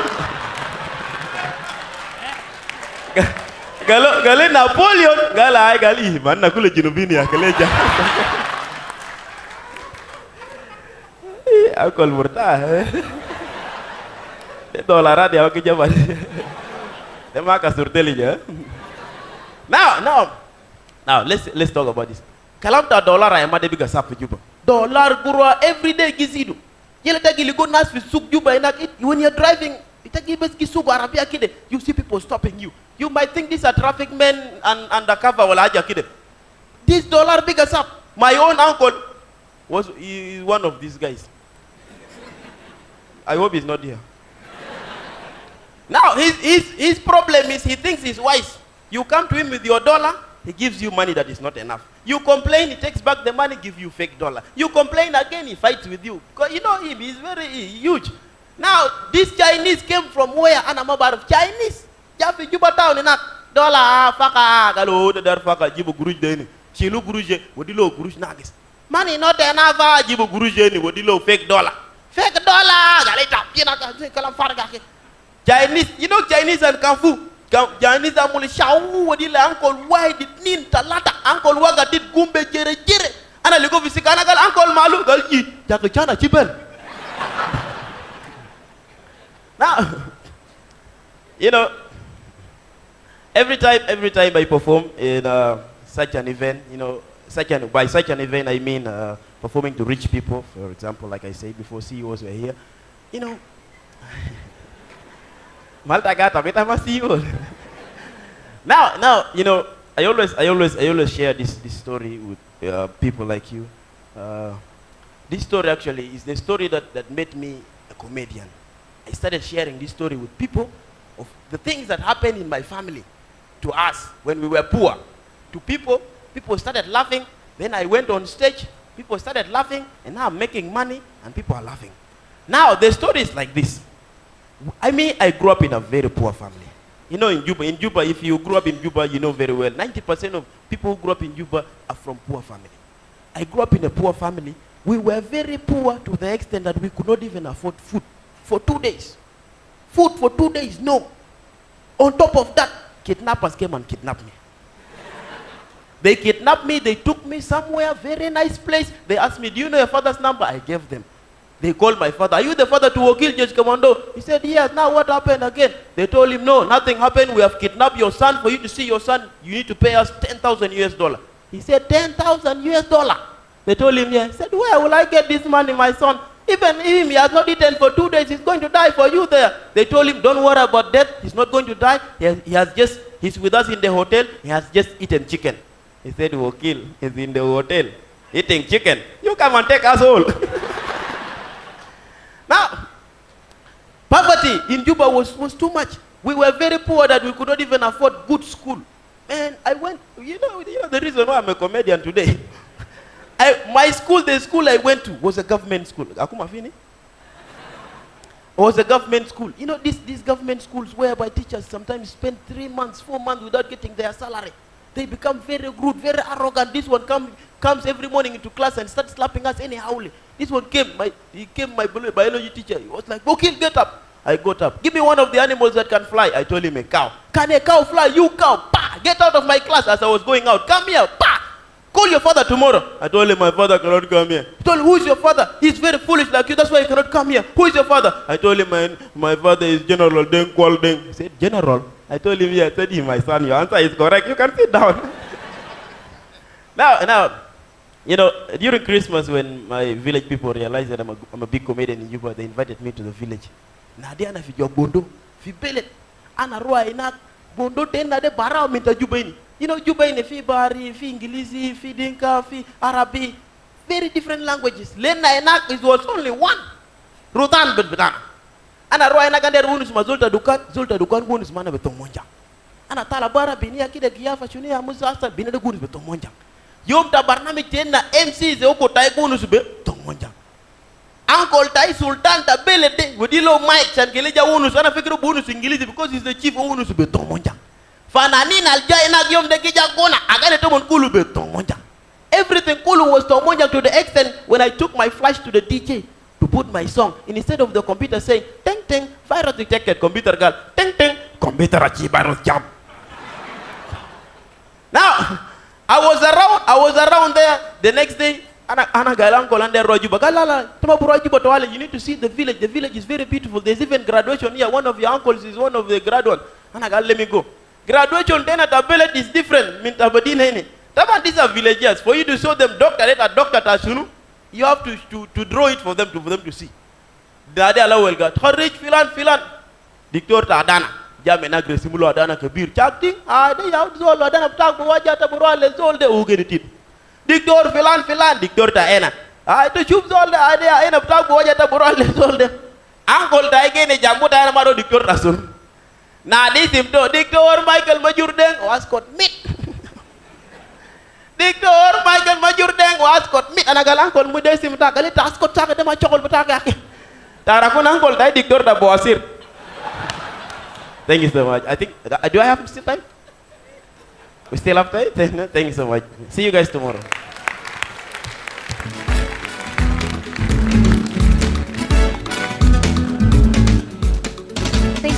Thank you so much, Wakil Jesh Commando, for putting a smile on our faces. And now I'm going to ask the incubators to walk outside for a photo session, and also all the dignitaries on the front tables. I'm going to ask you to stand up and join them on the outside to take a photo session. Also, Eva Lopo will direct you after that for your lunch. For the rest of us, I'm going to give you a short instruction after they leave.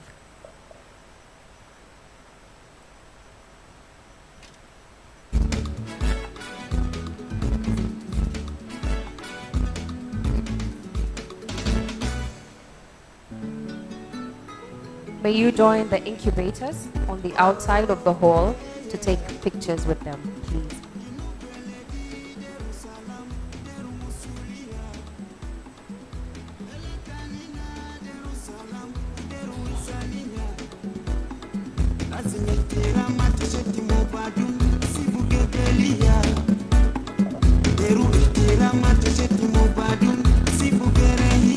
As they will be taking their photo session on the outside, they will be directed for their place for lunch. Now, all of us from here were requested to move only from the back door. As you're walking out of this room, only take the back door, and at the back door, there will be a team that will direct you for where you're supposed to be going for lunch. So the rest of the doors are not going to be available for all of us to use. We'll use the back door, and then we'll go for lunch from there. Otherwise, thank you so much. We'll see you after lunch. After lunch, we only have two things that we're going to be having. We'll be having remarks, and then we'll have a panel discussion, and we close today's program.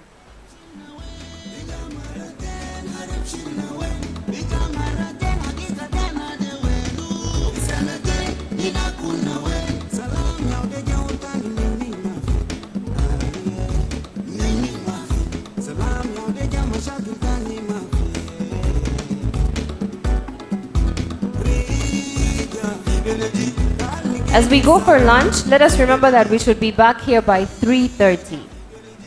It's now 2:47.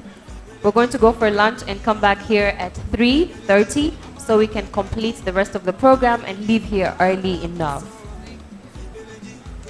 Thank you for the reminder.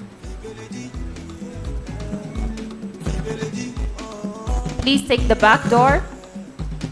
You'll find a team on the outside. They'll direct you where the lunch is going to be served.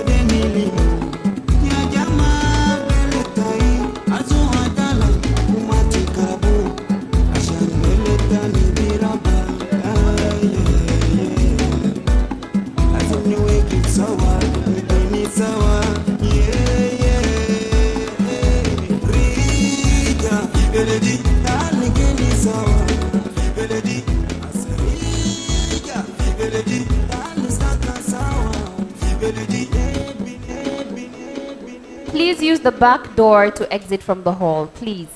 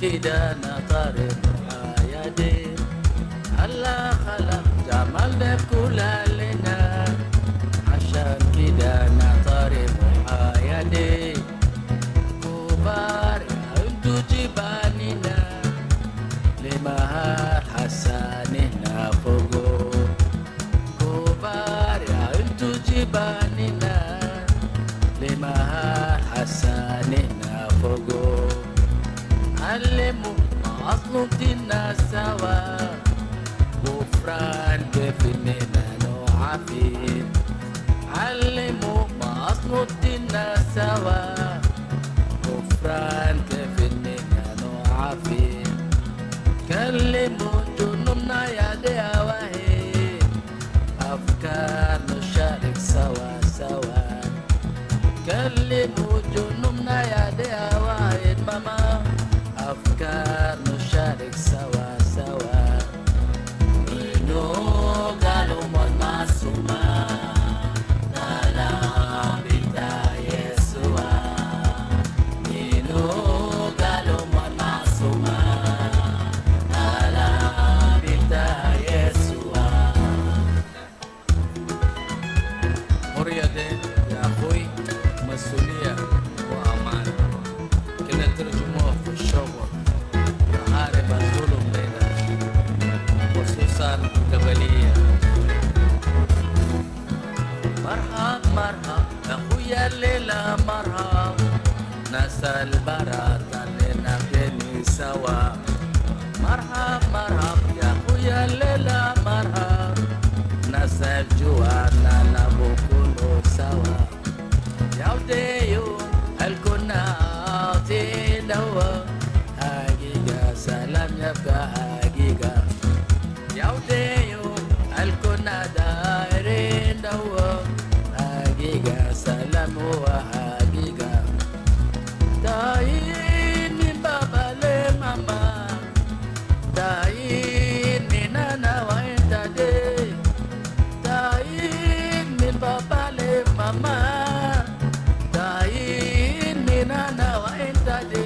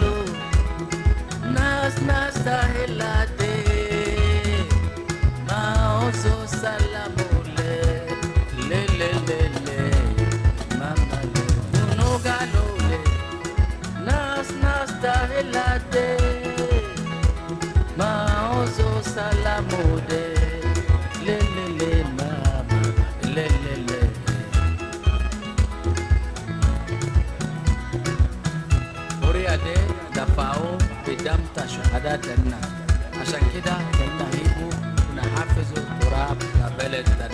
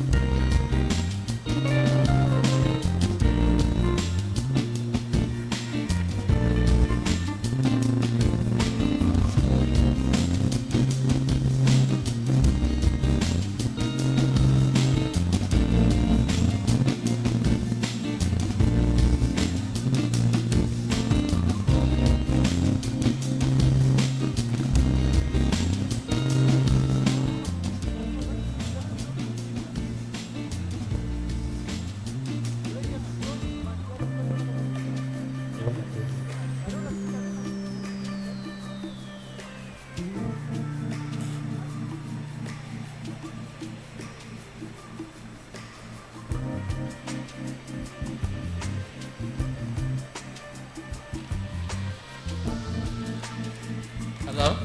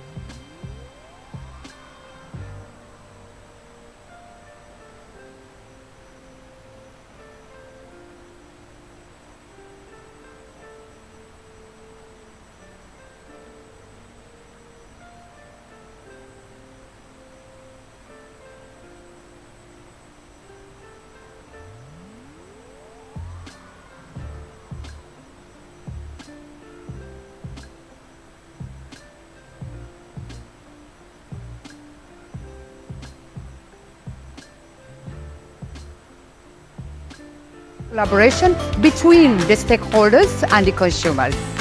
This platform serves as a center for transparency and accountability in South Sudan. This pivotal event brings together industry leaders, policymakers, and innovators to discuss ways of how to expand access to communication infrastructure and unleashing the developmental and transformative power of connectivity. Join us in our mission to connect to South Sudan and unlock the limitless possibilities that lie ahead. Welcome to the 4th Town Hall, Connecting South Sudan, from the 14th to the 16th of March 2024 in Radisson Blue Hotel, Juba, South Sudan. Leveraging connectivity for development and transformation.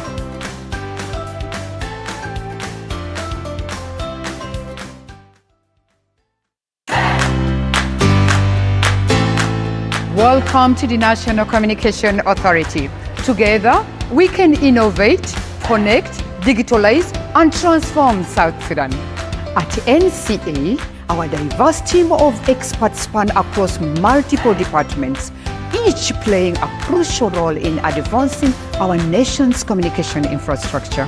From research and planning to technical services to spectrum management, our directorates work tirelessly to ensure seamless connectivity for all. Meet our esteemed directors leading the charge towards a digitally empowered South Sudan.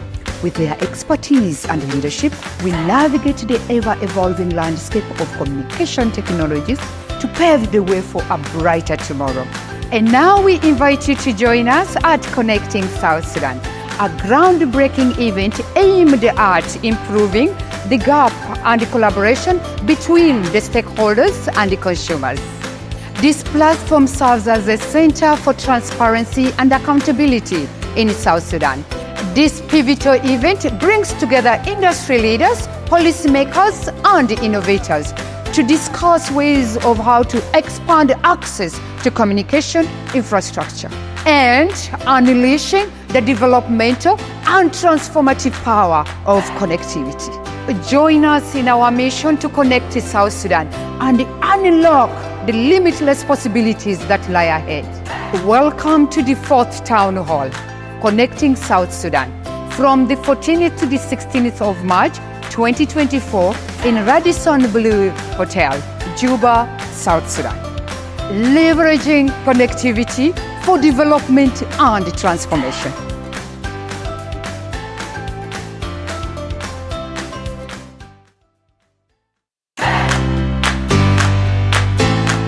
Welcome to the National Communication Authority. Together, we can innovate, connect, digitalize, and transform South Sudan. At NCA, our diverse team of experts span across multiple departments, each playing a crucial role in advancing our nation's communication infrastructure.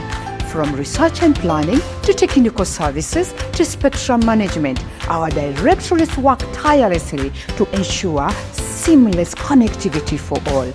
Meet our esteemed directors leading the charge towards a digitally empowered South Sudan. With their expertise and leadership, we navigate the ever-evolving landscape of communication technologies to pave the way for a brighter tomorrow.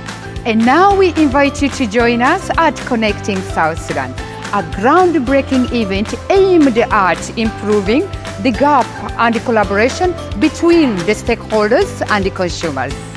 This platform serves as a center for transparency and accountability in South Sudan. This pivotal event brings together industry leaders, policymakers, and innovators to discuss ways of how to expand access to communication infrastructure and unleashing the developmental and transformative power of connectivity. Join us in our mission to connect to South Sudan and unlock the limitless possibilities that lie ahead. Welcome to the 4th Town Hall, Connecting South Sudan, from the 14th to the 16th of March 2024 in Radisson Blue Hotel, Juba, South Sudan. Leveraging connectivity for development and transformation.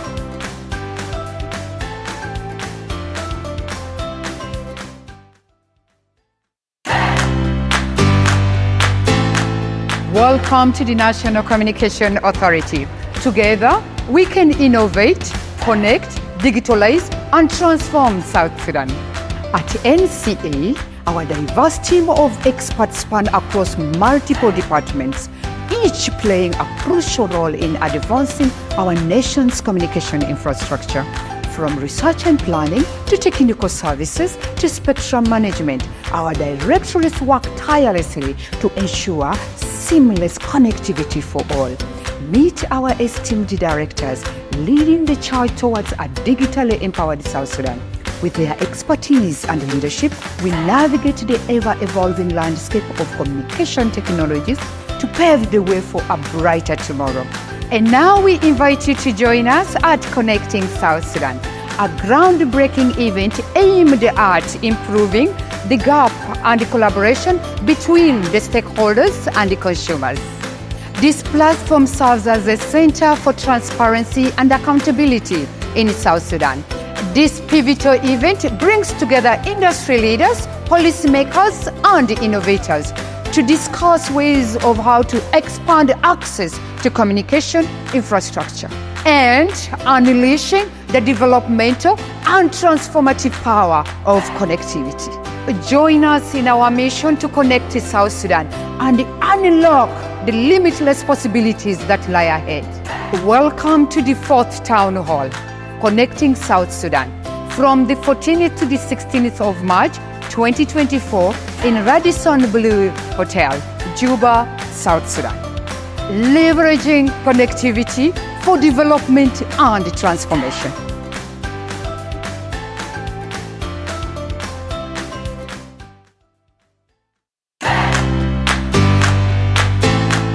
Welcome to the National Communication Authority. Together, we can innovate, connect, digitalize, and transform South Sudan. At NCA, our diverse team of experts span across multiple departments, each playing a crucial role in advancing our nation's communication infrastructure. From research and planning to technical services to spectrum management, our directorates work tirelessly to ensure seamless connectivity for all. Meet our esteemed directors leading the charge towards a digitally empowered South Sudan. With their expertise and leadership, we navigate the ever-evolving landscape of communication technologies to pave the way for a brighter tomorrow. And now we invite you to join us at Connecting South Sudan, a groundbreaking event aimed at improving the gap and the collaboration between the stakeholders and the consumers. This platform serves as a center for transparency and accountability in South Sudan. This pivotal event brings together industry leaders, policymakers, and innovators to discuss ways of how to expand access to communication infrastructure and unleashing the developmental and transformative power of connectivity. Join us in our mission to connect to South Sudan and unlock the limitless possibilities that lie ahead. Welcome to the 4th Town Hall, Connecting South Sudan, from the 14th to the 16th of March 2024 in Radisson Blue Hotel, Juba, South Sudan. Leveraging connectivity for development and transformation.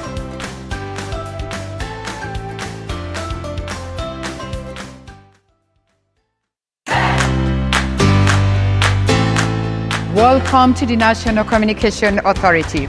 Together, we can innovate, connect, digitalize, and transform South Sudan.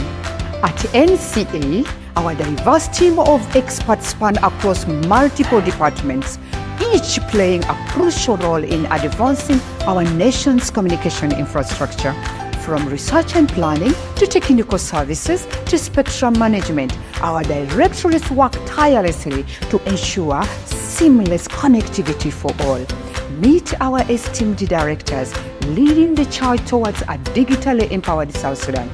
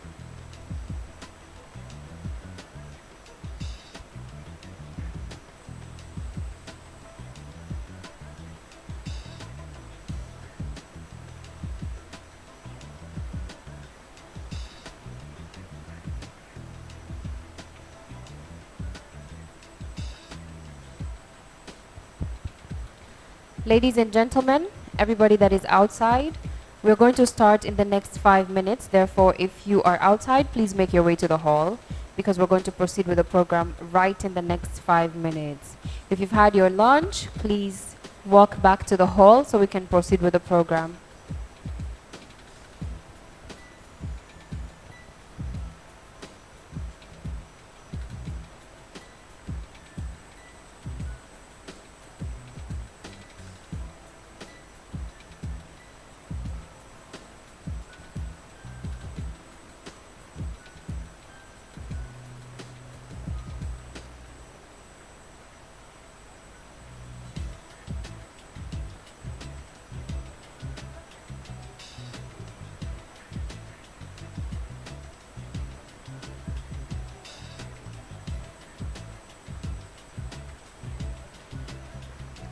Ladies and gentlemen, we will start this program in the next 5 minutes.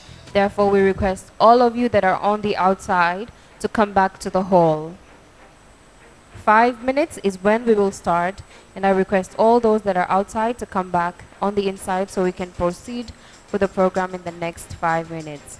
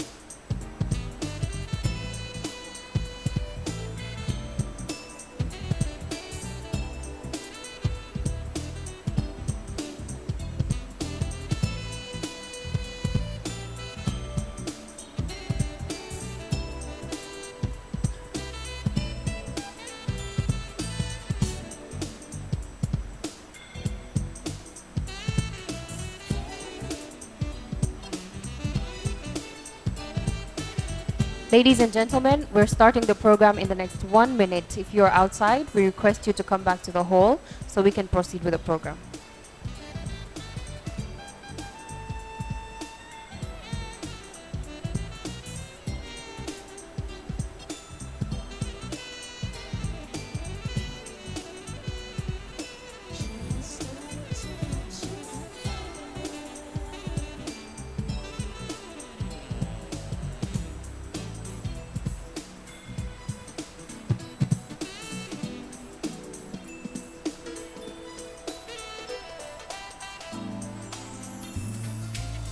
You're sitting all alone.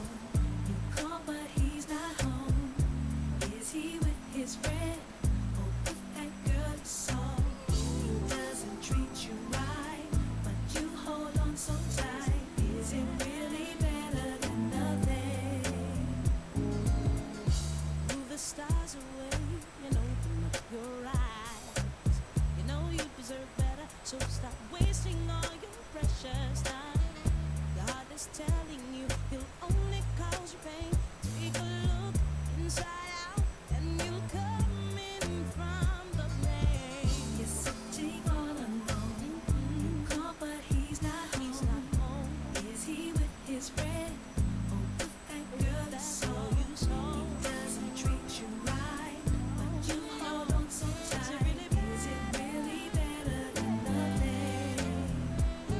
I know the story and we both know how it ends. He gives up nothing as you lose yourself and all of your friends. Let's stop talking, cause you know just what to do. Love yourself, live your life, and the love you want will be there for you. You're sitting all alone. You call, but he's not home. Is he with his friend? Is he with that girl you saw? He doesn't treat you right, but you hold on so tight. Is it really better than nothing? You're sitting all alone. You call, but he's not home. Is he with his friend? Or with that girl you saw? He doesn't treat you right, but you hold on so tight. Is it really better than nothing? He doesn't give to you. He's never down for you. He's taking all of you. Taking your everything, your everything. You gave him all control. You lost your mind and soul. And you tell me this is better than nothing.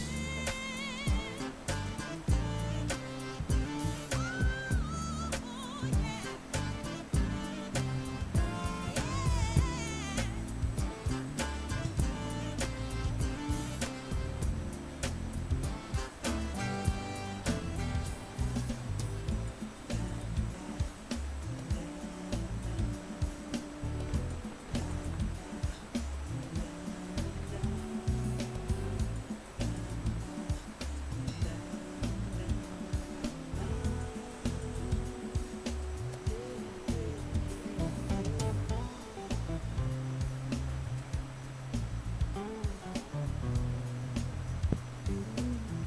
Welcome back from the lunch break. I hope you guys had a lovely, lovely lunch break. Now, those that are on the outside, we are starting the program. I urge you to come back on the inside so we can proceed with the final part or segments of the program. If you're on the outside and you're hearing us, we're starting the program right now. Therefore, we urge all of you to come back on the inside. Now, proceeding with the agendas of the program, we're going to have a remark that is coming from MTN by Momo. Let's give a round of applause to Momo by MTN, I mean. Let's give a round of applause to Momo by MTN to come and address us.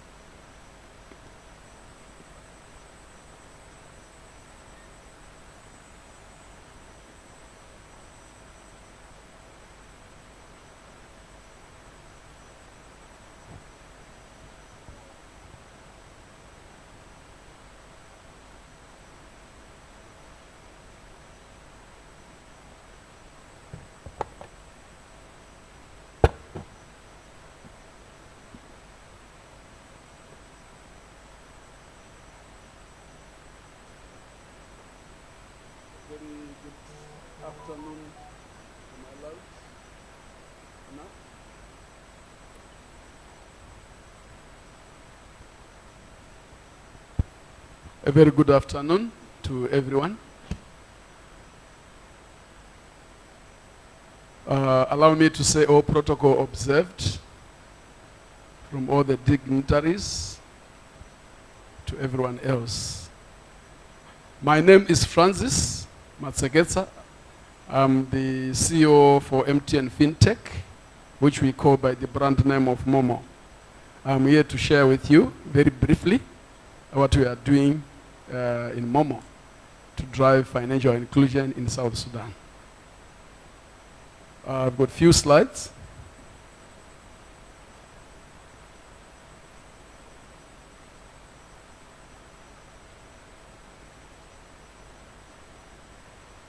I guess they are coming.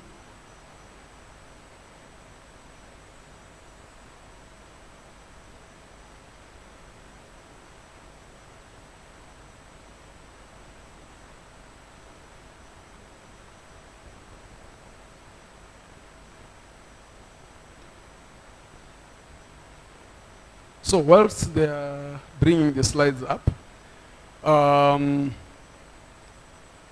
MTN globally, from a telecommunications perspective, operates in more than in 19 countries, and that's in Africa and beyond Africa. And the mobile money services pick from the telco infrastructure.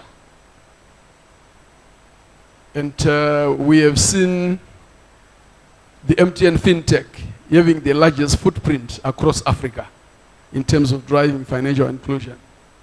I'm hoping that my slides will come so that I don't waste your time, people.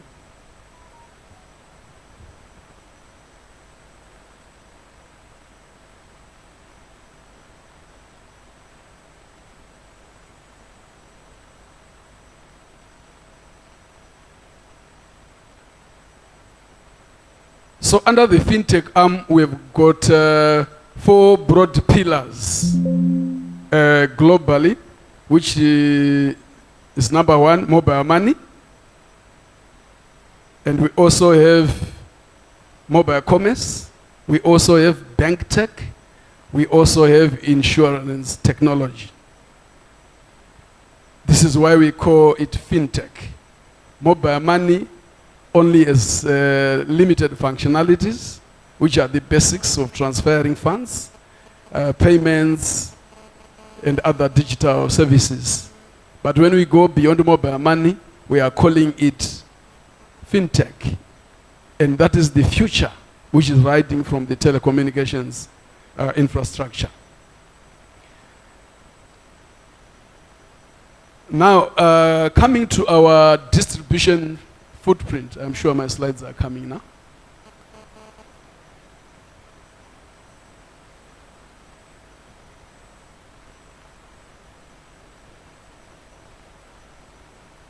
Thank you.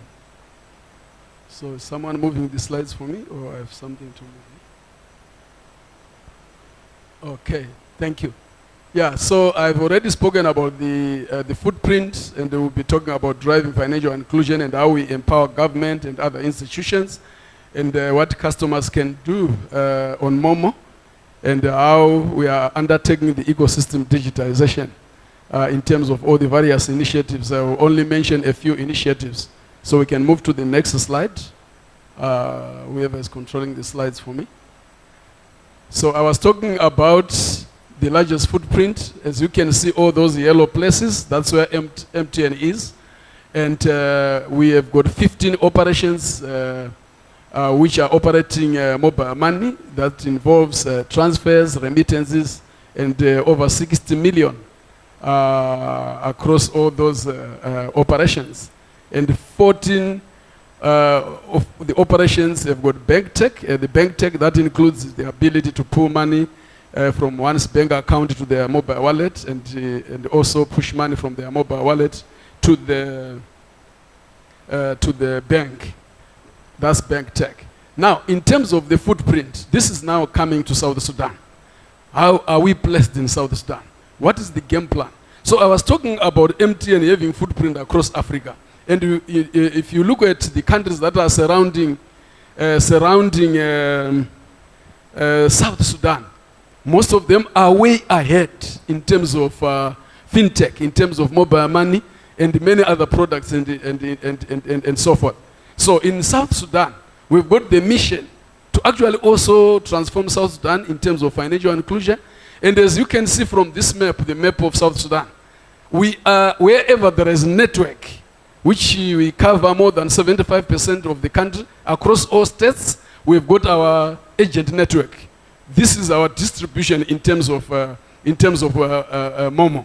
And when we say distribution, we really mean we have created over 6,000 active agents who are actually able to serve customers across all the states. This is like a mini bank branches. There is no bank today who should worry about going to establish a brick and mortar branch in Jonglei, in Bo. Yet there are actually thousands of agents who can serve customers.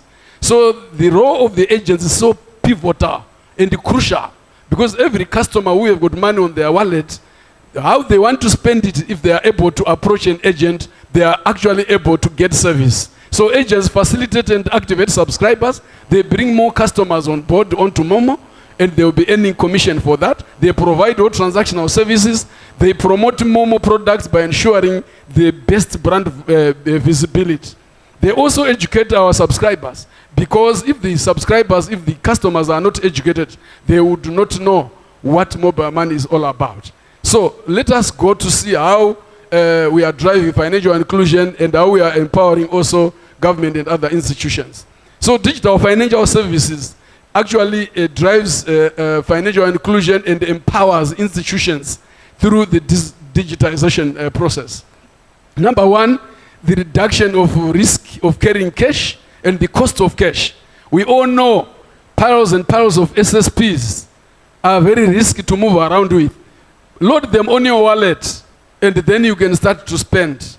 We have created an ecosystem. I will talk about it in another slide to come. Number two, everyone is able to access.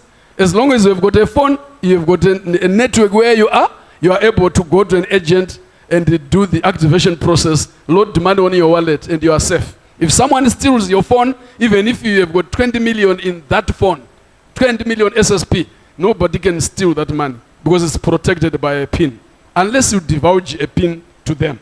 Number three, digital financial services contribute to cashless economy. Cash is very difficult. The bank, I think yesterday we saw in the press, in the front page of one of the newspapers, the Bank of South Sudan is appealing to everyone, to all South Sudanese, everyone in this country, not only South Sudanese, even foreigners, to actually adopt digital payments as a means of curtailing this rampant exchange rate and depreciation that we are experiencing.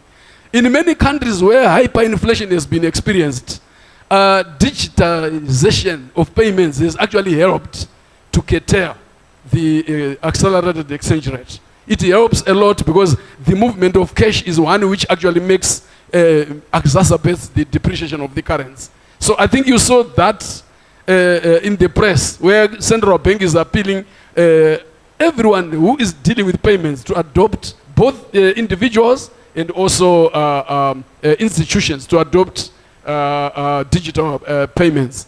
And yes, the economic indicators, it means the central bank will be able, the monetary authorities will be able to see everything formally through the digital systems.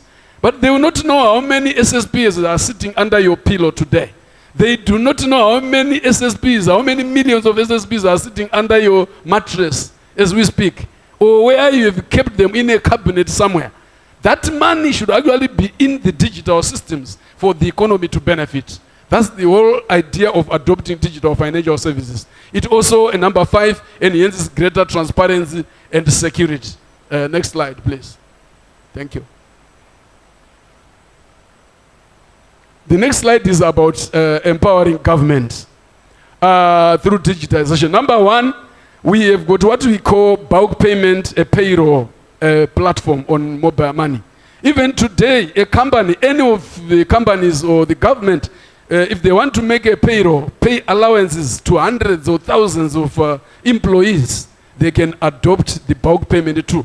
On the click of a button, all the payments can go to all the beneficiaries. Number two, it facilitates reconciliation, traceability, and financial transparency.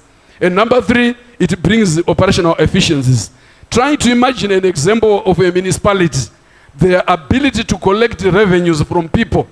If people are able to actually pay via mobile money to the municipality, to the council, the levies, to pay for their taxes, or pay for immigration fees, all that, it actually comes to help. So now, when you look at this, this is now looking at in a nutshell, what can a customer do on Momo? They can deposit money on their wallet, they can withdraw the cash as well, which we are trying to discourage. We are trying to say, don't withdraw. They can do peer-to-peer, they can send money to their friends and relatives. They can also top up airtime from their Momo wallet to their SIM card, voice and data bundles. They can buy electricity tokens from Jetco. They can pay taxes and customs. They can make payments at a supermarket, at a restaurant, who accept Momo. And they can also pull money from their bank account and push money to their bank account. And I spoke about bulk payments, where thousands or hundreds of customers can receive either salary or allowance or any payment via Momo, or at one go. I think I'm coming to the last slide. This is my last slide. And underneath this slide, we have underlined an organization that can integrate with Momo via what we call an open API. MTN FinTech has created what we call an open API. Any institution, be it an internet service provider, be it a big supermarket, be it whatever services, as long as you're an organization and you make payments, you can actually integrate to our open API, and you are able to do a movement of funds using the mobile money wallet. So this is a very important tool. One of the innovators who came here, I think it was Sahil, who spoke about the hackathon. We actually, as MTN FinTech, in an effort to provide incentive or actually promote our youngsters, we introduced what we call a competition on innovation, which was called the hackathon in October last year. And we dished out a total of $10,000 to these youngsters. They competed. We gave them tasks and they competed. Out of 9 or 10 of them, 3 of them won. One $5,000, one $3,000, and another $2,000 to enhance their innovation and product innovation. And we are looking at various aspects of those innovations. So this slide is talking about our product called Momo Pay, which is a merchant solution, where customers have got pain points, and also the merchants, the supermarkets, the retailers have got pain points. And I shall not go through those pain points. Most of them I have already spoken about them. Carrying cash, not having access to cash at all times is so inconvenient. And also you can imagine your mother is sick, it's so far away in northern Baragazal. And you are here in Juba. You have to travel all the way to go and ensure that you give them money. Or you make arrangements through expensive means. Instead of going to the nearest Momo agent, load the money, send the money to your mother so that they are able to get some treatment or get some groceries from there. So there are various pain points there. And also for merchants, every day as we speak, supermarkets, restaurants, anyone who is receiving money for service they are actually rendering, they are piling lots of SSPs in their shop. The next thing is they have to carry that cash either to a bank or keep it somewhere in safes, which is very expensive and also very highly high risk matter in terms of security. So all those pain points can be taken away by the customer, by the merchant actually using the mobile money. Because when they use mobile money, accept mobile money, they won't have piles of cash around them. So with the Momo Pay, we are helping both customers and business to solve their pain points. And this is some of the innovations that we are doing. Otherwise, this is my last slide at high level. Thank you so much.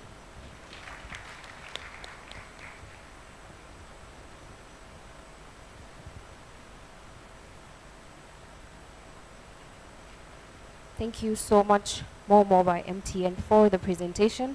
And now we'll have another presentation by M. Gurush, and Mr. Bolis Martin will take us through this presentation. Let's give M. Gurush a round of applause as they come to give us a presentation.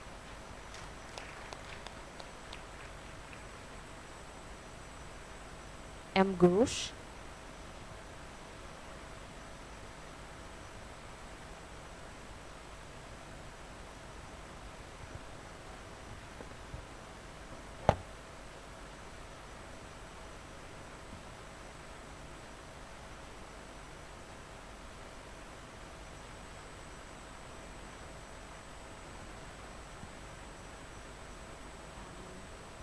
Good afternoon. Good afternoon, ladies and gentlemen. My name is Hawa Ali, all protocol observed. Thank you very much for the presentation. And I know some of us were expecting Abulis Martin, but here I am. I'm really excited, and thank you very much to the National Communication Authority for putting this together. We do appreciate the fact that we are all here, and we really want to walk you through what Mgurush is about. In our journey, we started our journey in 2015, and we are super excited to be the first, and we go in the history of South Sudan, to be the first mobile money service provider to do their first transaction in South Sudan. Today, a South Sudanese can proudly go out and say that when the rest of the region are talking of their mobile money, we are also able to stand up and talk about our Mgurush. I want to believe our presentation is ready.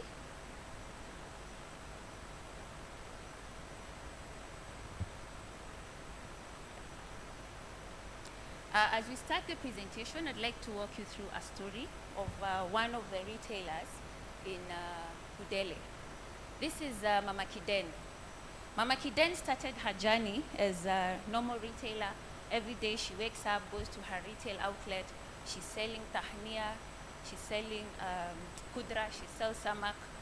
But every evening when she goes home, whatever she's been able to sell at the end of the day, her husband goes in and takes the money and uses the money to drink. This has been happening for quite some time. But then he then met with us at Budele when we were doing our normal everyday route market visit. And she got interested just to understand what is mobile money, what is Mgurush.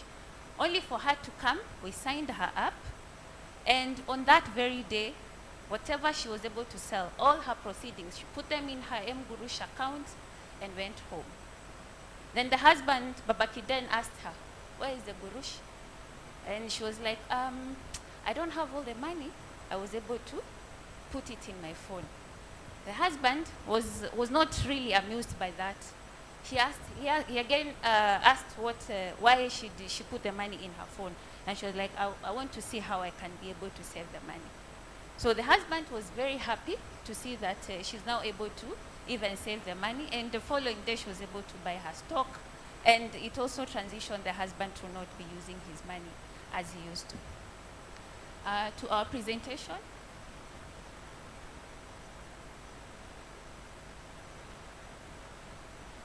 So Mgurush first launched in 2018, and we still go into the history of mobile money service provider as the first mobile service provider in South Sudan. We are a digital platform. We are able to transact in SSP and also able to transact in USD. Our platform allows all mobile service providers to be able to log in and use our services.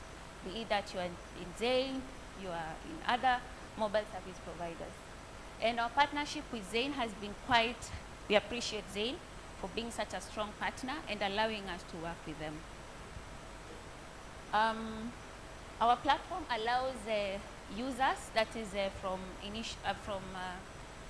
individual users to corporate users, to use our platform. Part of some of the advantages of what Mgurush is about, we all know, and I want to believe that some of us who've been able to use the service, is that our services are very cost effective. We are fast Today, if you want to send money to Bahar Ghazal, you want to send money to Jamjang, all you need is just to put money in your phone and you can send money directly to them. It's also very easy for you to open your account. All you need is just your phone, your jinsia, and you have an array of jinsias, that is IDs, passport that you can use to do the to open an account. It's also very secure. Today, if you have your money in your account, you lose your phone to Toronto, and I know most of us have ever had a Toronto experience.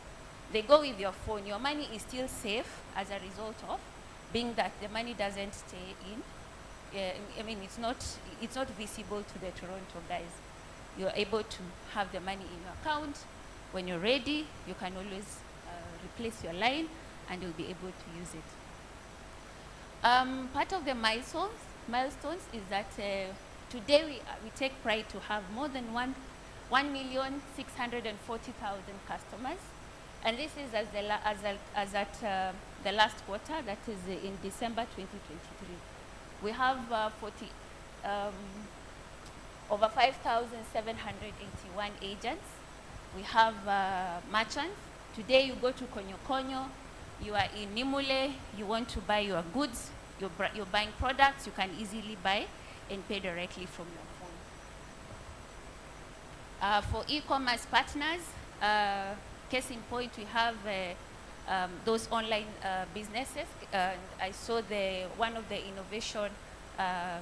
innovators who are here to present. I would really want to see how we can work together and have them exposed to our platform, as our platform allows them to as well just address the aspect of collecting money through the same. Some of the services is that we are able to transact, that is as a mobile service provider. We have partnered with different banks.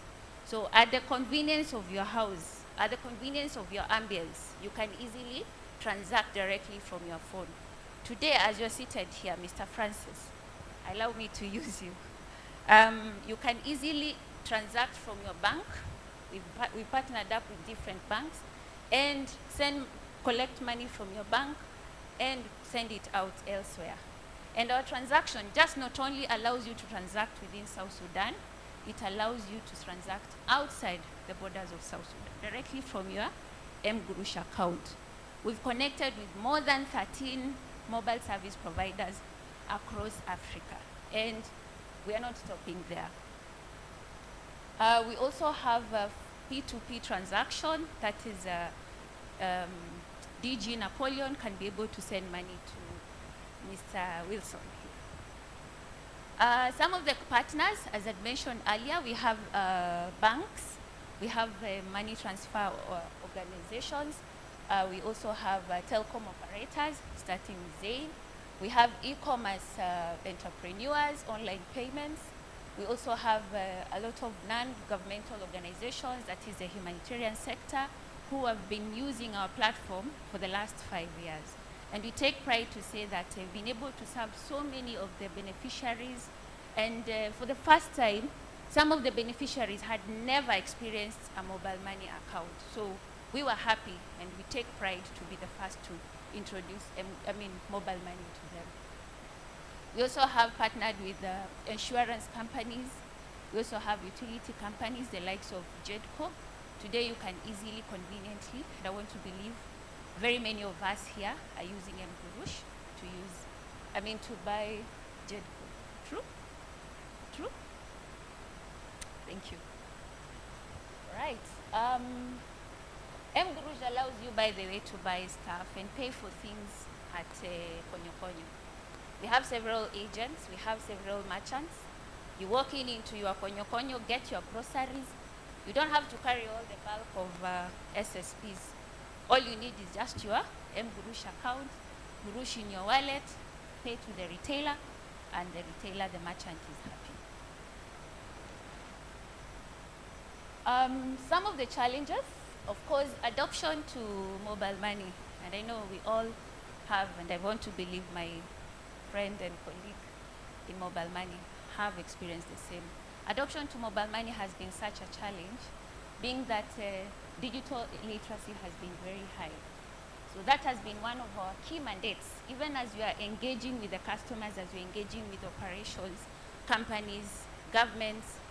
Our main objective is to make sure that the customer is trained, the customer gets to understand, and for a first-time user, it's all very vague, very new. So we have to work with the customer through the entire journey just to help them understand what mobile money is. Of course, there is also the aspect of, just take it back a little. Yeah, we have quite a number of unlicensed mobile money providers in this country. So even penetrating to engage with those customers, please use our mGuru service.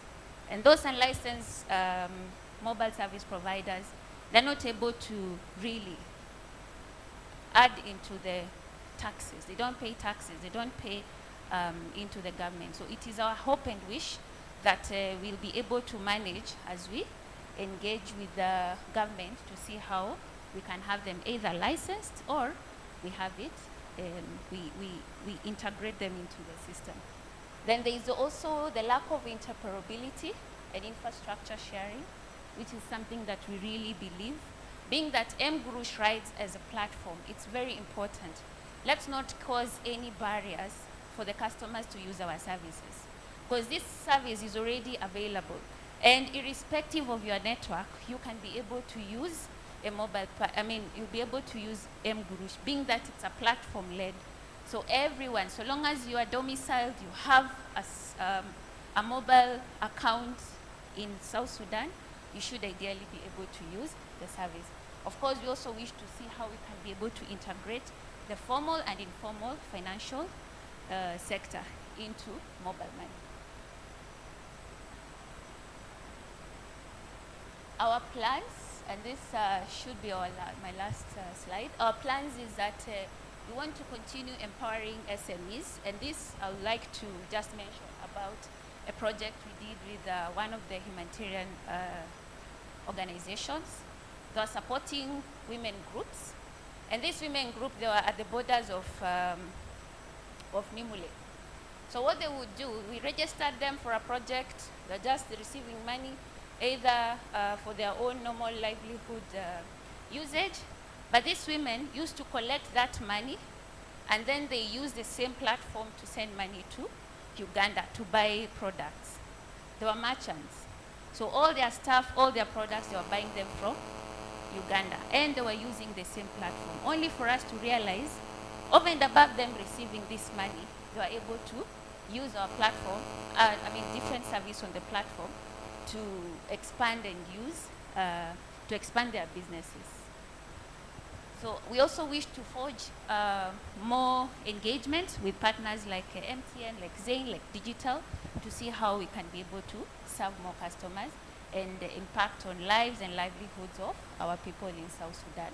Our biggest and major objective for this year is we want to expand to more boundaries, more geographies, more corridors.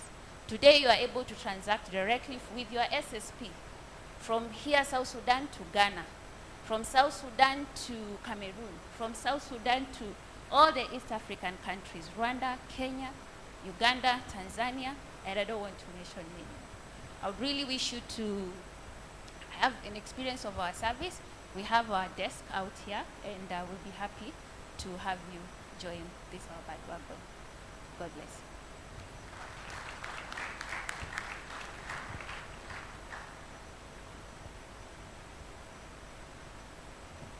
Thank you so much, M. Gurush, for the remark. Our upcoming speaker, Mr. Tijok Nyikako, is the Deputy Chairman of the Board of Directors of E-Services, and he will provide insights on the digitalization of the service sector. Let's give Mr. Tijok Nyikako a round of applause as he comes to give us his remarks.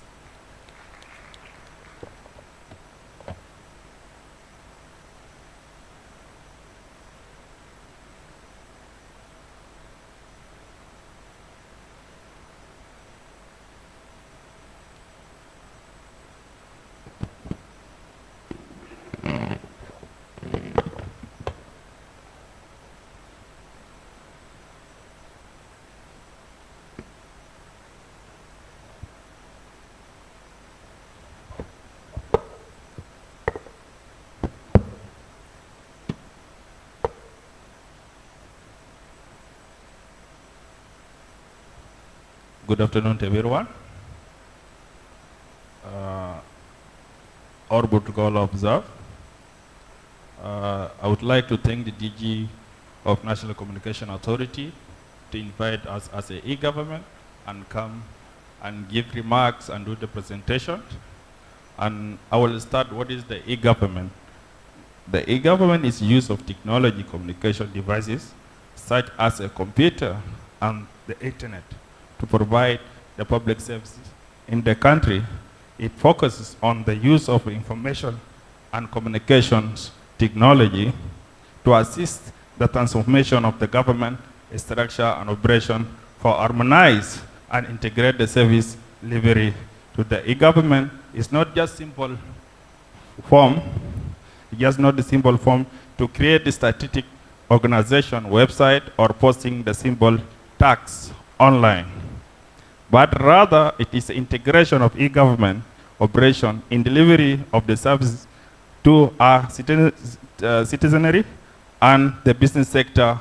More broadly defined, the electronic government is use of the ICT to promote and more efficient and effective government, facilitate accessibility to the government services, allow the greater public access to information, make the government more transparent and accountability to the citizen.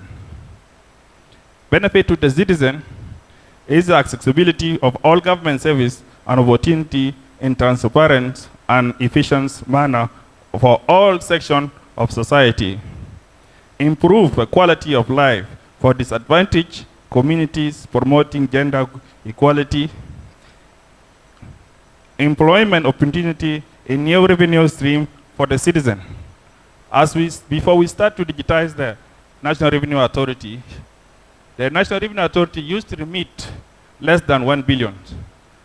As we start with one division, domestic tax, from less than 1 billion to 3 billion in a month. After we digitize the e-customs, they moved from 3 billion to 17. As you see today, as for the last month, the National Revenue Authority, they make 30 billion pounds in a month because digitalization will eliminate and close the loopholes. Enhance the quality of life and well-being of all people in South Sudan through the improved services delivery, create a more accountability to governments, empower the public access to information, record, and portions of the state or public body as effectively participate in the government decisions that affect the citizens.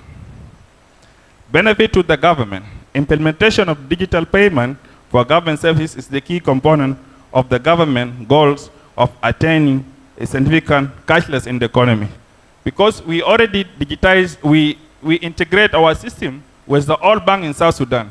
As today, it's easy for you to generate the invoice online and go to any bank with the reference number. You can deposit and money can go direct to the National Revenue Authority account direct, and they will see. And easy for you also to file your tax. There is no need to go to headquarters of the National Revenue Authority and ask for the assist. You can assist yourself and file all the tax, and easy to trace all the transaction online.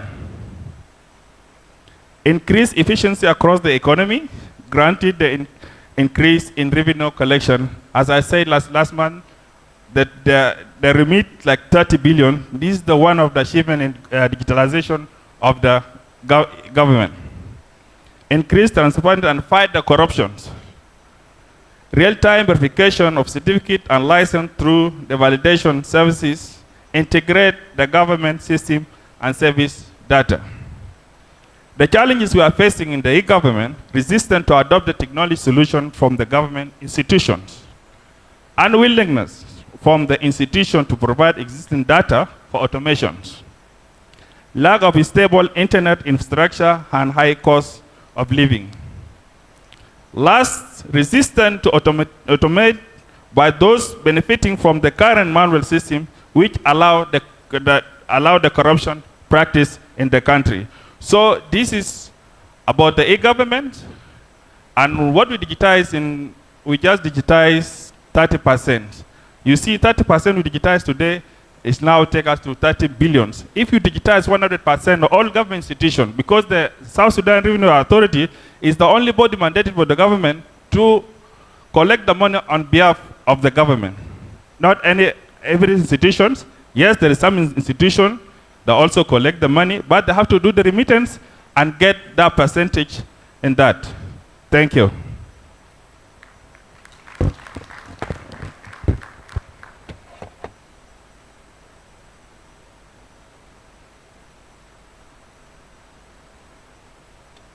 Thank you so much, Mr. Tidrock. And now we have a presentation on the introduction to e-services by Mr. Duat Garang.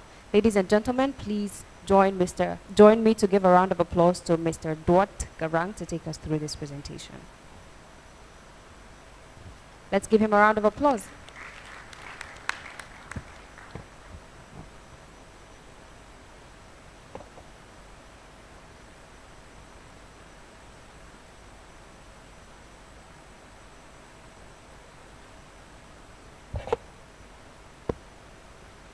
Good afternoon.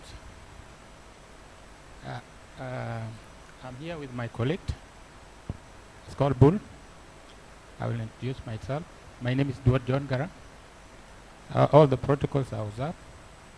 I'm going to take you through an e-service that has been introduced by my boss, the deputy chairman of the e-service.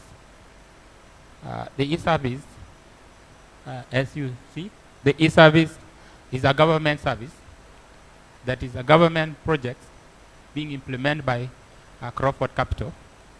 And the service is for the public to digitalize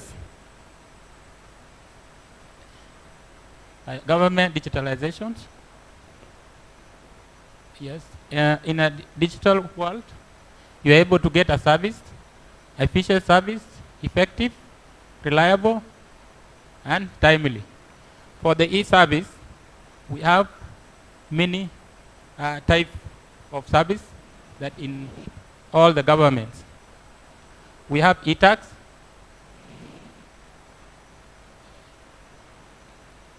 we have 3 types of digitalizations. One is tax and revenue collection. That is what is done by NRA. That is the e-tax. And then also we have e-custom and tax and revenue collection. Also, we have digital transformation of public service. That is where you can get a service from Ministry of Investment or Petroleums. All those services are digitalized. Some are digitalized, some are not digitalized. Also, we have public finance and expenditures management, and it is not yet digitalized. Coming to e-tax revenue collection. On e-tax, we have a platform whereby you can create your accounts by yourself. You file your tax, and then you remit your tax to NRA. In this way, now you're able to track your payments, and also you can remit your tax on timely manner. So that is the e-tax. Also, on e-tax, we have domestic revenue, custom revenue, and national invoice system. The national invoice system has not yet been introduced. It's a system whereby you can invoice the government. You can invoice a public provider, and that invoice is automated.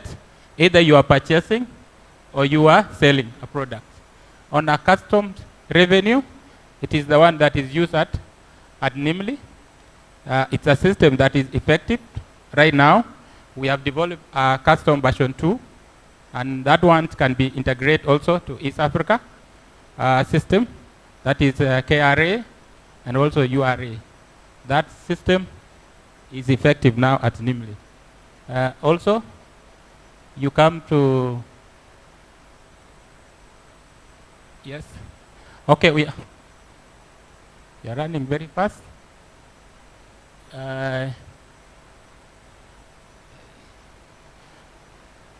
The benefit to the citizen, you can submit your tax on time. Also, there is an improvement of quality of life for disadvantaged communities, promoting gender equality. Also, empowering public access to information. You can get information online. Also, you don't need now to be moving to the government offices. You can do your transaction where you are, and then you pay in the banks, the integrated banks. Also, the benefit to the citizen, to increase accountability and public participation by citizens in their governments. That one also, it helps the citizen to know what is the government doing with his money. When the money is remitted to the NRA, goes to the Minister of Finance. Another slide. Benefit to the government, digital payment for more cashless economy. The government will not be anymore take cash. The money will be paid through the banks, and he only gets the service and then monitor the cash. Reduce the cost in public service delivery. Also, it enhances compliance through convenient access service to citizens. Also, it is a real time, and also you can verify the payment through the e-tax system. So that is that. Solution we have. Also, we have also a system that has been announced recently, that is car clearance for agents, and there is a system that is used by the agents. The agent has the system for remittance of the declaration to the custom, and the system is that one you can see. Also, there is a road and transport management system. That one is not yet, but it has been announced recently, and it is going to be implemented. That is a government system, so that the goods are trucks from Kenya through Uganda to Nimili. Also, we have business registration system. That is BRS. It is the system that is used by Minister of Justice. You can register your company online, reserve the names, and register online until you get the certificate. That one you can register in the partnership, the business, and also the sole proprietorship. All of them are online. Also, you can do annual returns, and then also the share transfer online. That system is working now in Ministry of Justice. Also, we have civil registration and vital service system. That system is not yet implemented, and it is underway. Housing, real estate platform for public sector. That service is not yet live, but it is a service that is hopefully going to go live soon. Also, we have e-tax revenue collection. I think it's a repetition of the other ones. Also, we have e-visa. On the e-visa, you can apply anywhere you are. Those people who are coming to South Sudan, you can apply online, and after the approval of your documents, if they're genuine, you'll get your e-visa online, and from there now you come to South Sudan. It's not a must, you come to South Sudan. Also, we have e-passport that is not yet launched, and it is going to come. Why our solutions are superior? Our solutions for today are tailor-made, and our solutions, they helped the government to improve collection of revenue, and also they are simple. Another slide. Since the system is start, we have managed to register some taxpayers, and there is about 30 plus service on the e-service. Go back. There are 30 plus services that have been launched, and then also there is users. We have about 65. That is individuals and companies and NGO that are registered in the system.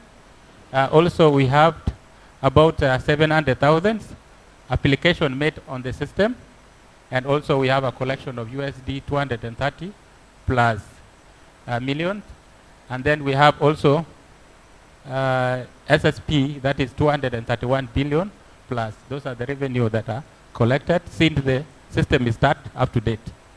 So you can come. Our footprints, also, Crawford is also in other countries like Kenya, Malawi, Sierra Leone, and net Somalia. That is the end of our presentation. My colleague here can add you some. Thank you, Mr. Edward. I'd just like to reiterate on few points that my colleague already raised. One of the things, our approach to digitalization is, the first thing is to have a central point where everyone are registered, and that is through, for the tax, there is a platform called eTax. This is for registration of taxpayers. And for all the other non-tax, there's a platform called Automate. This is where you register for your registration of companies, for visa online, and for all the other non-tax services. That's our first point of contact with the implementation of the e-service. The second point is, where do people store their information and how do they access it? So we are on a journey where we need to integrate all these institutions so that when Ministry of Justice want to confirm this information from this institution is accurate, you use a single reference number to fetch your data from that institution. That one we have already implemented, and today for some of the companies that already have their tax clearance certificate, when you go to NRA website and you put that number there, anyone can confirm this company has a tax clearance certificate. This is the point which is very important for the government in implementing the compliance. So this is one thing we are trying to achieve also in other institutions. For example, we have also for the Directorate of Nationality, Passport and Immigration, how do we identify those people within South Sudan? There's something called personal number in every ID, and also now for the foreigners, they have passport and alien identification. So the core focus now is how do we integrate all those people. Already we have different points that are also we are trying to bring together, and our challenge would be how do we also bring these institutions together, because the data is in different locations and sometimes there's a resistance from these people in giving the data for the e-service. So these are one of our big challenges, and I think the most important thing also on the e-service is the payment. I think this is one of the challenge among many businesses. So when you file your tax, how do you pay? After you pay, are you sure that your receipts will be always there? So on e-tax platform now, when you pay, the system already generates your receipts. This is something you will never lose as long as the system is there. Anytime someone, like for the audit purpose, you always have your receipt on the system. I think that's the few points that I wanted to add, and thank you. Thank you. Our service, we have also websites, so you can be using nra.gov.ss, that is for e-tax, and also brs.eservice.gov.service, that is for Ministry of Justice. There are a lot of websites that you can use for government service. Thank you.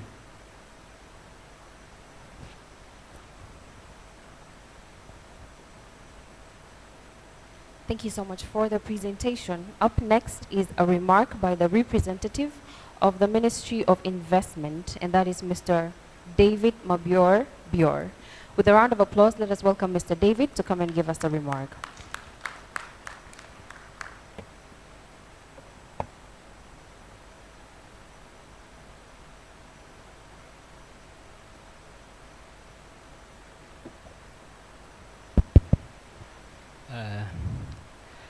Director General, National Communication Authority, Republic of South Sudan, leaders in corporate service, members of participants for Connect in South Sudan, allowed me to take this opportunity to deliver this message on behalf of my minister, Honorable Dr. Diu Matokding Wall, is committed somewhere, but he's supposed to represent the ministry. But because in his absentia, I'm able to be delegated to represent him. May you allow me, all senior government staff who are here, to deliver this message to the forum. What I would like to say is I have sort of presentation in PowerPoint. I hope you have it, Eva. Today, I'm glad to be in this forum because simply, in the first place, we in the Ministry of Investment, we have an agenda of promotion the investors to this country. As you realize, those who were present between 2012 and 2013, there were one of our vision that was done to invite the investors to the Republic of South Sudan. Some of the items which have been said here, and they seem that we are here today is leveraging connectivity for development and transformation. I will not actually go through this huge introduction. As you see, you will get it through that service. But we will go, what is our aim in the Ministry of Investment? What do we need the partners, the government providers for service, the economic classes, what do we need to invest on as a government and as the Republic of South Sudan? Go through the objectives. Actually, what has been presented by the innovators, I was really happy about it, simply because one, they focus on infrastructure, which is the area that we recommended in the Ministry of Investment that people should focus on. Then they talk about the areas like agriculture.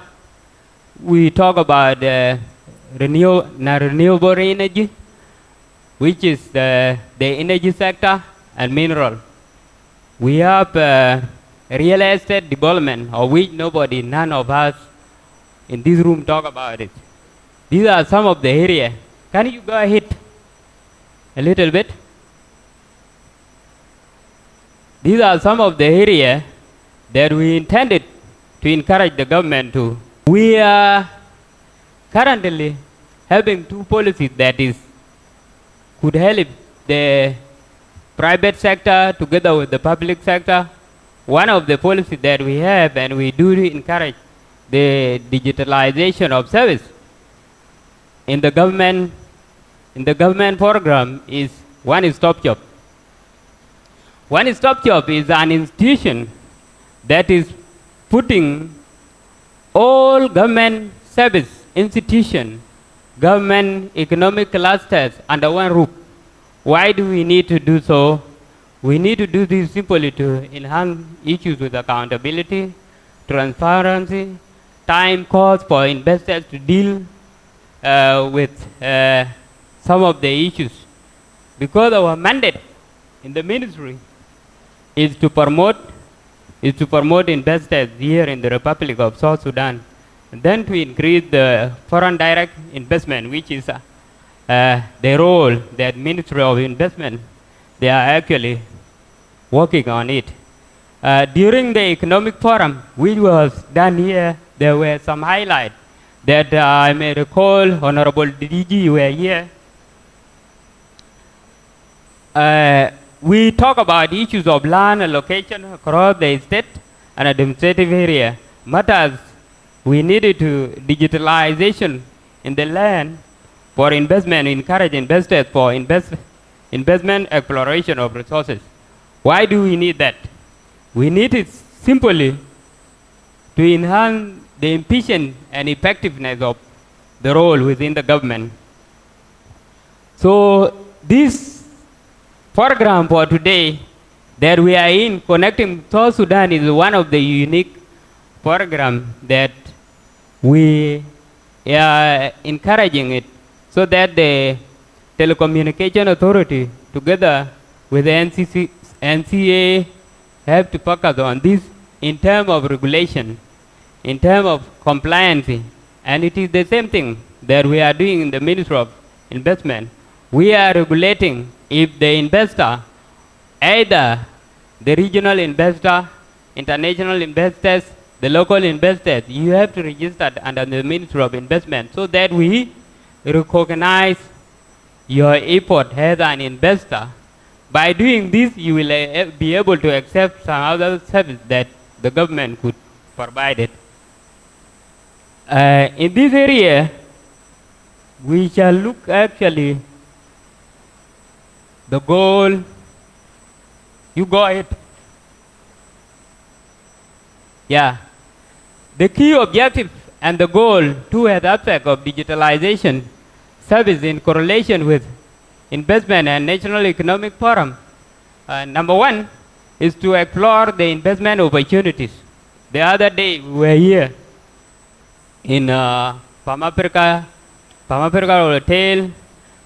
We actually had consultation that we marked the location and the areas that South Sudan intended, where we have the resources across 10 states of South Sudan plus 3 administrative areas.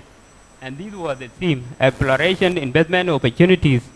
In South Sudan, the Ministry of Investment led a delegation of experts and consultation into the state, benchmarking investment sector, build oil exploration, and contribute to skill development, technology transfer, knowledge, sharing, and availability of capital to boost economic growth towards sustainable development. The aspect of digitalization of service shall be an essential to diversification of the economy to promote investors and interest, local policy protection. As you hear from the representative of AU telecommunication representative that we have issues with patent right. This is one of the areas that we need the Ministry of Justice to work on in protection of patent right, or stealing an idea of someone. It is an open in some other countries. For example, in Kenya, it is actually being protected. And here in South Sudan, we don't have a proper regulation that is protecting this. And I believe the Ministry of Justice, together with the regulators like National Communication Authority, they will work on this to protect patent right for investors. Number 3, encouraging renewable energy sources. Investing in promoting the use of renewable energy can help reduce reliance on fossil fuel and decrease carbon emission. This can be achieved through incentive for companies to adopt renewable energy technologies and policies that support the growth of clean energy industry. Next,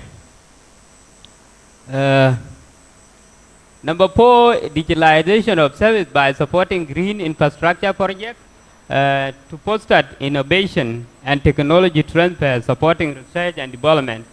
Actually, these are some of the things that the innovators were actually talking, and some of the representatives who were presenting here. And if you see this thing here, someone may just say maybe we deal with some document, but actually this is what we have been doing. Ministry of Investment is about targeting. Even you here in the room, we see you as investment in this country. Because if we invest in capital, in human capital, mean boosting the economic of this country. Next. To boost agriculture and food security. This is number 1 agenda that we targeted for this year. We see how the economic and the inflation fluctuation has caused habit to our living. So we are encouraging the people of Republic of South Sudan that everyone must cultivate for his own subsistence and commercial crop production. If we do this, then we will reduce the issues of exportation food from outside the region. Next. Yes. Diversification means we should invest in some other sectors like infrastructure, energy, mineral, Apart from oil, that we are actually bencher of it, and that's why we say we should promote diversification of the economy. Next, you go to, you see the challenges. Challenges of digitalization of service attached with the technology. Number one challenge is lack of change management strategy, skill gap to bridge the technology or the techno. Complex software and technology legacy application modelization, driving adoption of new tools, processes, and organizational systems, lack of digital transformation strategy, and lack of proper regulation guidelines to protect the local market, security and privacy concern, culture mindset to accept the change and evolving landscape, continuous evolution of customer need and measuring success. Next, recommendation. We recommend that toward investment policy framework for the digital age, investment in international market and foreign direct investment for South Sudan will help in boosting the economy through raising of the dollar reserve in FDIs. The policy framework for investment in the digital economy, strategic investment policy consideration, review competitive advantage for the attraction of investment, and from digital service access potential challenges and risks, identify strategic opportunities, niche industries, digital content or service industry development, review and prepare for changing investment determinants, investor profile in other sectors, how they adopt digital technologies in the global market, formulate a strategic response to ensure investment policy remain geared toward sustainable development and inclusive economic growth. Assess the content to which existing investment regulations are affected by digital operating model. Next, modernize the investment regulation where needed and balancing investment promotion and facilitation with measures to mitigate risk associated with digital operation. Okay, here these are some of the challenges attached with digitalization of service. But within these challenges, what we actually need a proper framework in terms of legal practicalities that the judiciary and the Ministry of Justice to work on these issues. And then we in the Ministry of Investment, our motto is to encourage investors to come to the Republic of South Sudan so that we have to cooperate and boost and change the economic of South Sudan. By doing this, then our country will head in a different direction, the direction that we need this country to go. We have one of the policies that we are working on it, that is public-private partnership. Why we need this? We need private sector together with the government to work hand in hand. You remember, if you go to Kenya today, there is one of the roads which was done through private partnership as a joint effort for this team. That road is actually, if you need to pass through that road, then you have to pay. You pay the taxes through cashless or e-service. And then that one, those taxes, they will go directly to the government. If we are doing this, we will deal with issues with corruption, issues of accountability, issues with transparency, and this is how my minister and the rest of the ministry is working on this.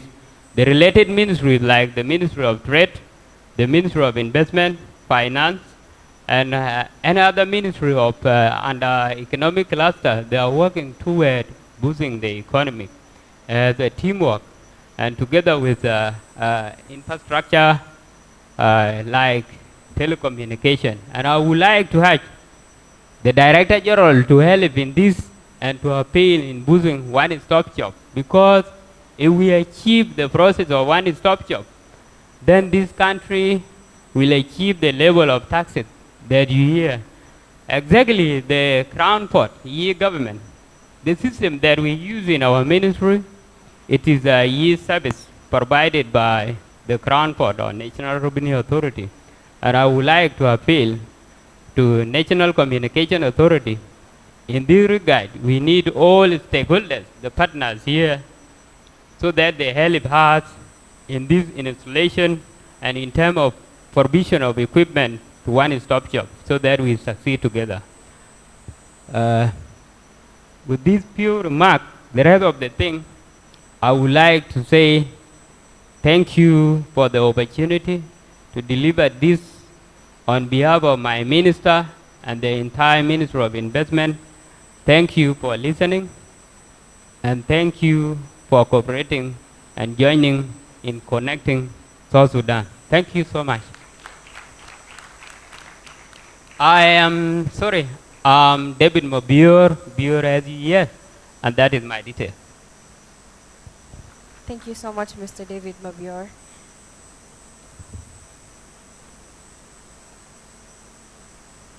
On our final segment, digitization of the service sector, we have a panel discussion moderated by Mr. Akol Dok. Mr. Akol is a prominent public speaker. He hosts the South Sudan and the World podcast and is the managing partner for Oras Consulting Limited. Mr. Akol Dok, you're highly welcome with a round of applause from the audience to take us through the panel discussion as we close with it.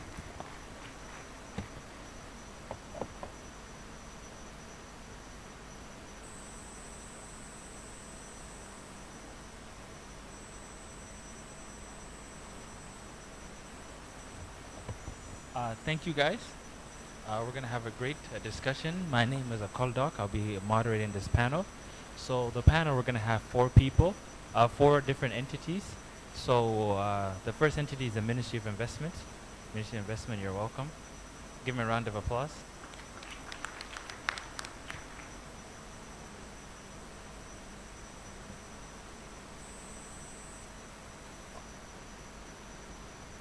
The second entity is Momo by MTN.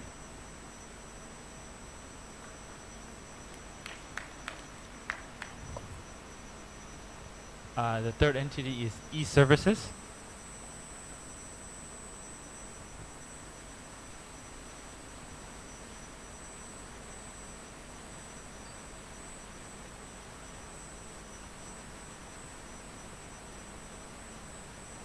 And then the final one is M. Grush.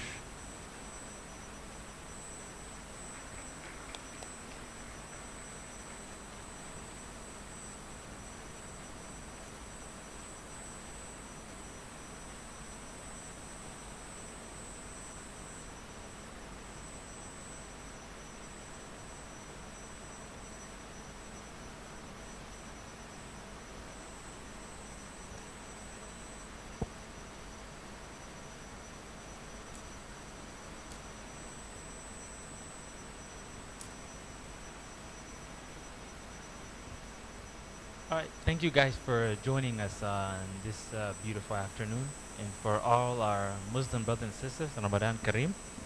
So we'll start. I think this panel is focused on digitization of the service sector and how what you guys are doing is impacting the society and how digitization can take South Sudan to the next level. So I'll be asking different engaging questions and you'll be responding. I think I'll give a chance for you guys to briefly introduce yourselves and the entity you represent. So I'll start with the Ministry of Investment representative.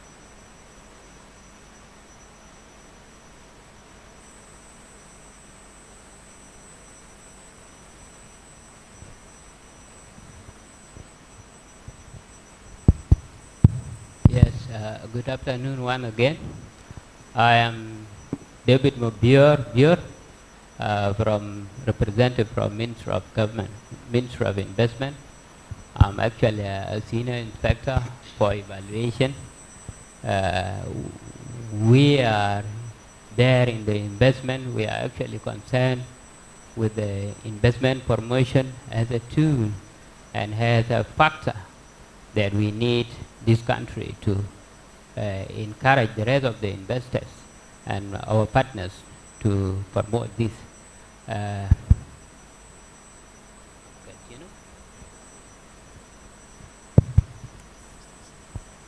Good afternoon, everyone. Thank you so much, moderator. My name is Francis Matsegetsa. I'm the Momo CEO from MTN. MTN's goal really to invest in South Sudan is to try and ensure that the country goes to another level, particularly in driving financial inclusion. So with various initiatives and the hunger to make sure that we contribute to the transformation of the country. Thank you. Okay, thank you for the moderator for this chance you have given us. My name is Adok Mabur from e-Service, and I'm the head of training and customer support. As you might have heard from the presenters, especially my boss and Mr. Garang, they have talked about what it means to say e-Service. E-Service is a government project which is implemented by Crawford as a company. You might have seen it, and people are wondering why is e-Service mixed with Crawford. Crawford is just a company that is implementing government services online, and thank you.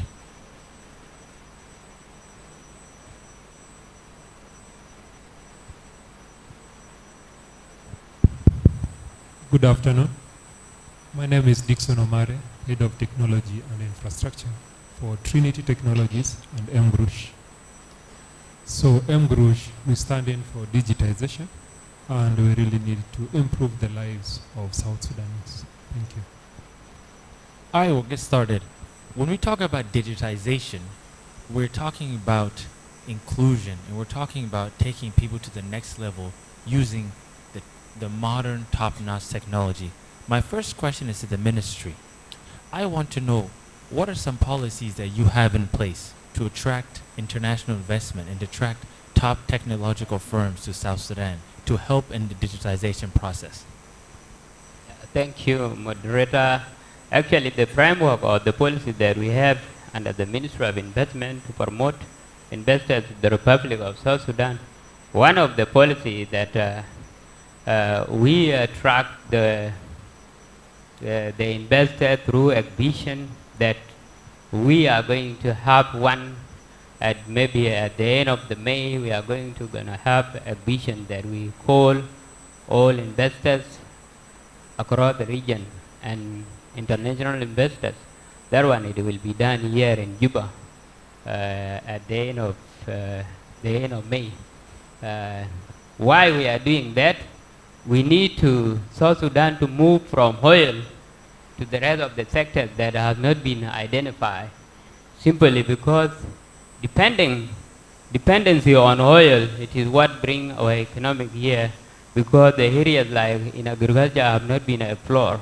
For example, if you go to Yambio today, then you get many people in Yambio, they actually cultivate.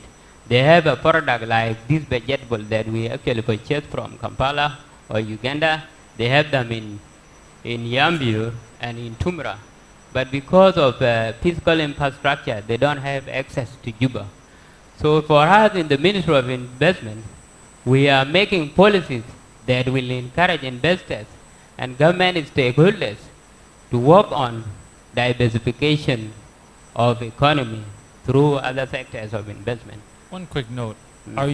Is your ministry working together with the NCA on this thing? Do you have collaboration to attract investment in the technology sector? Indeed, of course. We are working with the NCA, and that's why we are invited to be among the participants of this program. Today, we are encouraging the Republic of South Sudan that all government providers, government service, they should be digitalized through the service. By doing this, you create the investors' confidence that there will be no issues in terms of corruption, in terms of delivering service to investors. If we create this, then we create a conducive atmosphere for investors to come to the Republic of South Sudan. Digitalization will lead to the access of the service when an investor investor is in Dubai, he will be able to accept the visa, as you say, will be able to accept the ministry website, the telecommunication system, the rest of the system without even coming here. Okay. When he come here, he will be able to be safe there, knowing that South Sudan is one of the safe countries that have competency of the same service that they get in their own countries. Okay.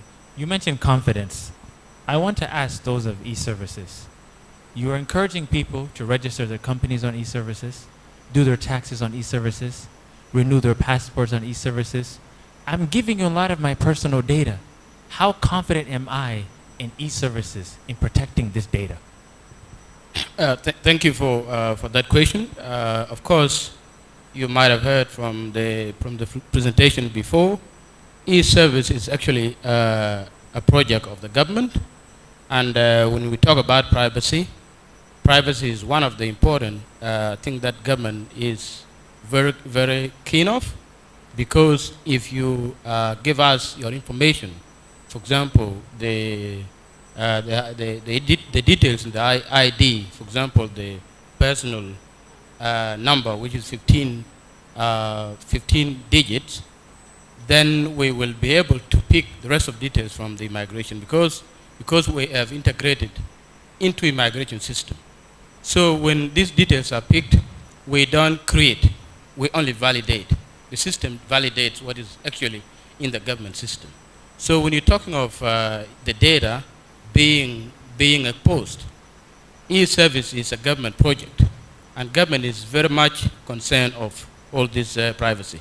So we are obliged to make sure that data of anyone is protected and is looked after and is not actually going to the third party. So the data doesn't go to third parties, it's protected? It's protected 100%. Does any employee in e-service have access? Let me say, does any non-government employee have access to the data of people? The only way anyone will have access to the system is through your personal account, because it is designed for you to have access wherever you are, but you only have access to your own profile. You will not see what is happening in my profile. You will not see what is actually happening in the other either employee of e-service or different taxpayers. So all this data are protected. So the rest of details might be assessed by the NCA, not actually NCA, NRA, which is the government actually, responsible for taxes. They have maybe the back-end system, the back-end lock-in, but within the A service, like from us, we don't have that access. So we will only have your access into your account, but not into someone's account. Thank you. That's reassuring. That's good to hear. When we talk about digitization, the private sector is very important. Now we're going to hear from our mobile money providers. I want to start with Momo by MTN. In 2017, according to data, the financial inclusion in South Sudan was about 15%. In Sub-Saharan Africa, the number was 46%. What are you doing to ensure that more people have access to finance and banking through Momo? Okay, thank you for that question. There have been serious strides since then. I think one of the issues that may have taken long for us to actually go in leaps and bounds in making sure that we move from that statistic, which obviously looked very low compared to Sub-Sahara statistic, has been the process of making sure that we are compliant. We are supposed to be compliant with the regulatory requirements, ensuring that we meet what the laws of South Sudan require, to set up systems and entities that actually run mobile money legally. So that took a long time for us specifically to actually make sure that we started to run faster. So, because this is people's money. So it's not about just us being there, Momo. We are taking people's money onto their phones, onto their wallets, and therefore we have to make sure that that money is protected And we have got systems and processes in place to make sure that anything that happens, that money is protected, it will not be lost. So the steps we have taken to actually grow financial inclusion in this country, I think in my presentation I highlighted the fact that we've got more than 6,000 agents. These are agents I'm talking about who do a minimum of 10 transactions on a day-to-day basis, who serve maybe 10 customers or more. But there are so many other. So the total number could be in the region of about 9,000 agents. And when they serve large sums of customers, we have crossed the million mark. And I think if you go back to look at that statistic, I don't think South Sudan is still sitting at the 17%. We have actually also brought in players in the corporate, your supermarkets to accept payments via Momo, your restaurants. We have partnered with the NGOs who are able to serve through the humanitarian cash transfers in the regions, in states where this could not be happening in 2017. That was not there. But as we speak, we've partnered with the international NGOs, like your World Vision, your World Food Program, and so many other NGOs, which actually has actually enhanced the number of customers that are coming on board. On a day-to-day basis, we see growth in the number of customers that are interested in wanting to join Momo. So in terms of as MTN from a telco point of view, as they spread their sites, those towers for network in the rural areas, wherever there is a tower in a rural area, we create Momo agents there to serve customers. So that's how we are growing. And by the time we are reaching December this year, the statistic will continue to increase in leaps and bounds. So those are some of the steps that we have really taken to grow financial inclusion. The theme we're talking about, digitization needs confidence. A lot of people in our country don't understand it. People have complained about Momo. Sometimes JetCo, when you upload your JetCo, you don't get your code on time. Sometimes it's not working. What are you guys doing to address the holes in the system to build the confidence of people? Thank you. First of all, I think we need to separate network issues and also the integrations that we have with the institutions like JetCo. They've got their system. We have got our system. So when people complain, they are complaining because they failed to do a transaction. The problem could be sitting on our side, or it could be sitting on their side. But now, when we go in the public, we don't play a blame game. We have to take ownership because this is our customer, right? So I wanted to explain that. So it's not most of the time that there is a challenge, therefore it's the problem of Momo. It can be the problem of the other side. But we talk with our partner and make sure that we resolve the issues. We have actually taken steps to clear some of the challenges. Some of the challenges were being caused by the network challenges in this country. I think somebody presented about where the fiber, the network, the connectivity, there are fiber cuts that take place in Uganda, which affect this country. So the towers are affected, the network is affected. In the process, then somebody cannot transact. So those are some of the issues. But besides that, as MTN, we are exploring alternative routes to make sure that even when those fiber cuts take place, we are able to continue with the business, right? So in the end, when we take alternative routes, it means we are going to make sure that no matter the fiber cuts, our connectivity is not affected. Because once the tower is affected, then the mobile money wallet transactions will not take place as long as there's no network. So we are finding alternative routes to make sure that that pain point is removed.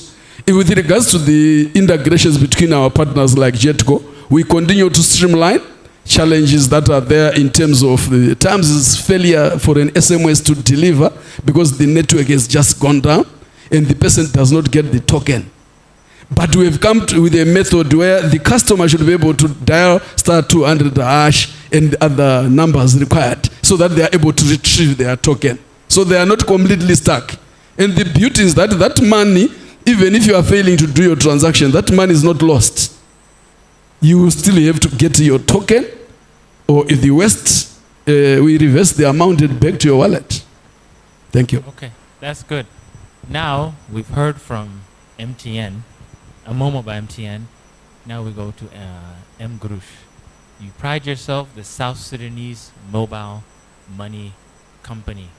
What are some things that you're doing to ensure that South Sudanese understand the technology and the digitalization efforts that you're undertaking? Okay, thank you. Let me take you back to the history of cash and cashless models. The market today, most citizens handle money, and this money does not reside in banks. A good percentage is outside here. And this money cannot be moved from one place to the other. This causes insecurity. So coming on board as the first mobile money, locally owned, we faced a lot of challenges. One is infrastructure. We had to see ways to build infrastructure. We had to see who to partner with to be able to move this agenda of financial inclusivity. So what we did is we approached all telcos to be able to discuss on a way to reach people, even to the remote areas, for purpose of serving these customers. The second point is the contracts, the service level agreements between these partners is what is enabling us be able to reach even to the remote areas. So mobile money coming in was a purpose or a vehicle to be able to have this money reach different places, move this money from people's pockets to the banks. So that is one thing we are supposed to assist as a technology, the government, assist as a technology to the people of South Sudan. The challenges we are facing today is infrastructure. Not all places are well covered.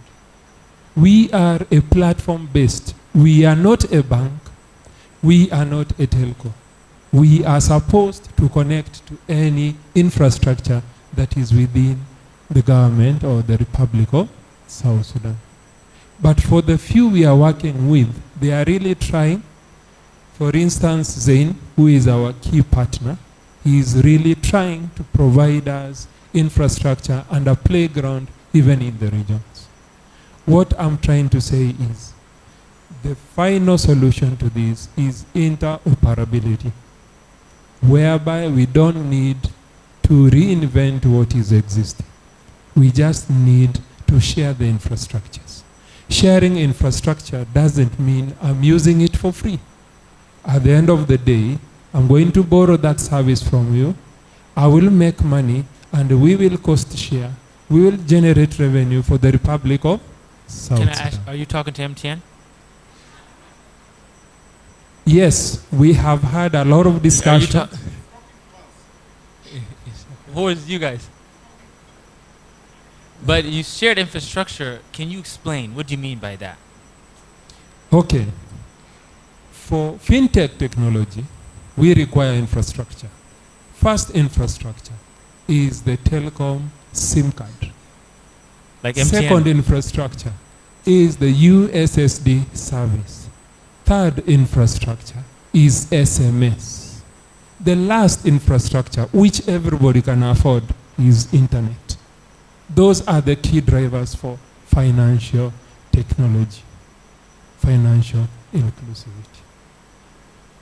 I want to understand. So you want more collaboration and partnership with people in South Sudan. Is that correct? We are an open platform.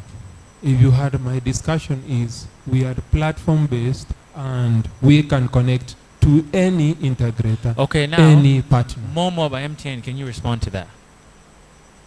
To what? I'm not clear. He's saying that they're open to working with anybody, and they're an open platform. Okay, go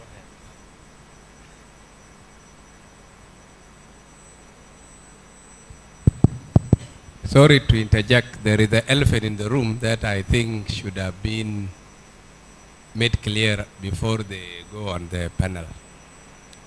South Sudan has a policy in the region which is very unique.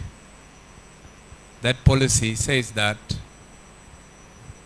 mobile money are to be network neutrals.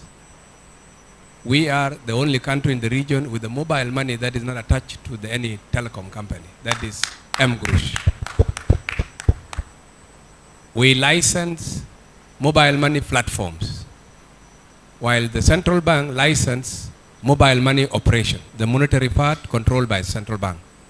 The technology part controlled by the National Communication Authority, and our policy is very clear.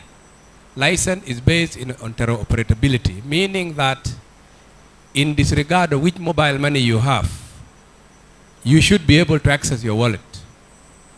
If it is mGrush, you should use MTN, you should use Zain, you should use digital. So the question would be for MTN person who just launched an Momo, let them give us the Momo USSD code of Zain, for example. He should have that. The same thing goes to mGrush. mGrush should have USSD code for MTN and for Zain equally. These are license compliant issues which they have been playing around, and we give them a chance to engage before we come in to issue penalty for breaking the law. Because anybody who holds a SIM card in South Sudan should have access to mGrush. Anybody who holds SIM card of any network in South Sudan should have access to Momo. That is the elephant in the room, and that's why they are talking in court. Okay, guys, let's confront it. Respond to that. You heard the DG. Okay, my response is simple. Like the DG has mentioned, interoperability is a concept that is accepted world over, and it's known for its advantages. But definitely there are fundamentals that must be there for it to happen. Like which fundamentals? Fundamentals, he spoke about infrastructure. There are also there must be regulatory framework that supports that. I'll give you an example. If I'm holding a Zain or a digital SIM card, and I happen to join Momo wallet, if I have a query, my money is lost somewhere, where do I call? What happens? There are settlement issues. I'm talking about my true understanding from my own experiences, from where I've come from in other. But in South Sudan, these are things that needs to be discussed and make sure that there are protocols, that are understood, and then handshakings can happen. I don't think it's a complicated matter in terms of now understanding those things. Maybe from a panel perspective, this answer cannot come here, but actual discussion to say what are the fundamentals, infrastructure, and the settlement processes, framework that guides so that there are queries.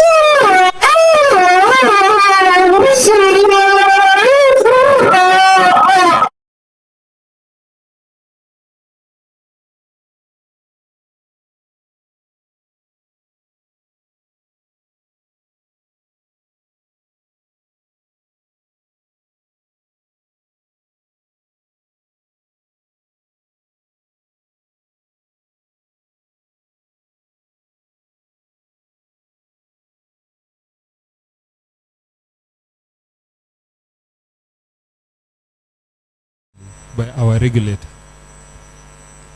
I am a software engineer, and mGrush is my brainchild. We have sat together with experts, and I loved the act. I loved the law of South Sudan. If you want to do business in South Sudan, come to us as platform-based mobile money operator. And when it means platform-based, the money does not exist in the SIM card, but the SIM card is a medium of accessing a service. Even if you default in any way, that money is virtually somewhere in e-money in a system and physically somewhere in a commercial bank. So irrespective of any SIM card, may it be MTN South Africa, MTN Uganda. I want to tell you what it means with platform-based. M-Pesa, sorry, Safaricom, Airtel, India. You should be able to use a platform-based system. The technicality of Mr. CEO, you are mentioning of money getting lost between, I don't know, Digital, MTN or Zain. That technicality is when the platform is telco driven and the solution is being platform based. So that virtually you use the SIM card as a medium, but the money is physically in a bank and virtually the statement is in a system somewhere. So to me, what I would like to prove to you today, we started service in South Sudan when VSAT was the main thing, even before fiber. I remember even the DG was somewhere else trying to ask us, are you sure you are able to do this service in South Sudan? Now we are able to do this service in South Sudan. Now South Sudan is able to export mobile money through the name of M-Group. So the issue of telco-based technicalities is different from platform-based technicality. Then another point which is very clear. Let me give a chance for the audience. We're low on time, but I'm glad that this discussion happened. Just this is one more minute. Okay. So the DG has said it very clear. The two parties to go and see each other, solve their issues before the regulator does what? Comes in. True, we did make requests, several letters. Some are in the DG office, some are in the telcos. I'm not talking of MTN, I'm not talking of Zain, I'm not talking of Digital. All of them were furnished with those letters to allow platform-based mobile money operators to be able to use the South Sudan infrastructure. Thank you. Okay. This is a good discussion. We'll give a chance audience to ask some questions.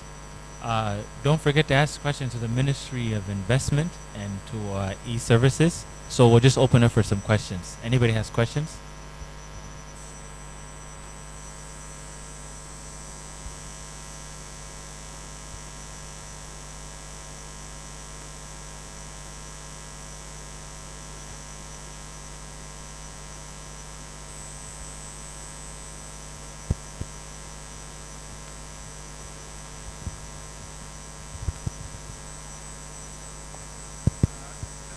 Thank you very much.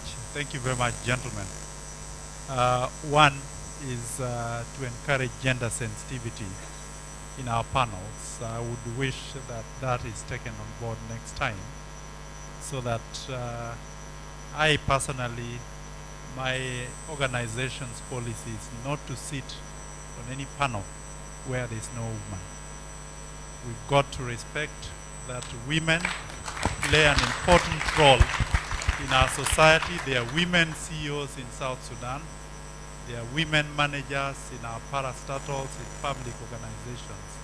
And there cannot be a panel absent a woman. That's not a by the way, that's what I wanted to say. Thank you very much, the mobile money platforms. I'm very careful now, given the explanation. A lot of your activities are going into management of not just mobile money, but managing logistics, helping companies in terms of revenue collections.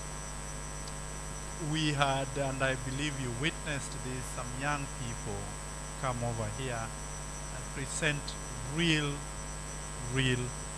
bright ideas. Real bright ideas. If one of them came to your organization, one was asking for 10,000 USD, another probably 350,000 USD. Would your R&D departments and this I'm directing to Momo, and this I'm directing to Bruce. On a revenue share basis, would your organizations consider partnerships of whatever nature with such young people if the NCA was to allow them to integrate into your systems? That's the question I have. Thank you. Okay, thank you, sir, for your question. Even in my presentation, I already highlighted, like MTN FinTech already actually gave an open API. Actually, we have an open API through which those innovations which the team presented here are very open to come to us. And we actually started a program which we called the Hackathon. Last year, we actually gave out a total of $10,000, divided into 5,000, 3, and 2. There were 3 winners who took that money. I thought there was going to be a hand to appreciate. Definitely. We try, by all means. MTN actually has got a policy to look at innovation and not to leave anyone behind. So we have an open API and we consider things like that. We already started last year. So we are very open to looking at those. And as long as it's something that is going to serve the broader aspirations of the people of South Sudan, there are criteria that we look at. We actually have got a pillars through which we can actually support innovation. Through that process, we are ready to support. Thank you. Okay. From Mbrush point of Gender view. sensitive?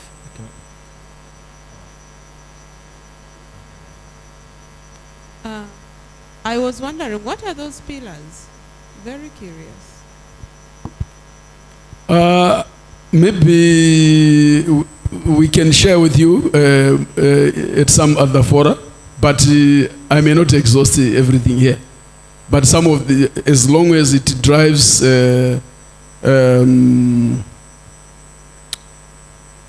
technological aspects that touch the broader aspect of people, to connect people.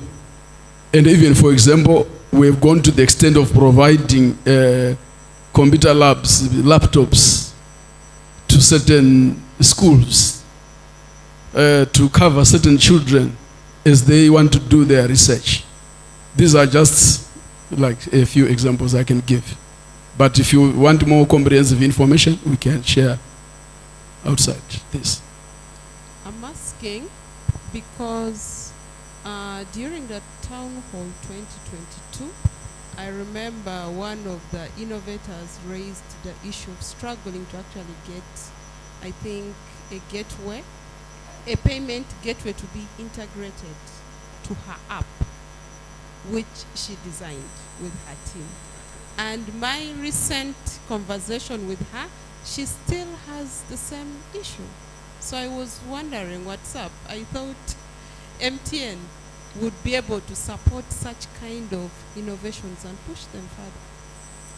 We have an open API. An open API is one where if someone has got developed their innovation, we give them our protocol and they should be ready to connect to our protocol. When it comes to funding, now we now look at the pillars to say, does it fall within the pillars? So there is a committee that looks at that. What if it doesn't? What do you people do? Because I'm a young person with an idea, I need support, I need to push it. What do you people do for me? But you can imagine 100 young people come with all ideas. Will we be able to fund all of that?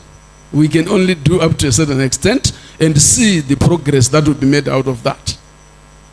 And then we also go to the other stage and look at others as well. So like I'm saying, we already started in 2023 to actually go in that space. By creating open API, we are opening opportunities for youngsters to come and showcase their innovations. Maybe you may want to refer that person again to us. Then we look at that. Yeah. Okay, thank you. I have a question. This question goes to Mgrush. I think you want to answer some questions, so you can answer this opportunity when I ask this question. My first question goes to the Ministry of Investment. And my question is about the policies.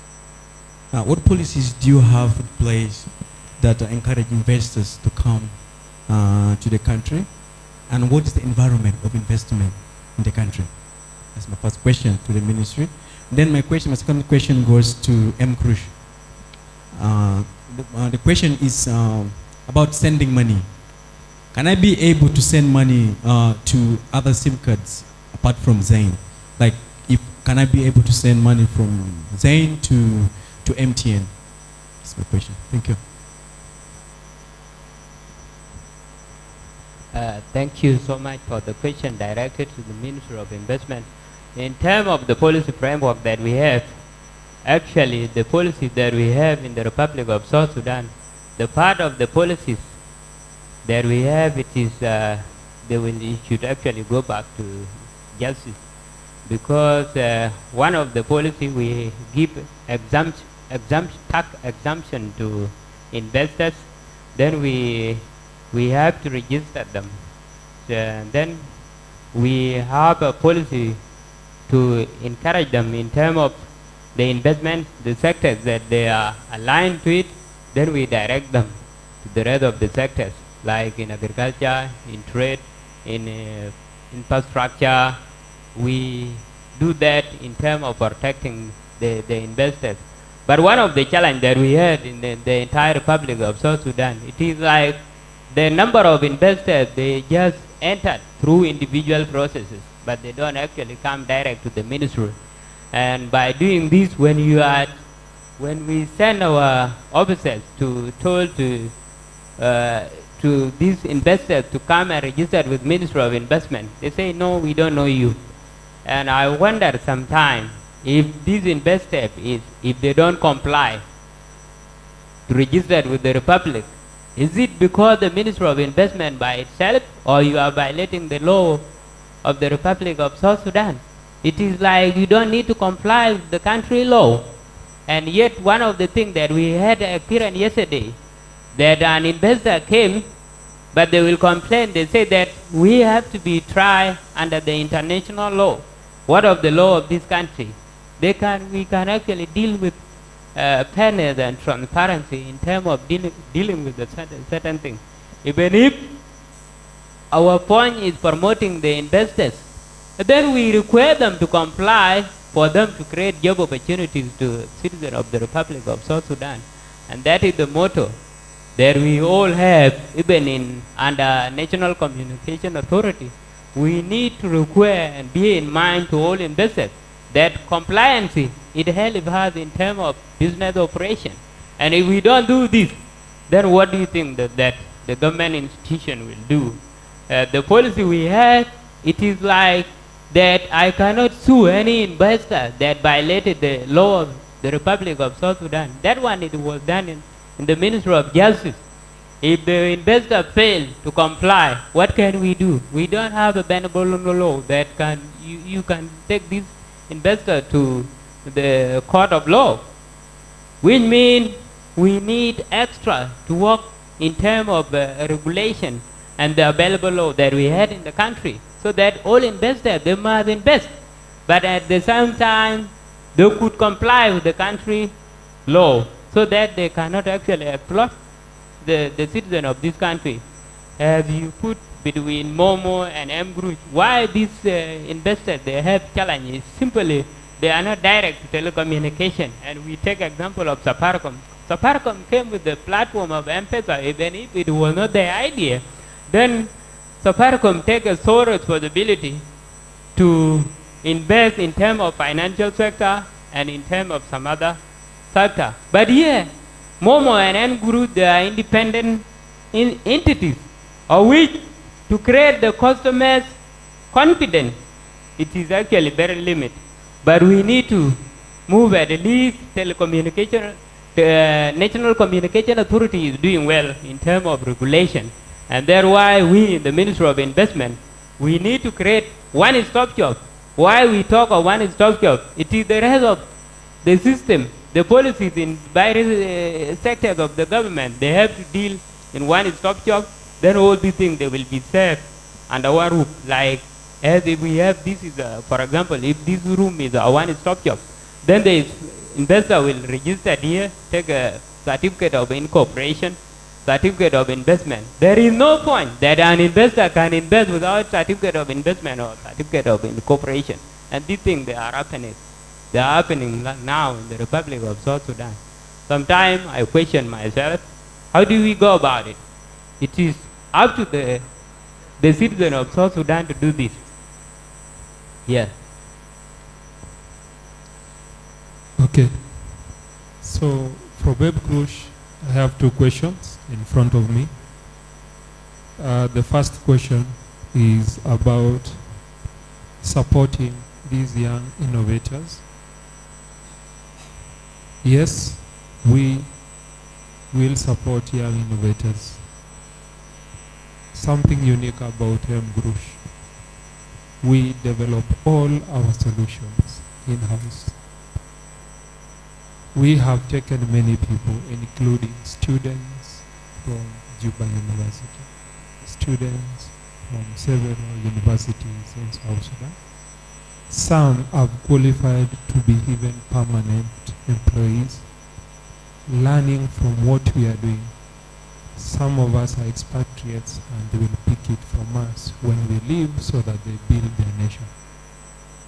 The second point is, I want to give a good example of Maurice, the innovator. He talked about this crop problem. Indeed, there is a problem in the world, not even in South Sudan. And if you look at his approach of the solution, there is aspect of agriculture, there is aspect of geospatial related things. I can talk of projects like land digitization. The same solutions being used in land digitization can help the same person deliver such solutions. Not only helping the same person, delivering such solutions within our company, he also has to give back. We will help him nurture his solution through the government and all parties. Patent it.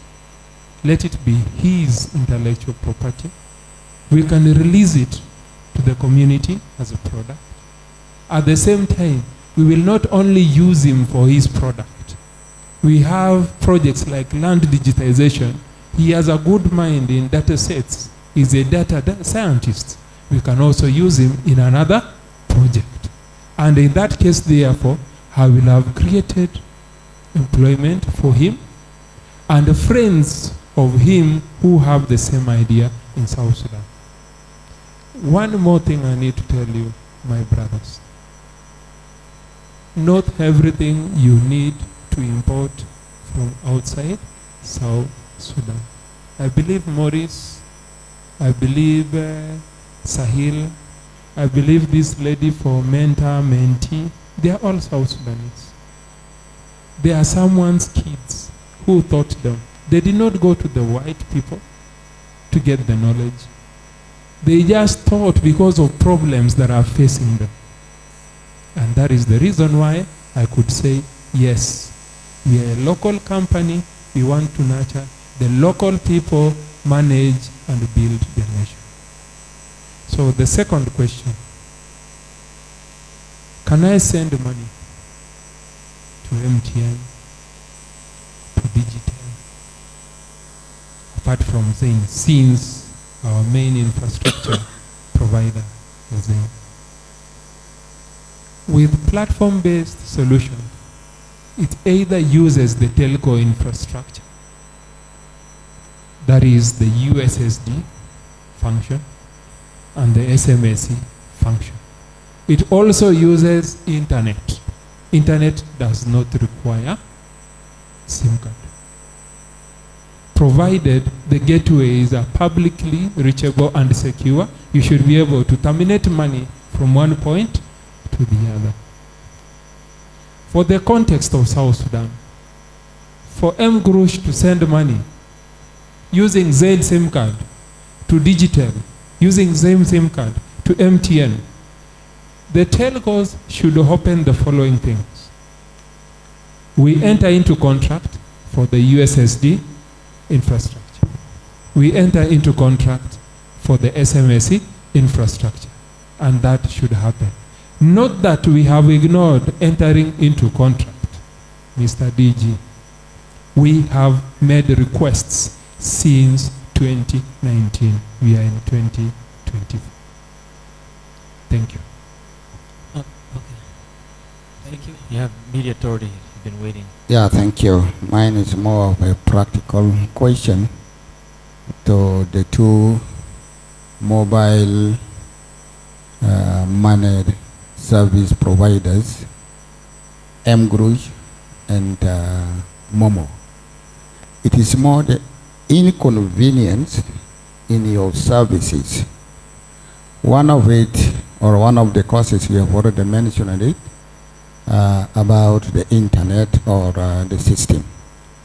This is a common response you normally get when you walk into these agent shops. The first thing you just enter and then you said, okay, you want to deposit something or you want to withdraw, they will tell you, sorry, our system is down. The second, they will tell you we don't have enough float. The third, they will tell you we are not yet operational and the place is open. And then immediately as you try to walk out, then you are actually followed by these currency dealers, as if it is a connection either between them and these forex dealers following you now. You the goods they will have to exchange for you, creating for you even a more cash risk, because they knew that you have money. That's why you walk there either to deposit or come out. And then they started following you. It became very inconvenient. I don't know. What would you, the two of you, do about that? Because your agents seem to be either having connection with these guys, you don't trust them, of course, those on the street exchanging money. And they follow you. You never know, they may even follow you and attack you on the way.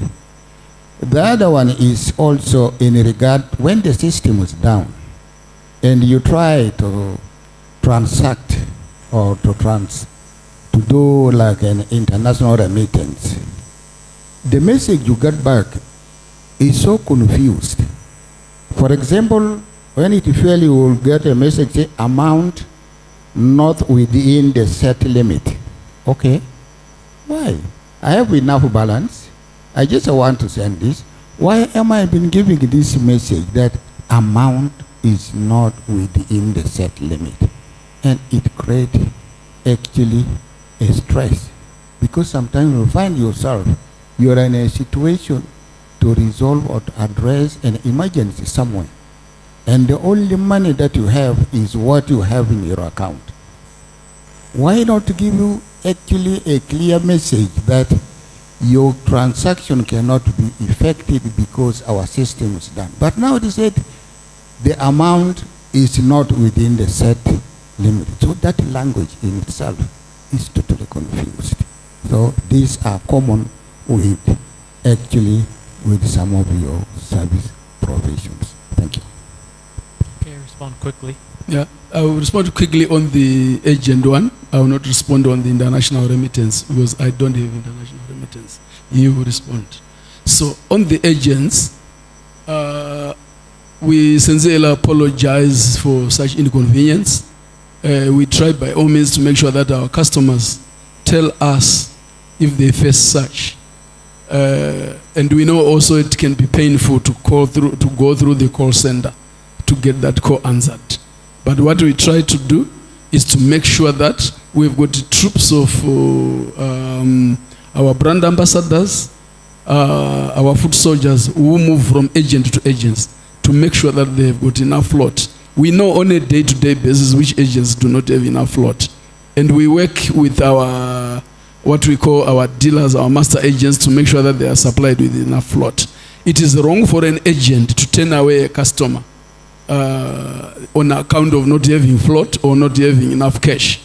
It so happens that some may not be as liquid, but the reason why they are called an agent is that they are supposed to give the utmost efficient service. So we normally send out also SMSs and notifications to our customers to raise issues, but at the same time, we take this also positive, this feedback, so that we continue to do better and better.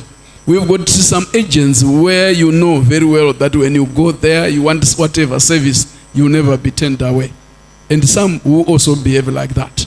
But I think, to me, I just need to admit that yes, there are such gaps, we need to close them. Thank you. Okay, thank you. I can start with the agent issue.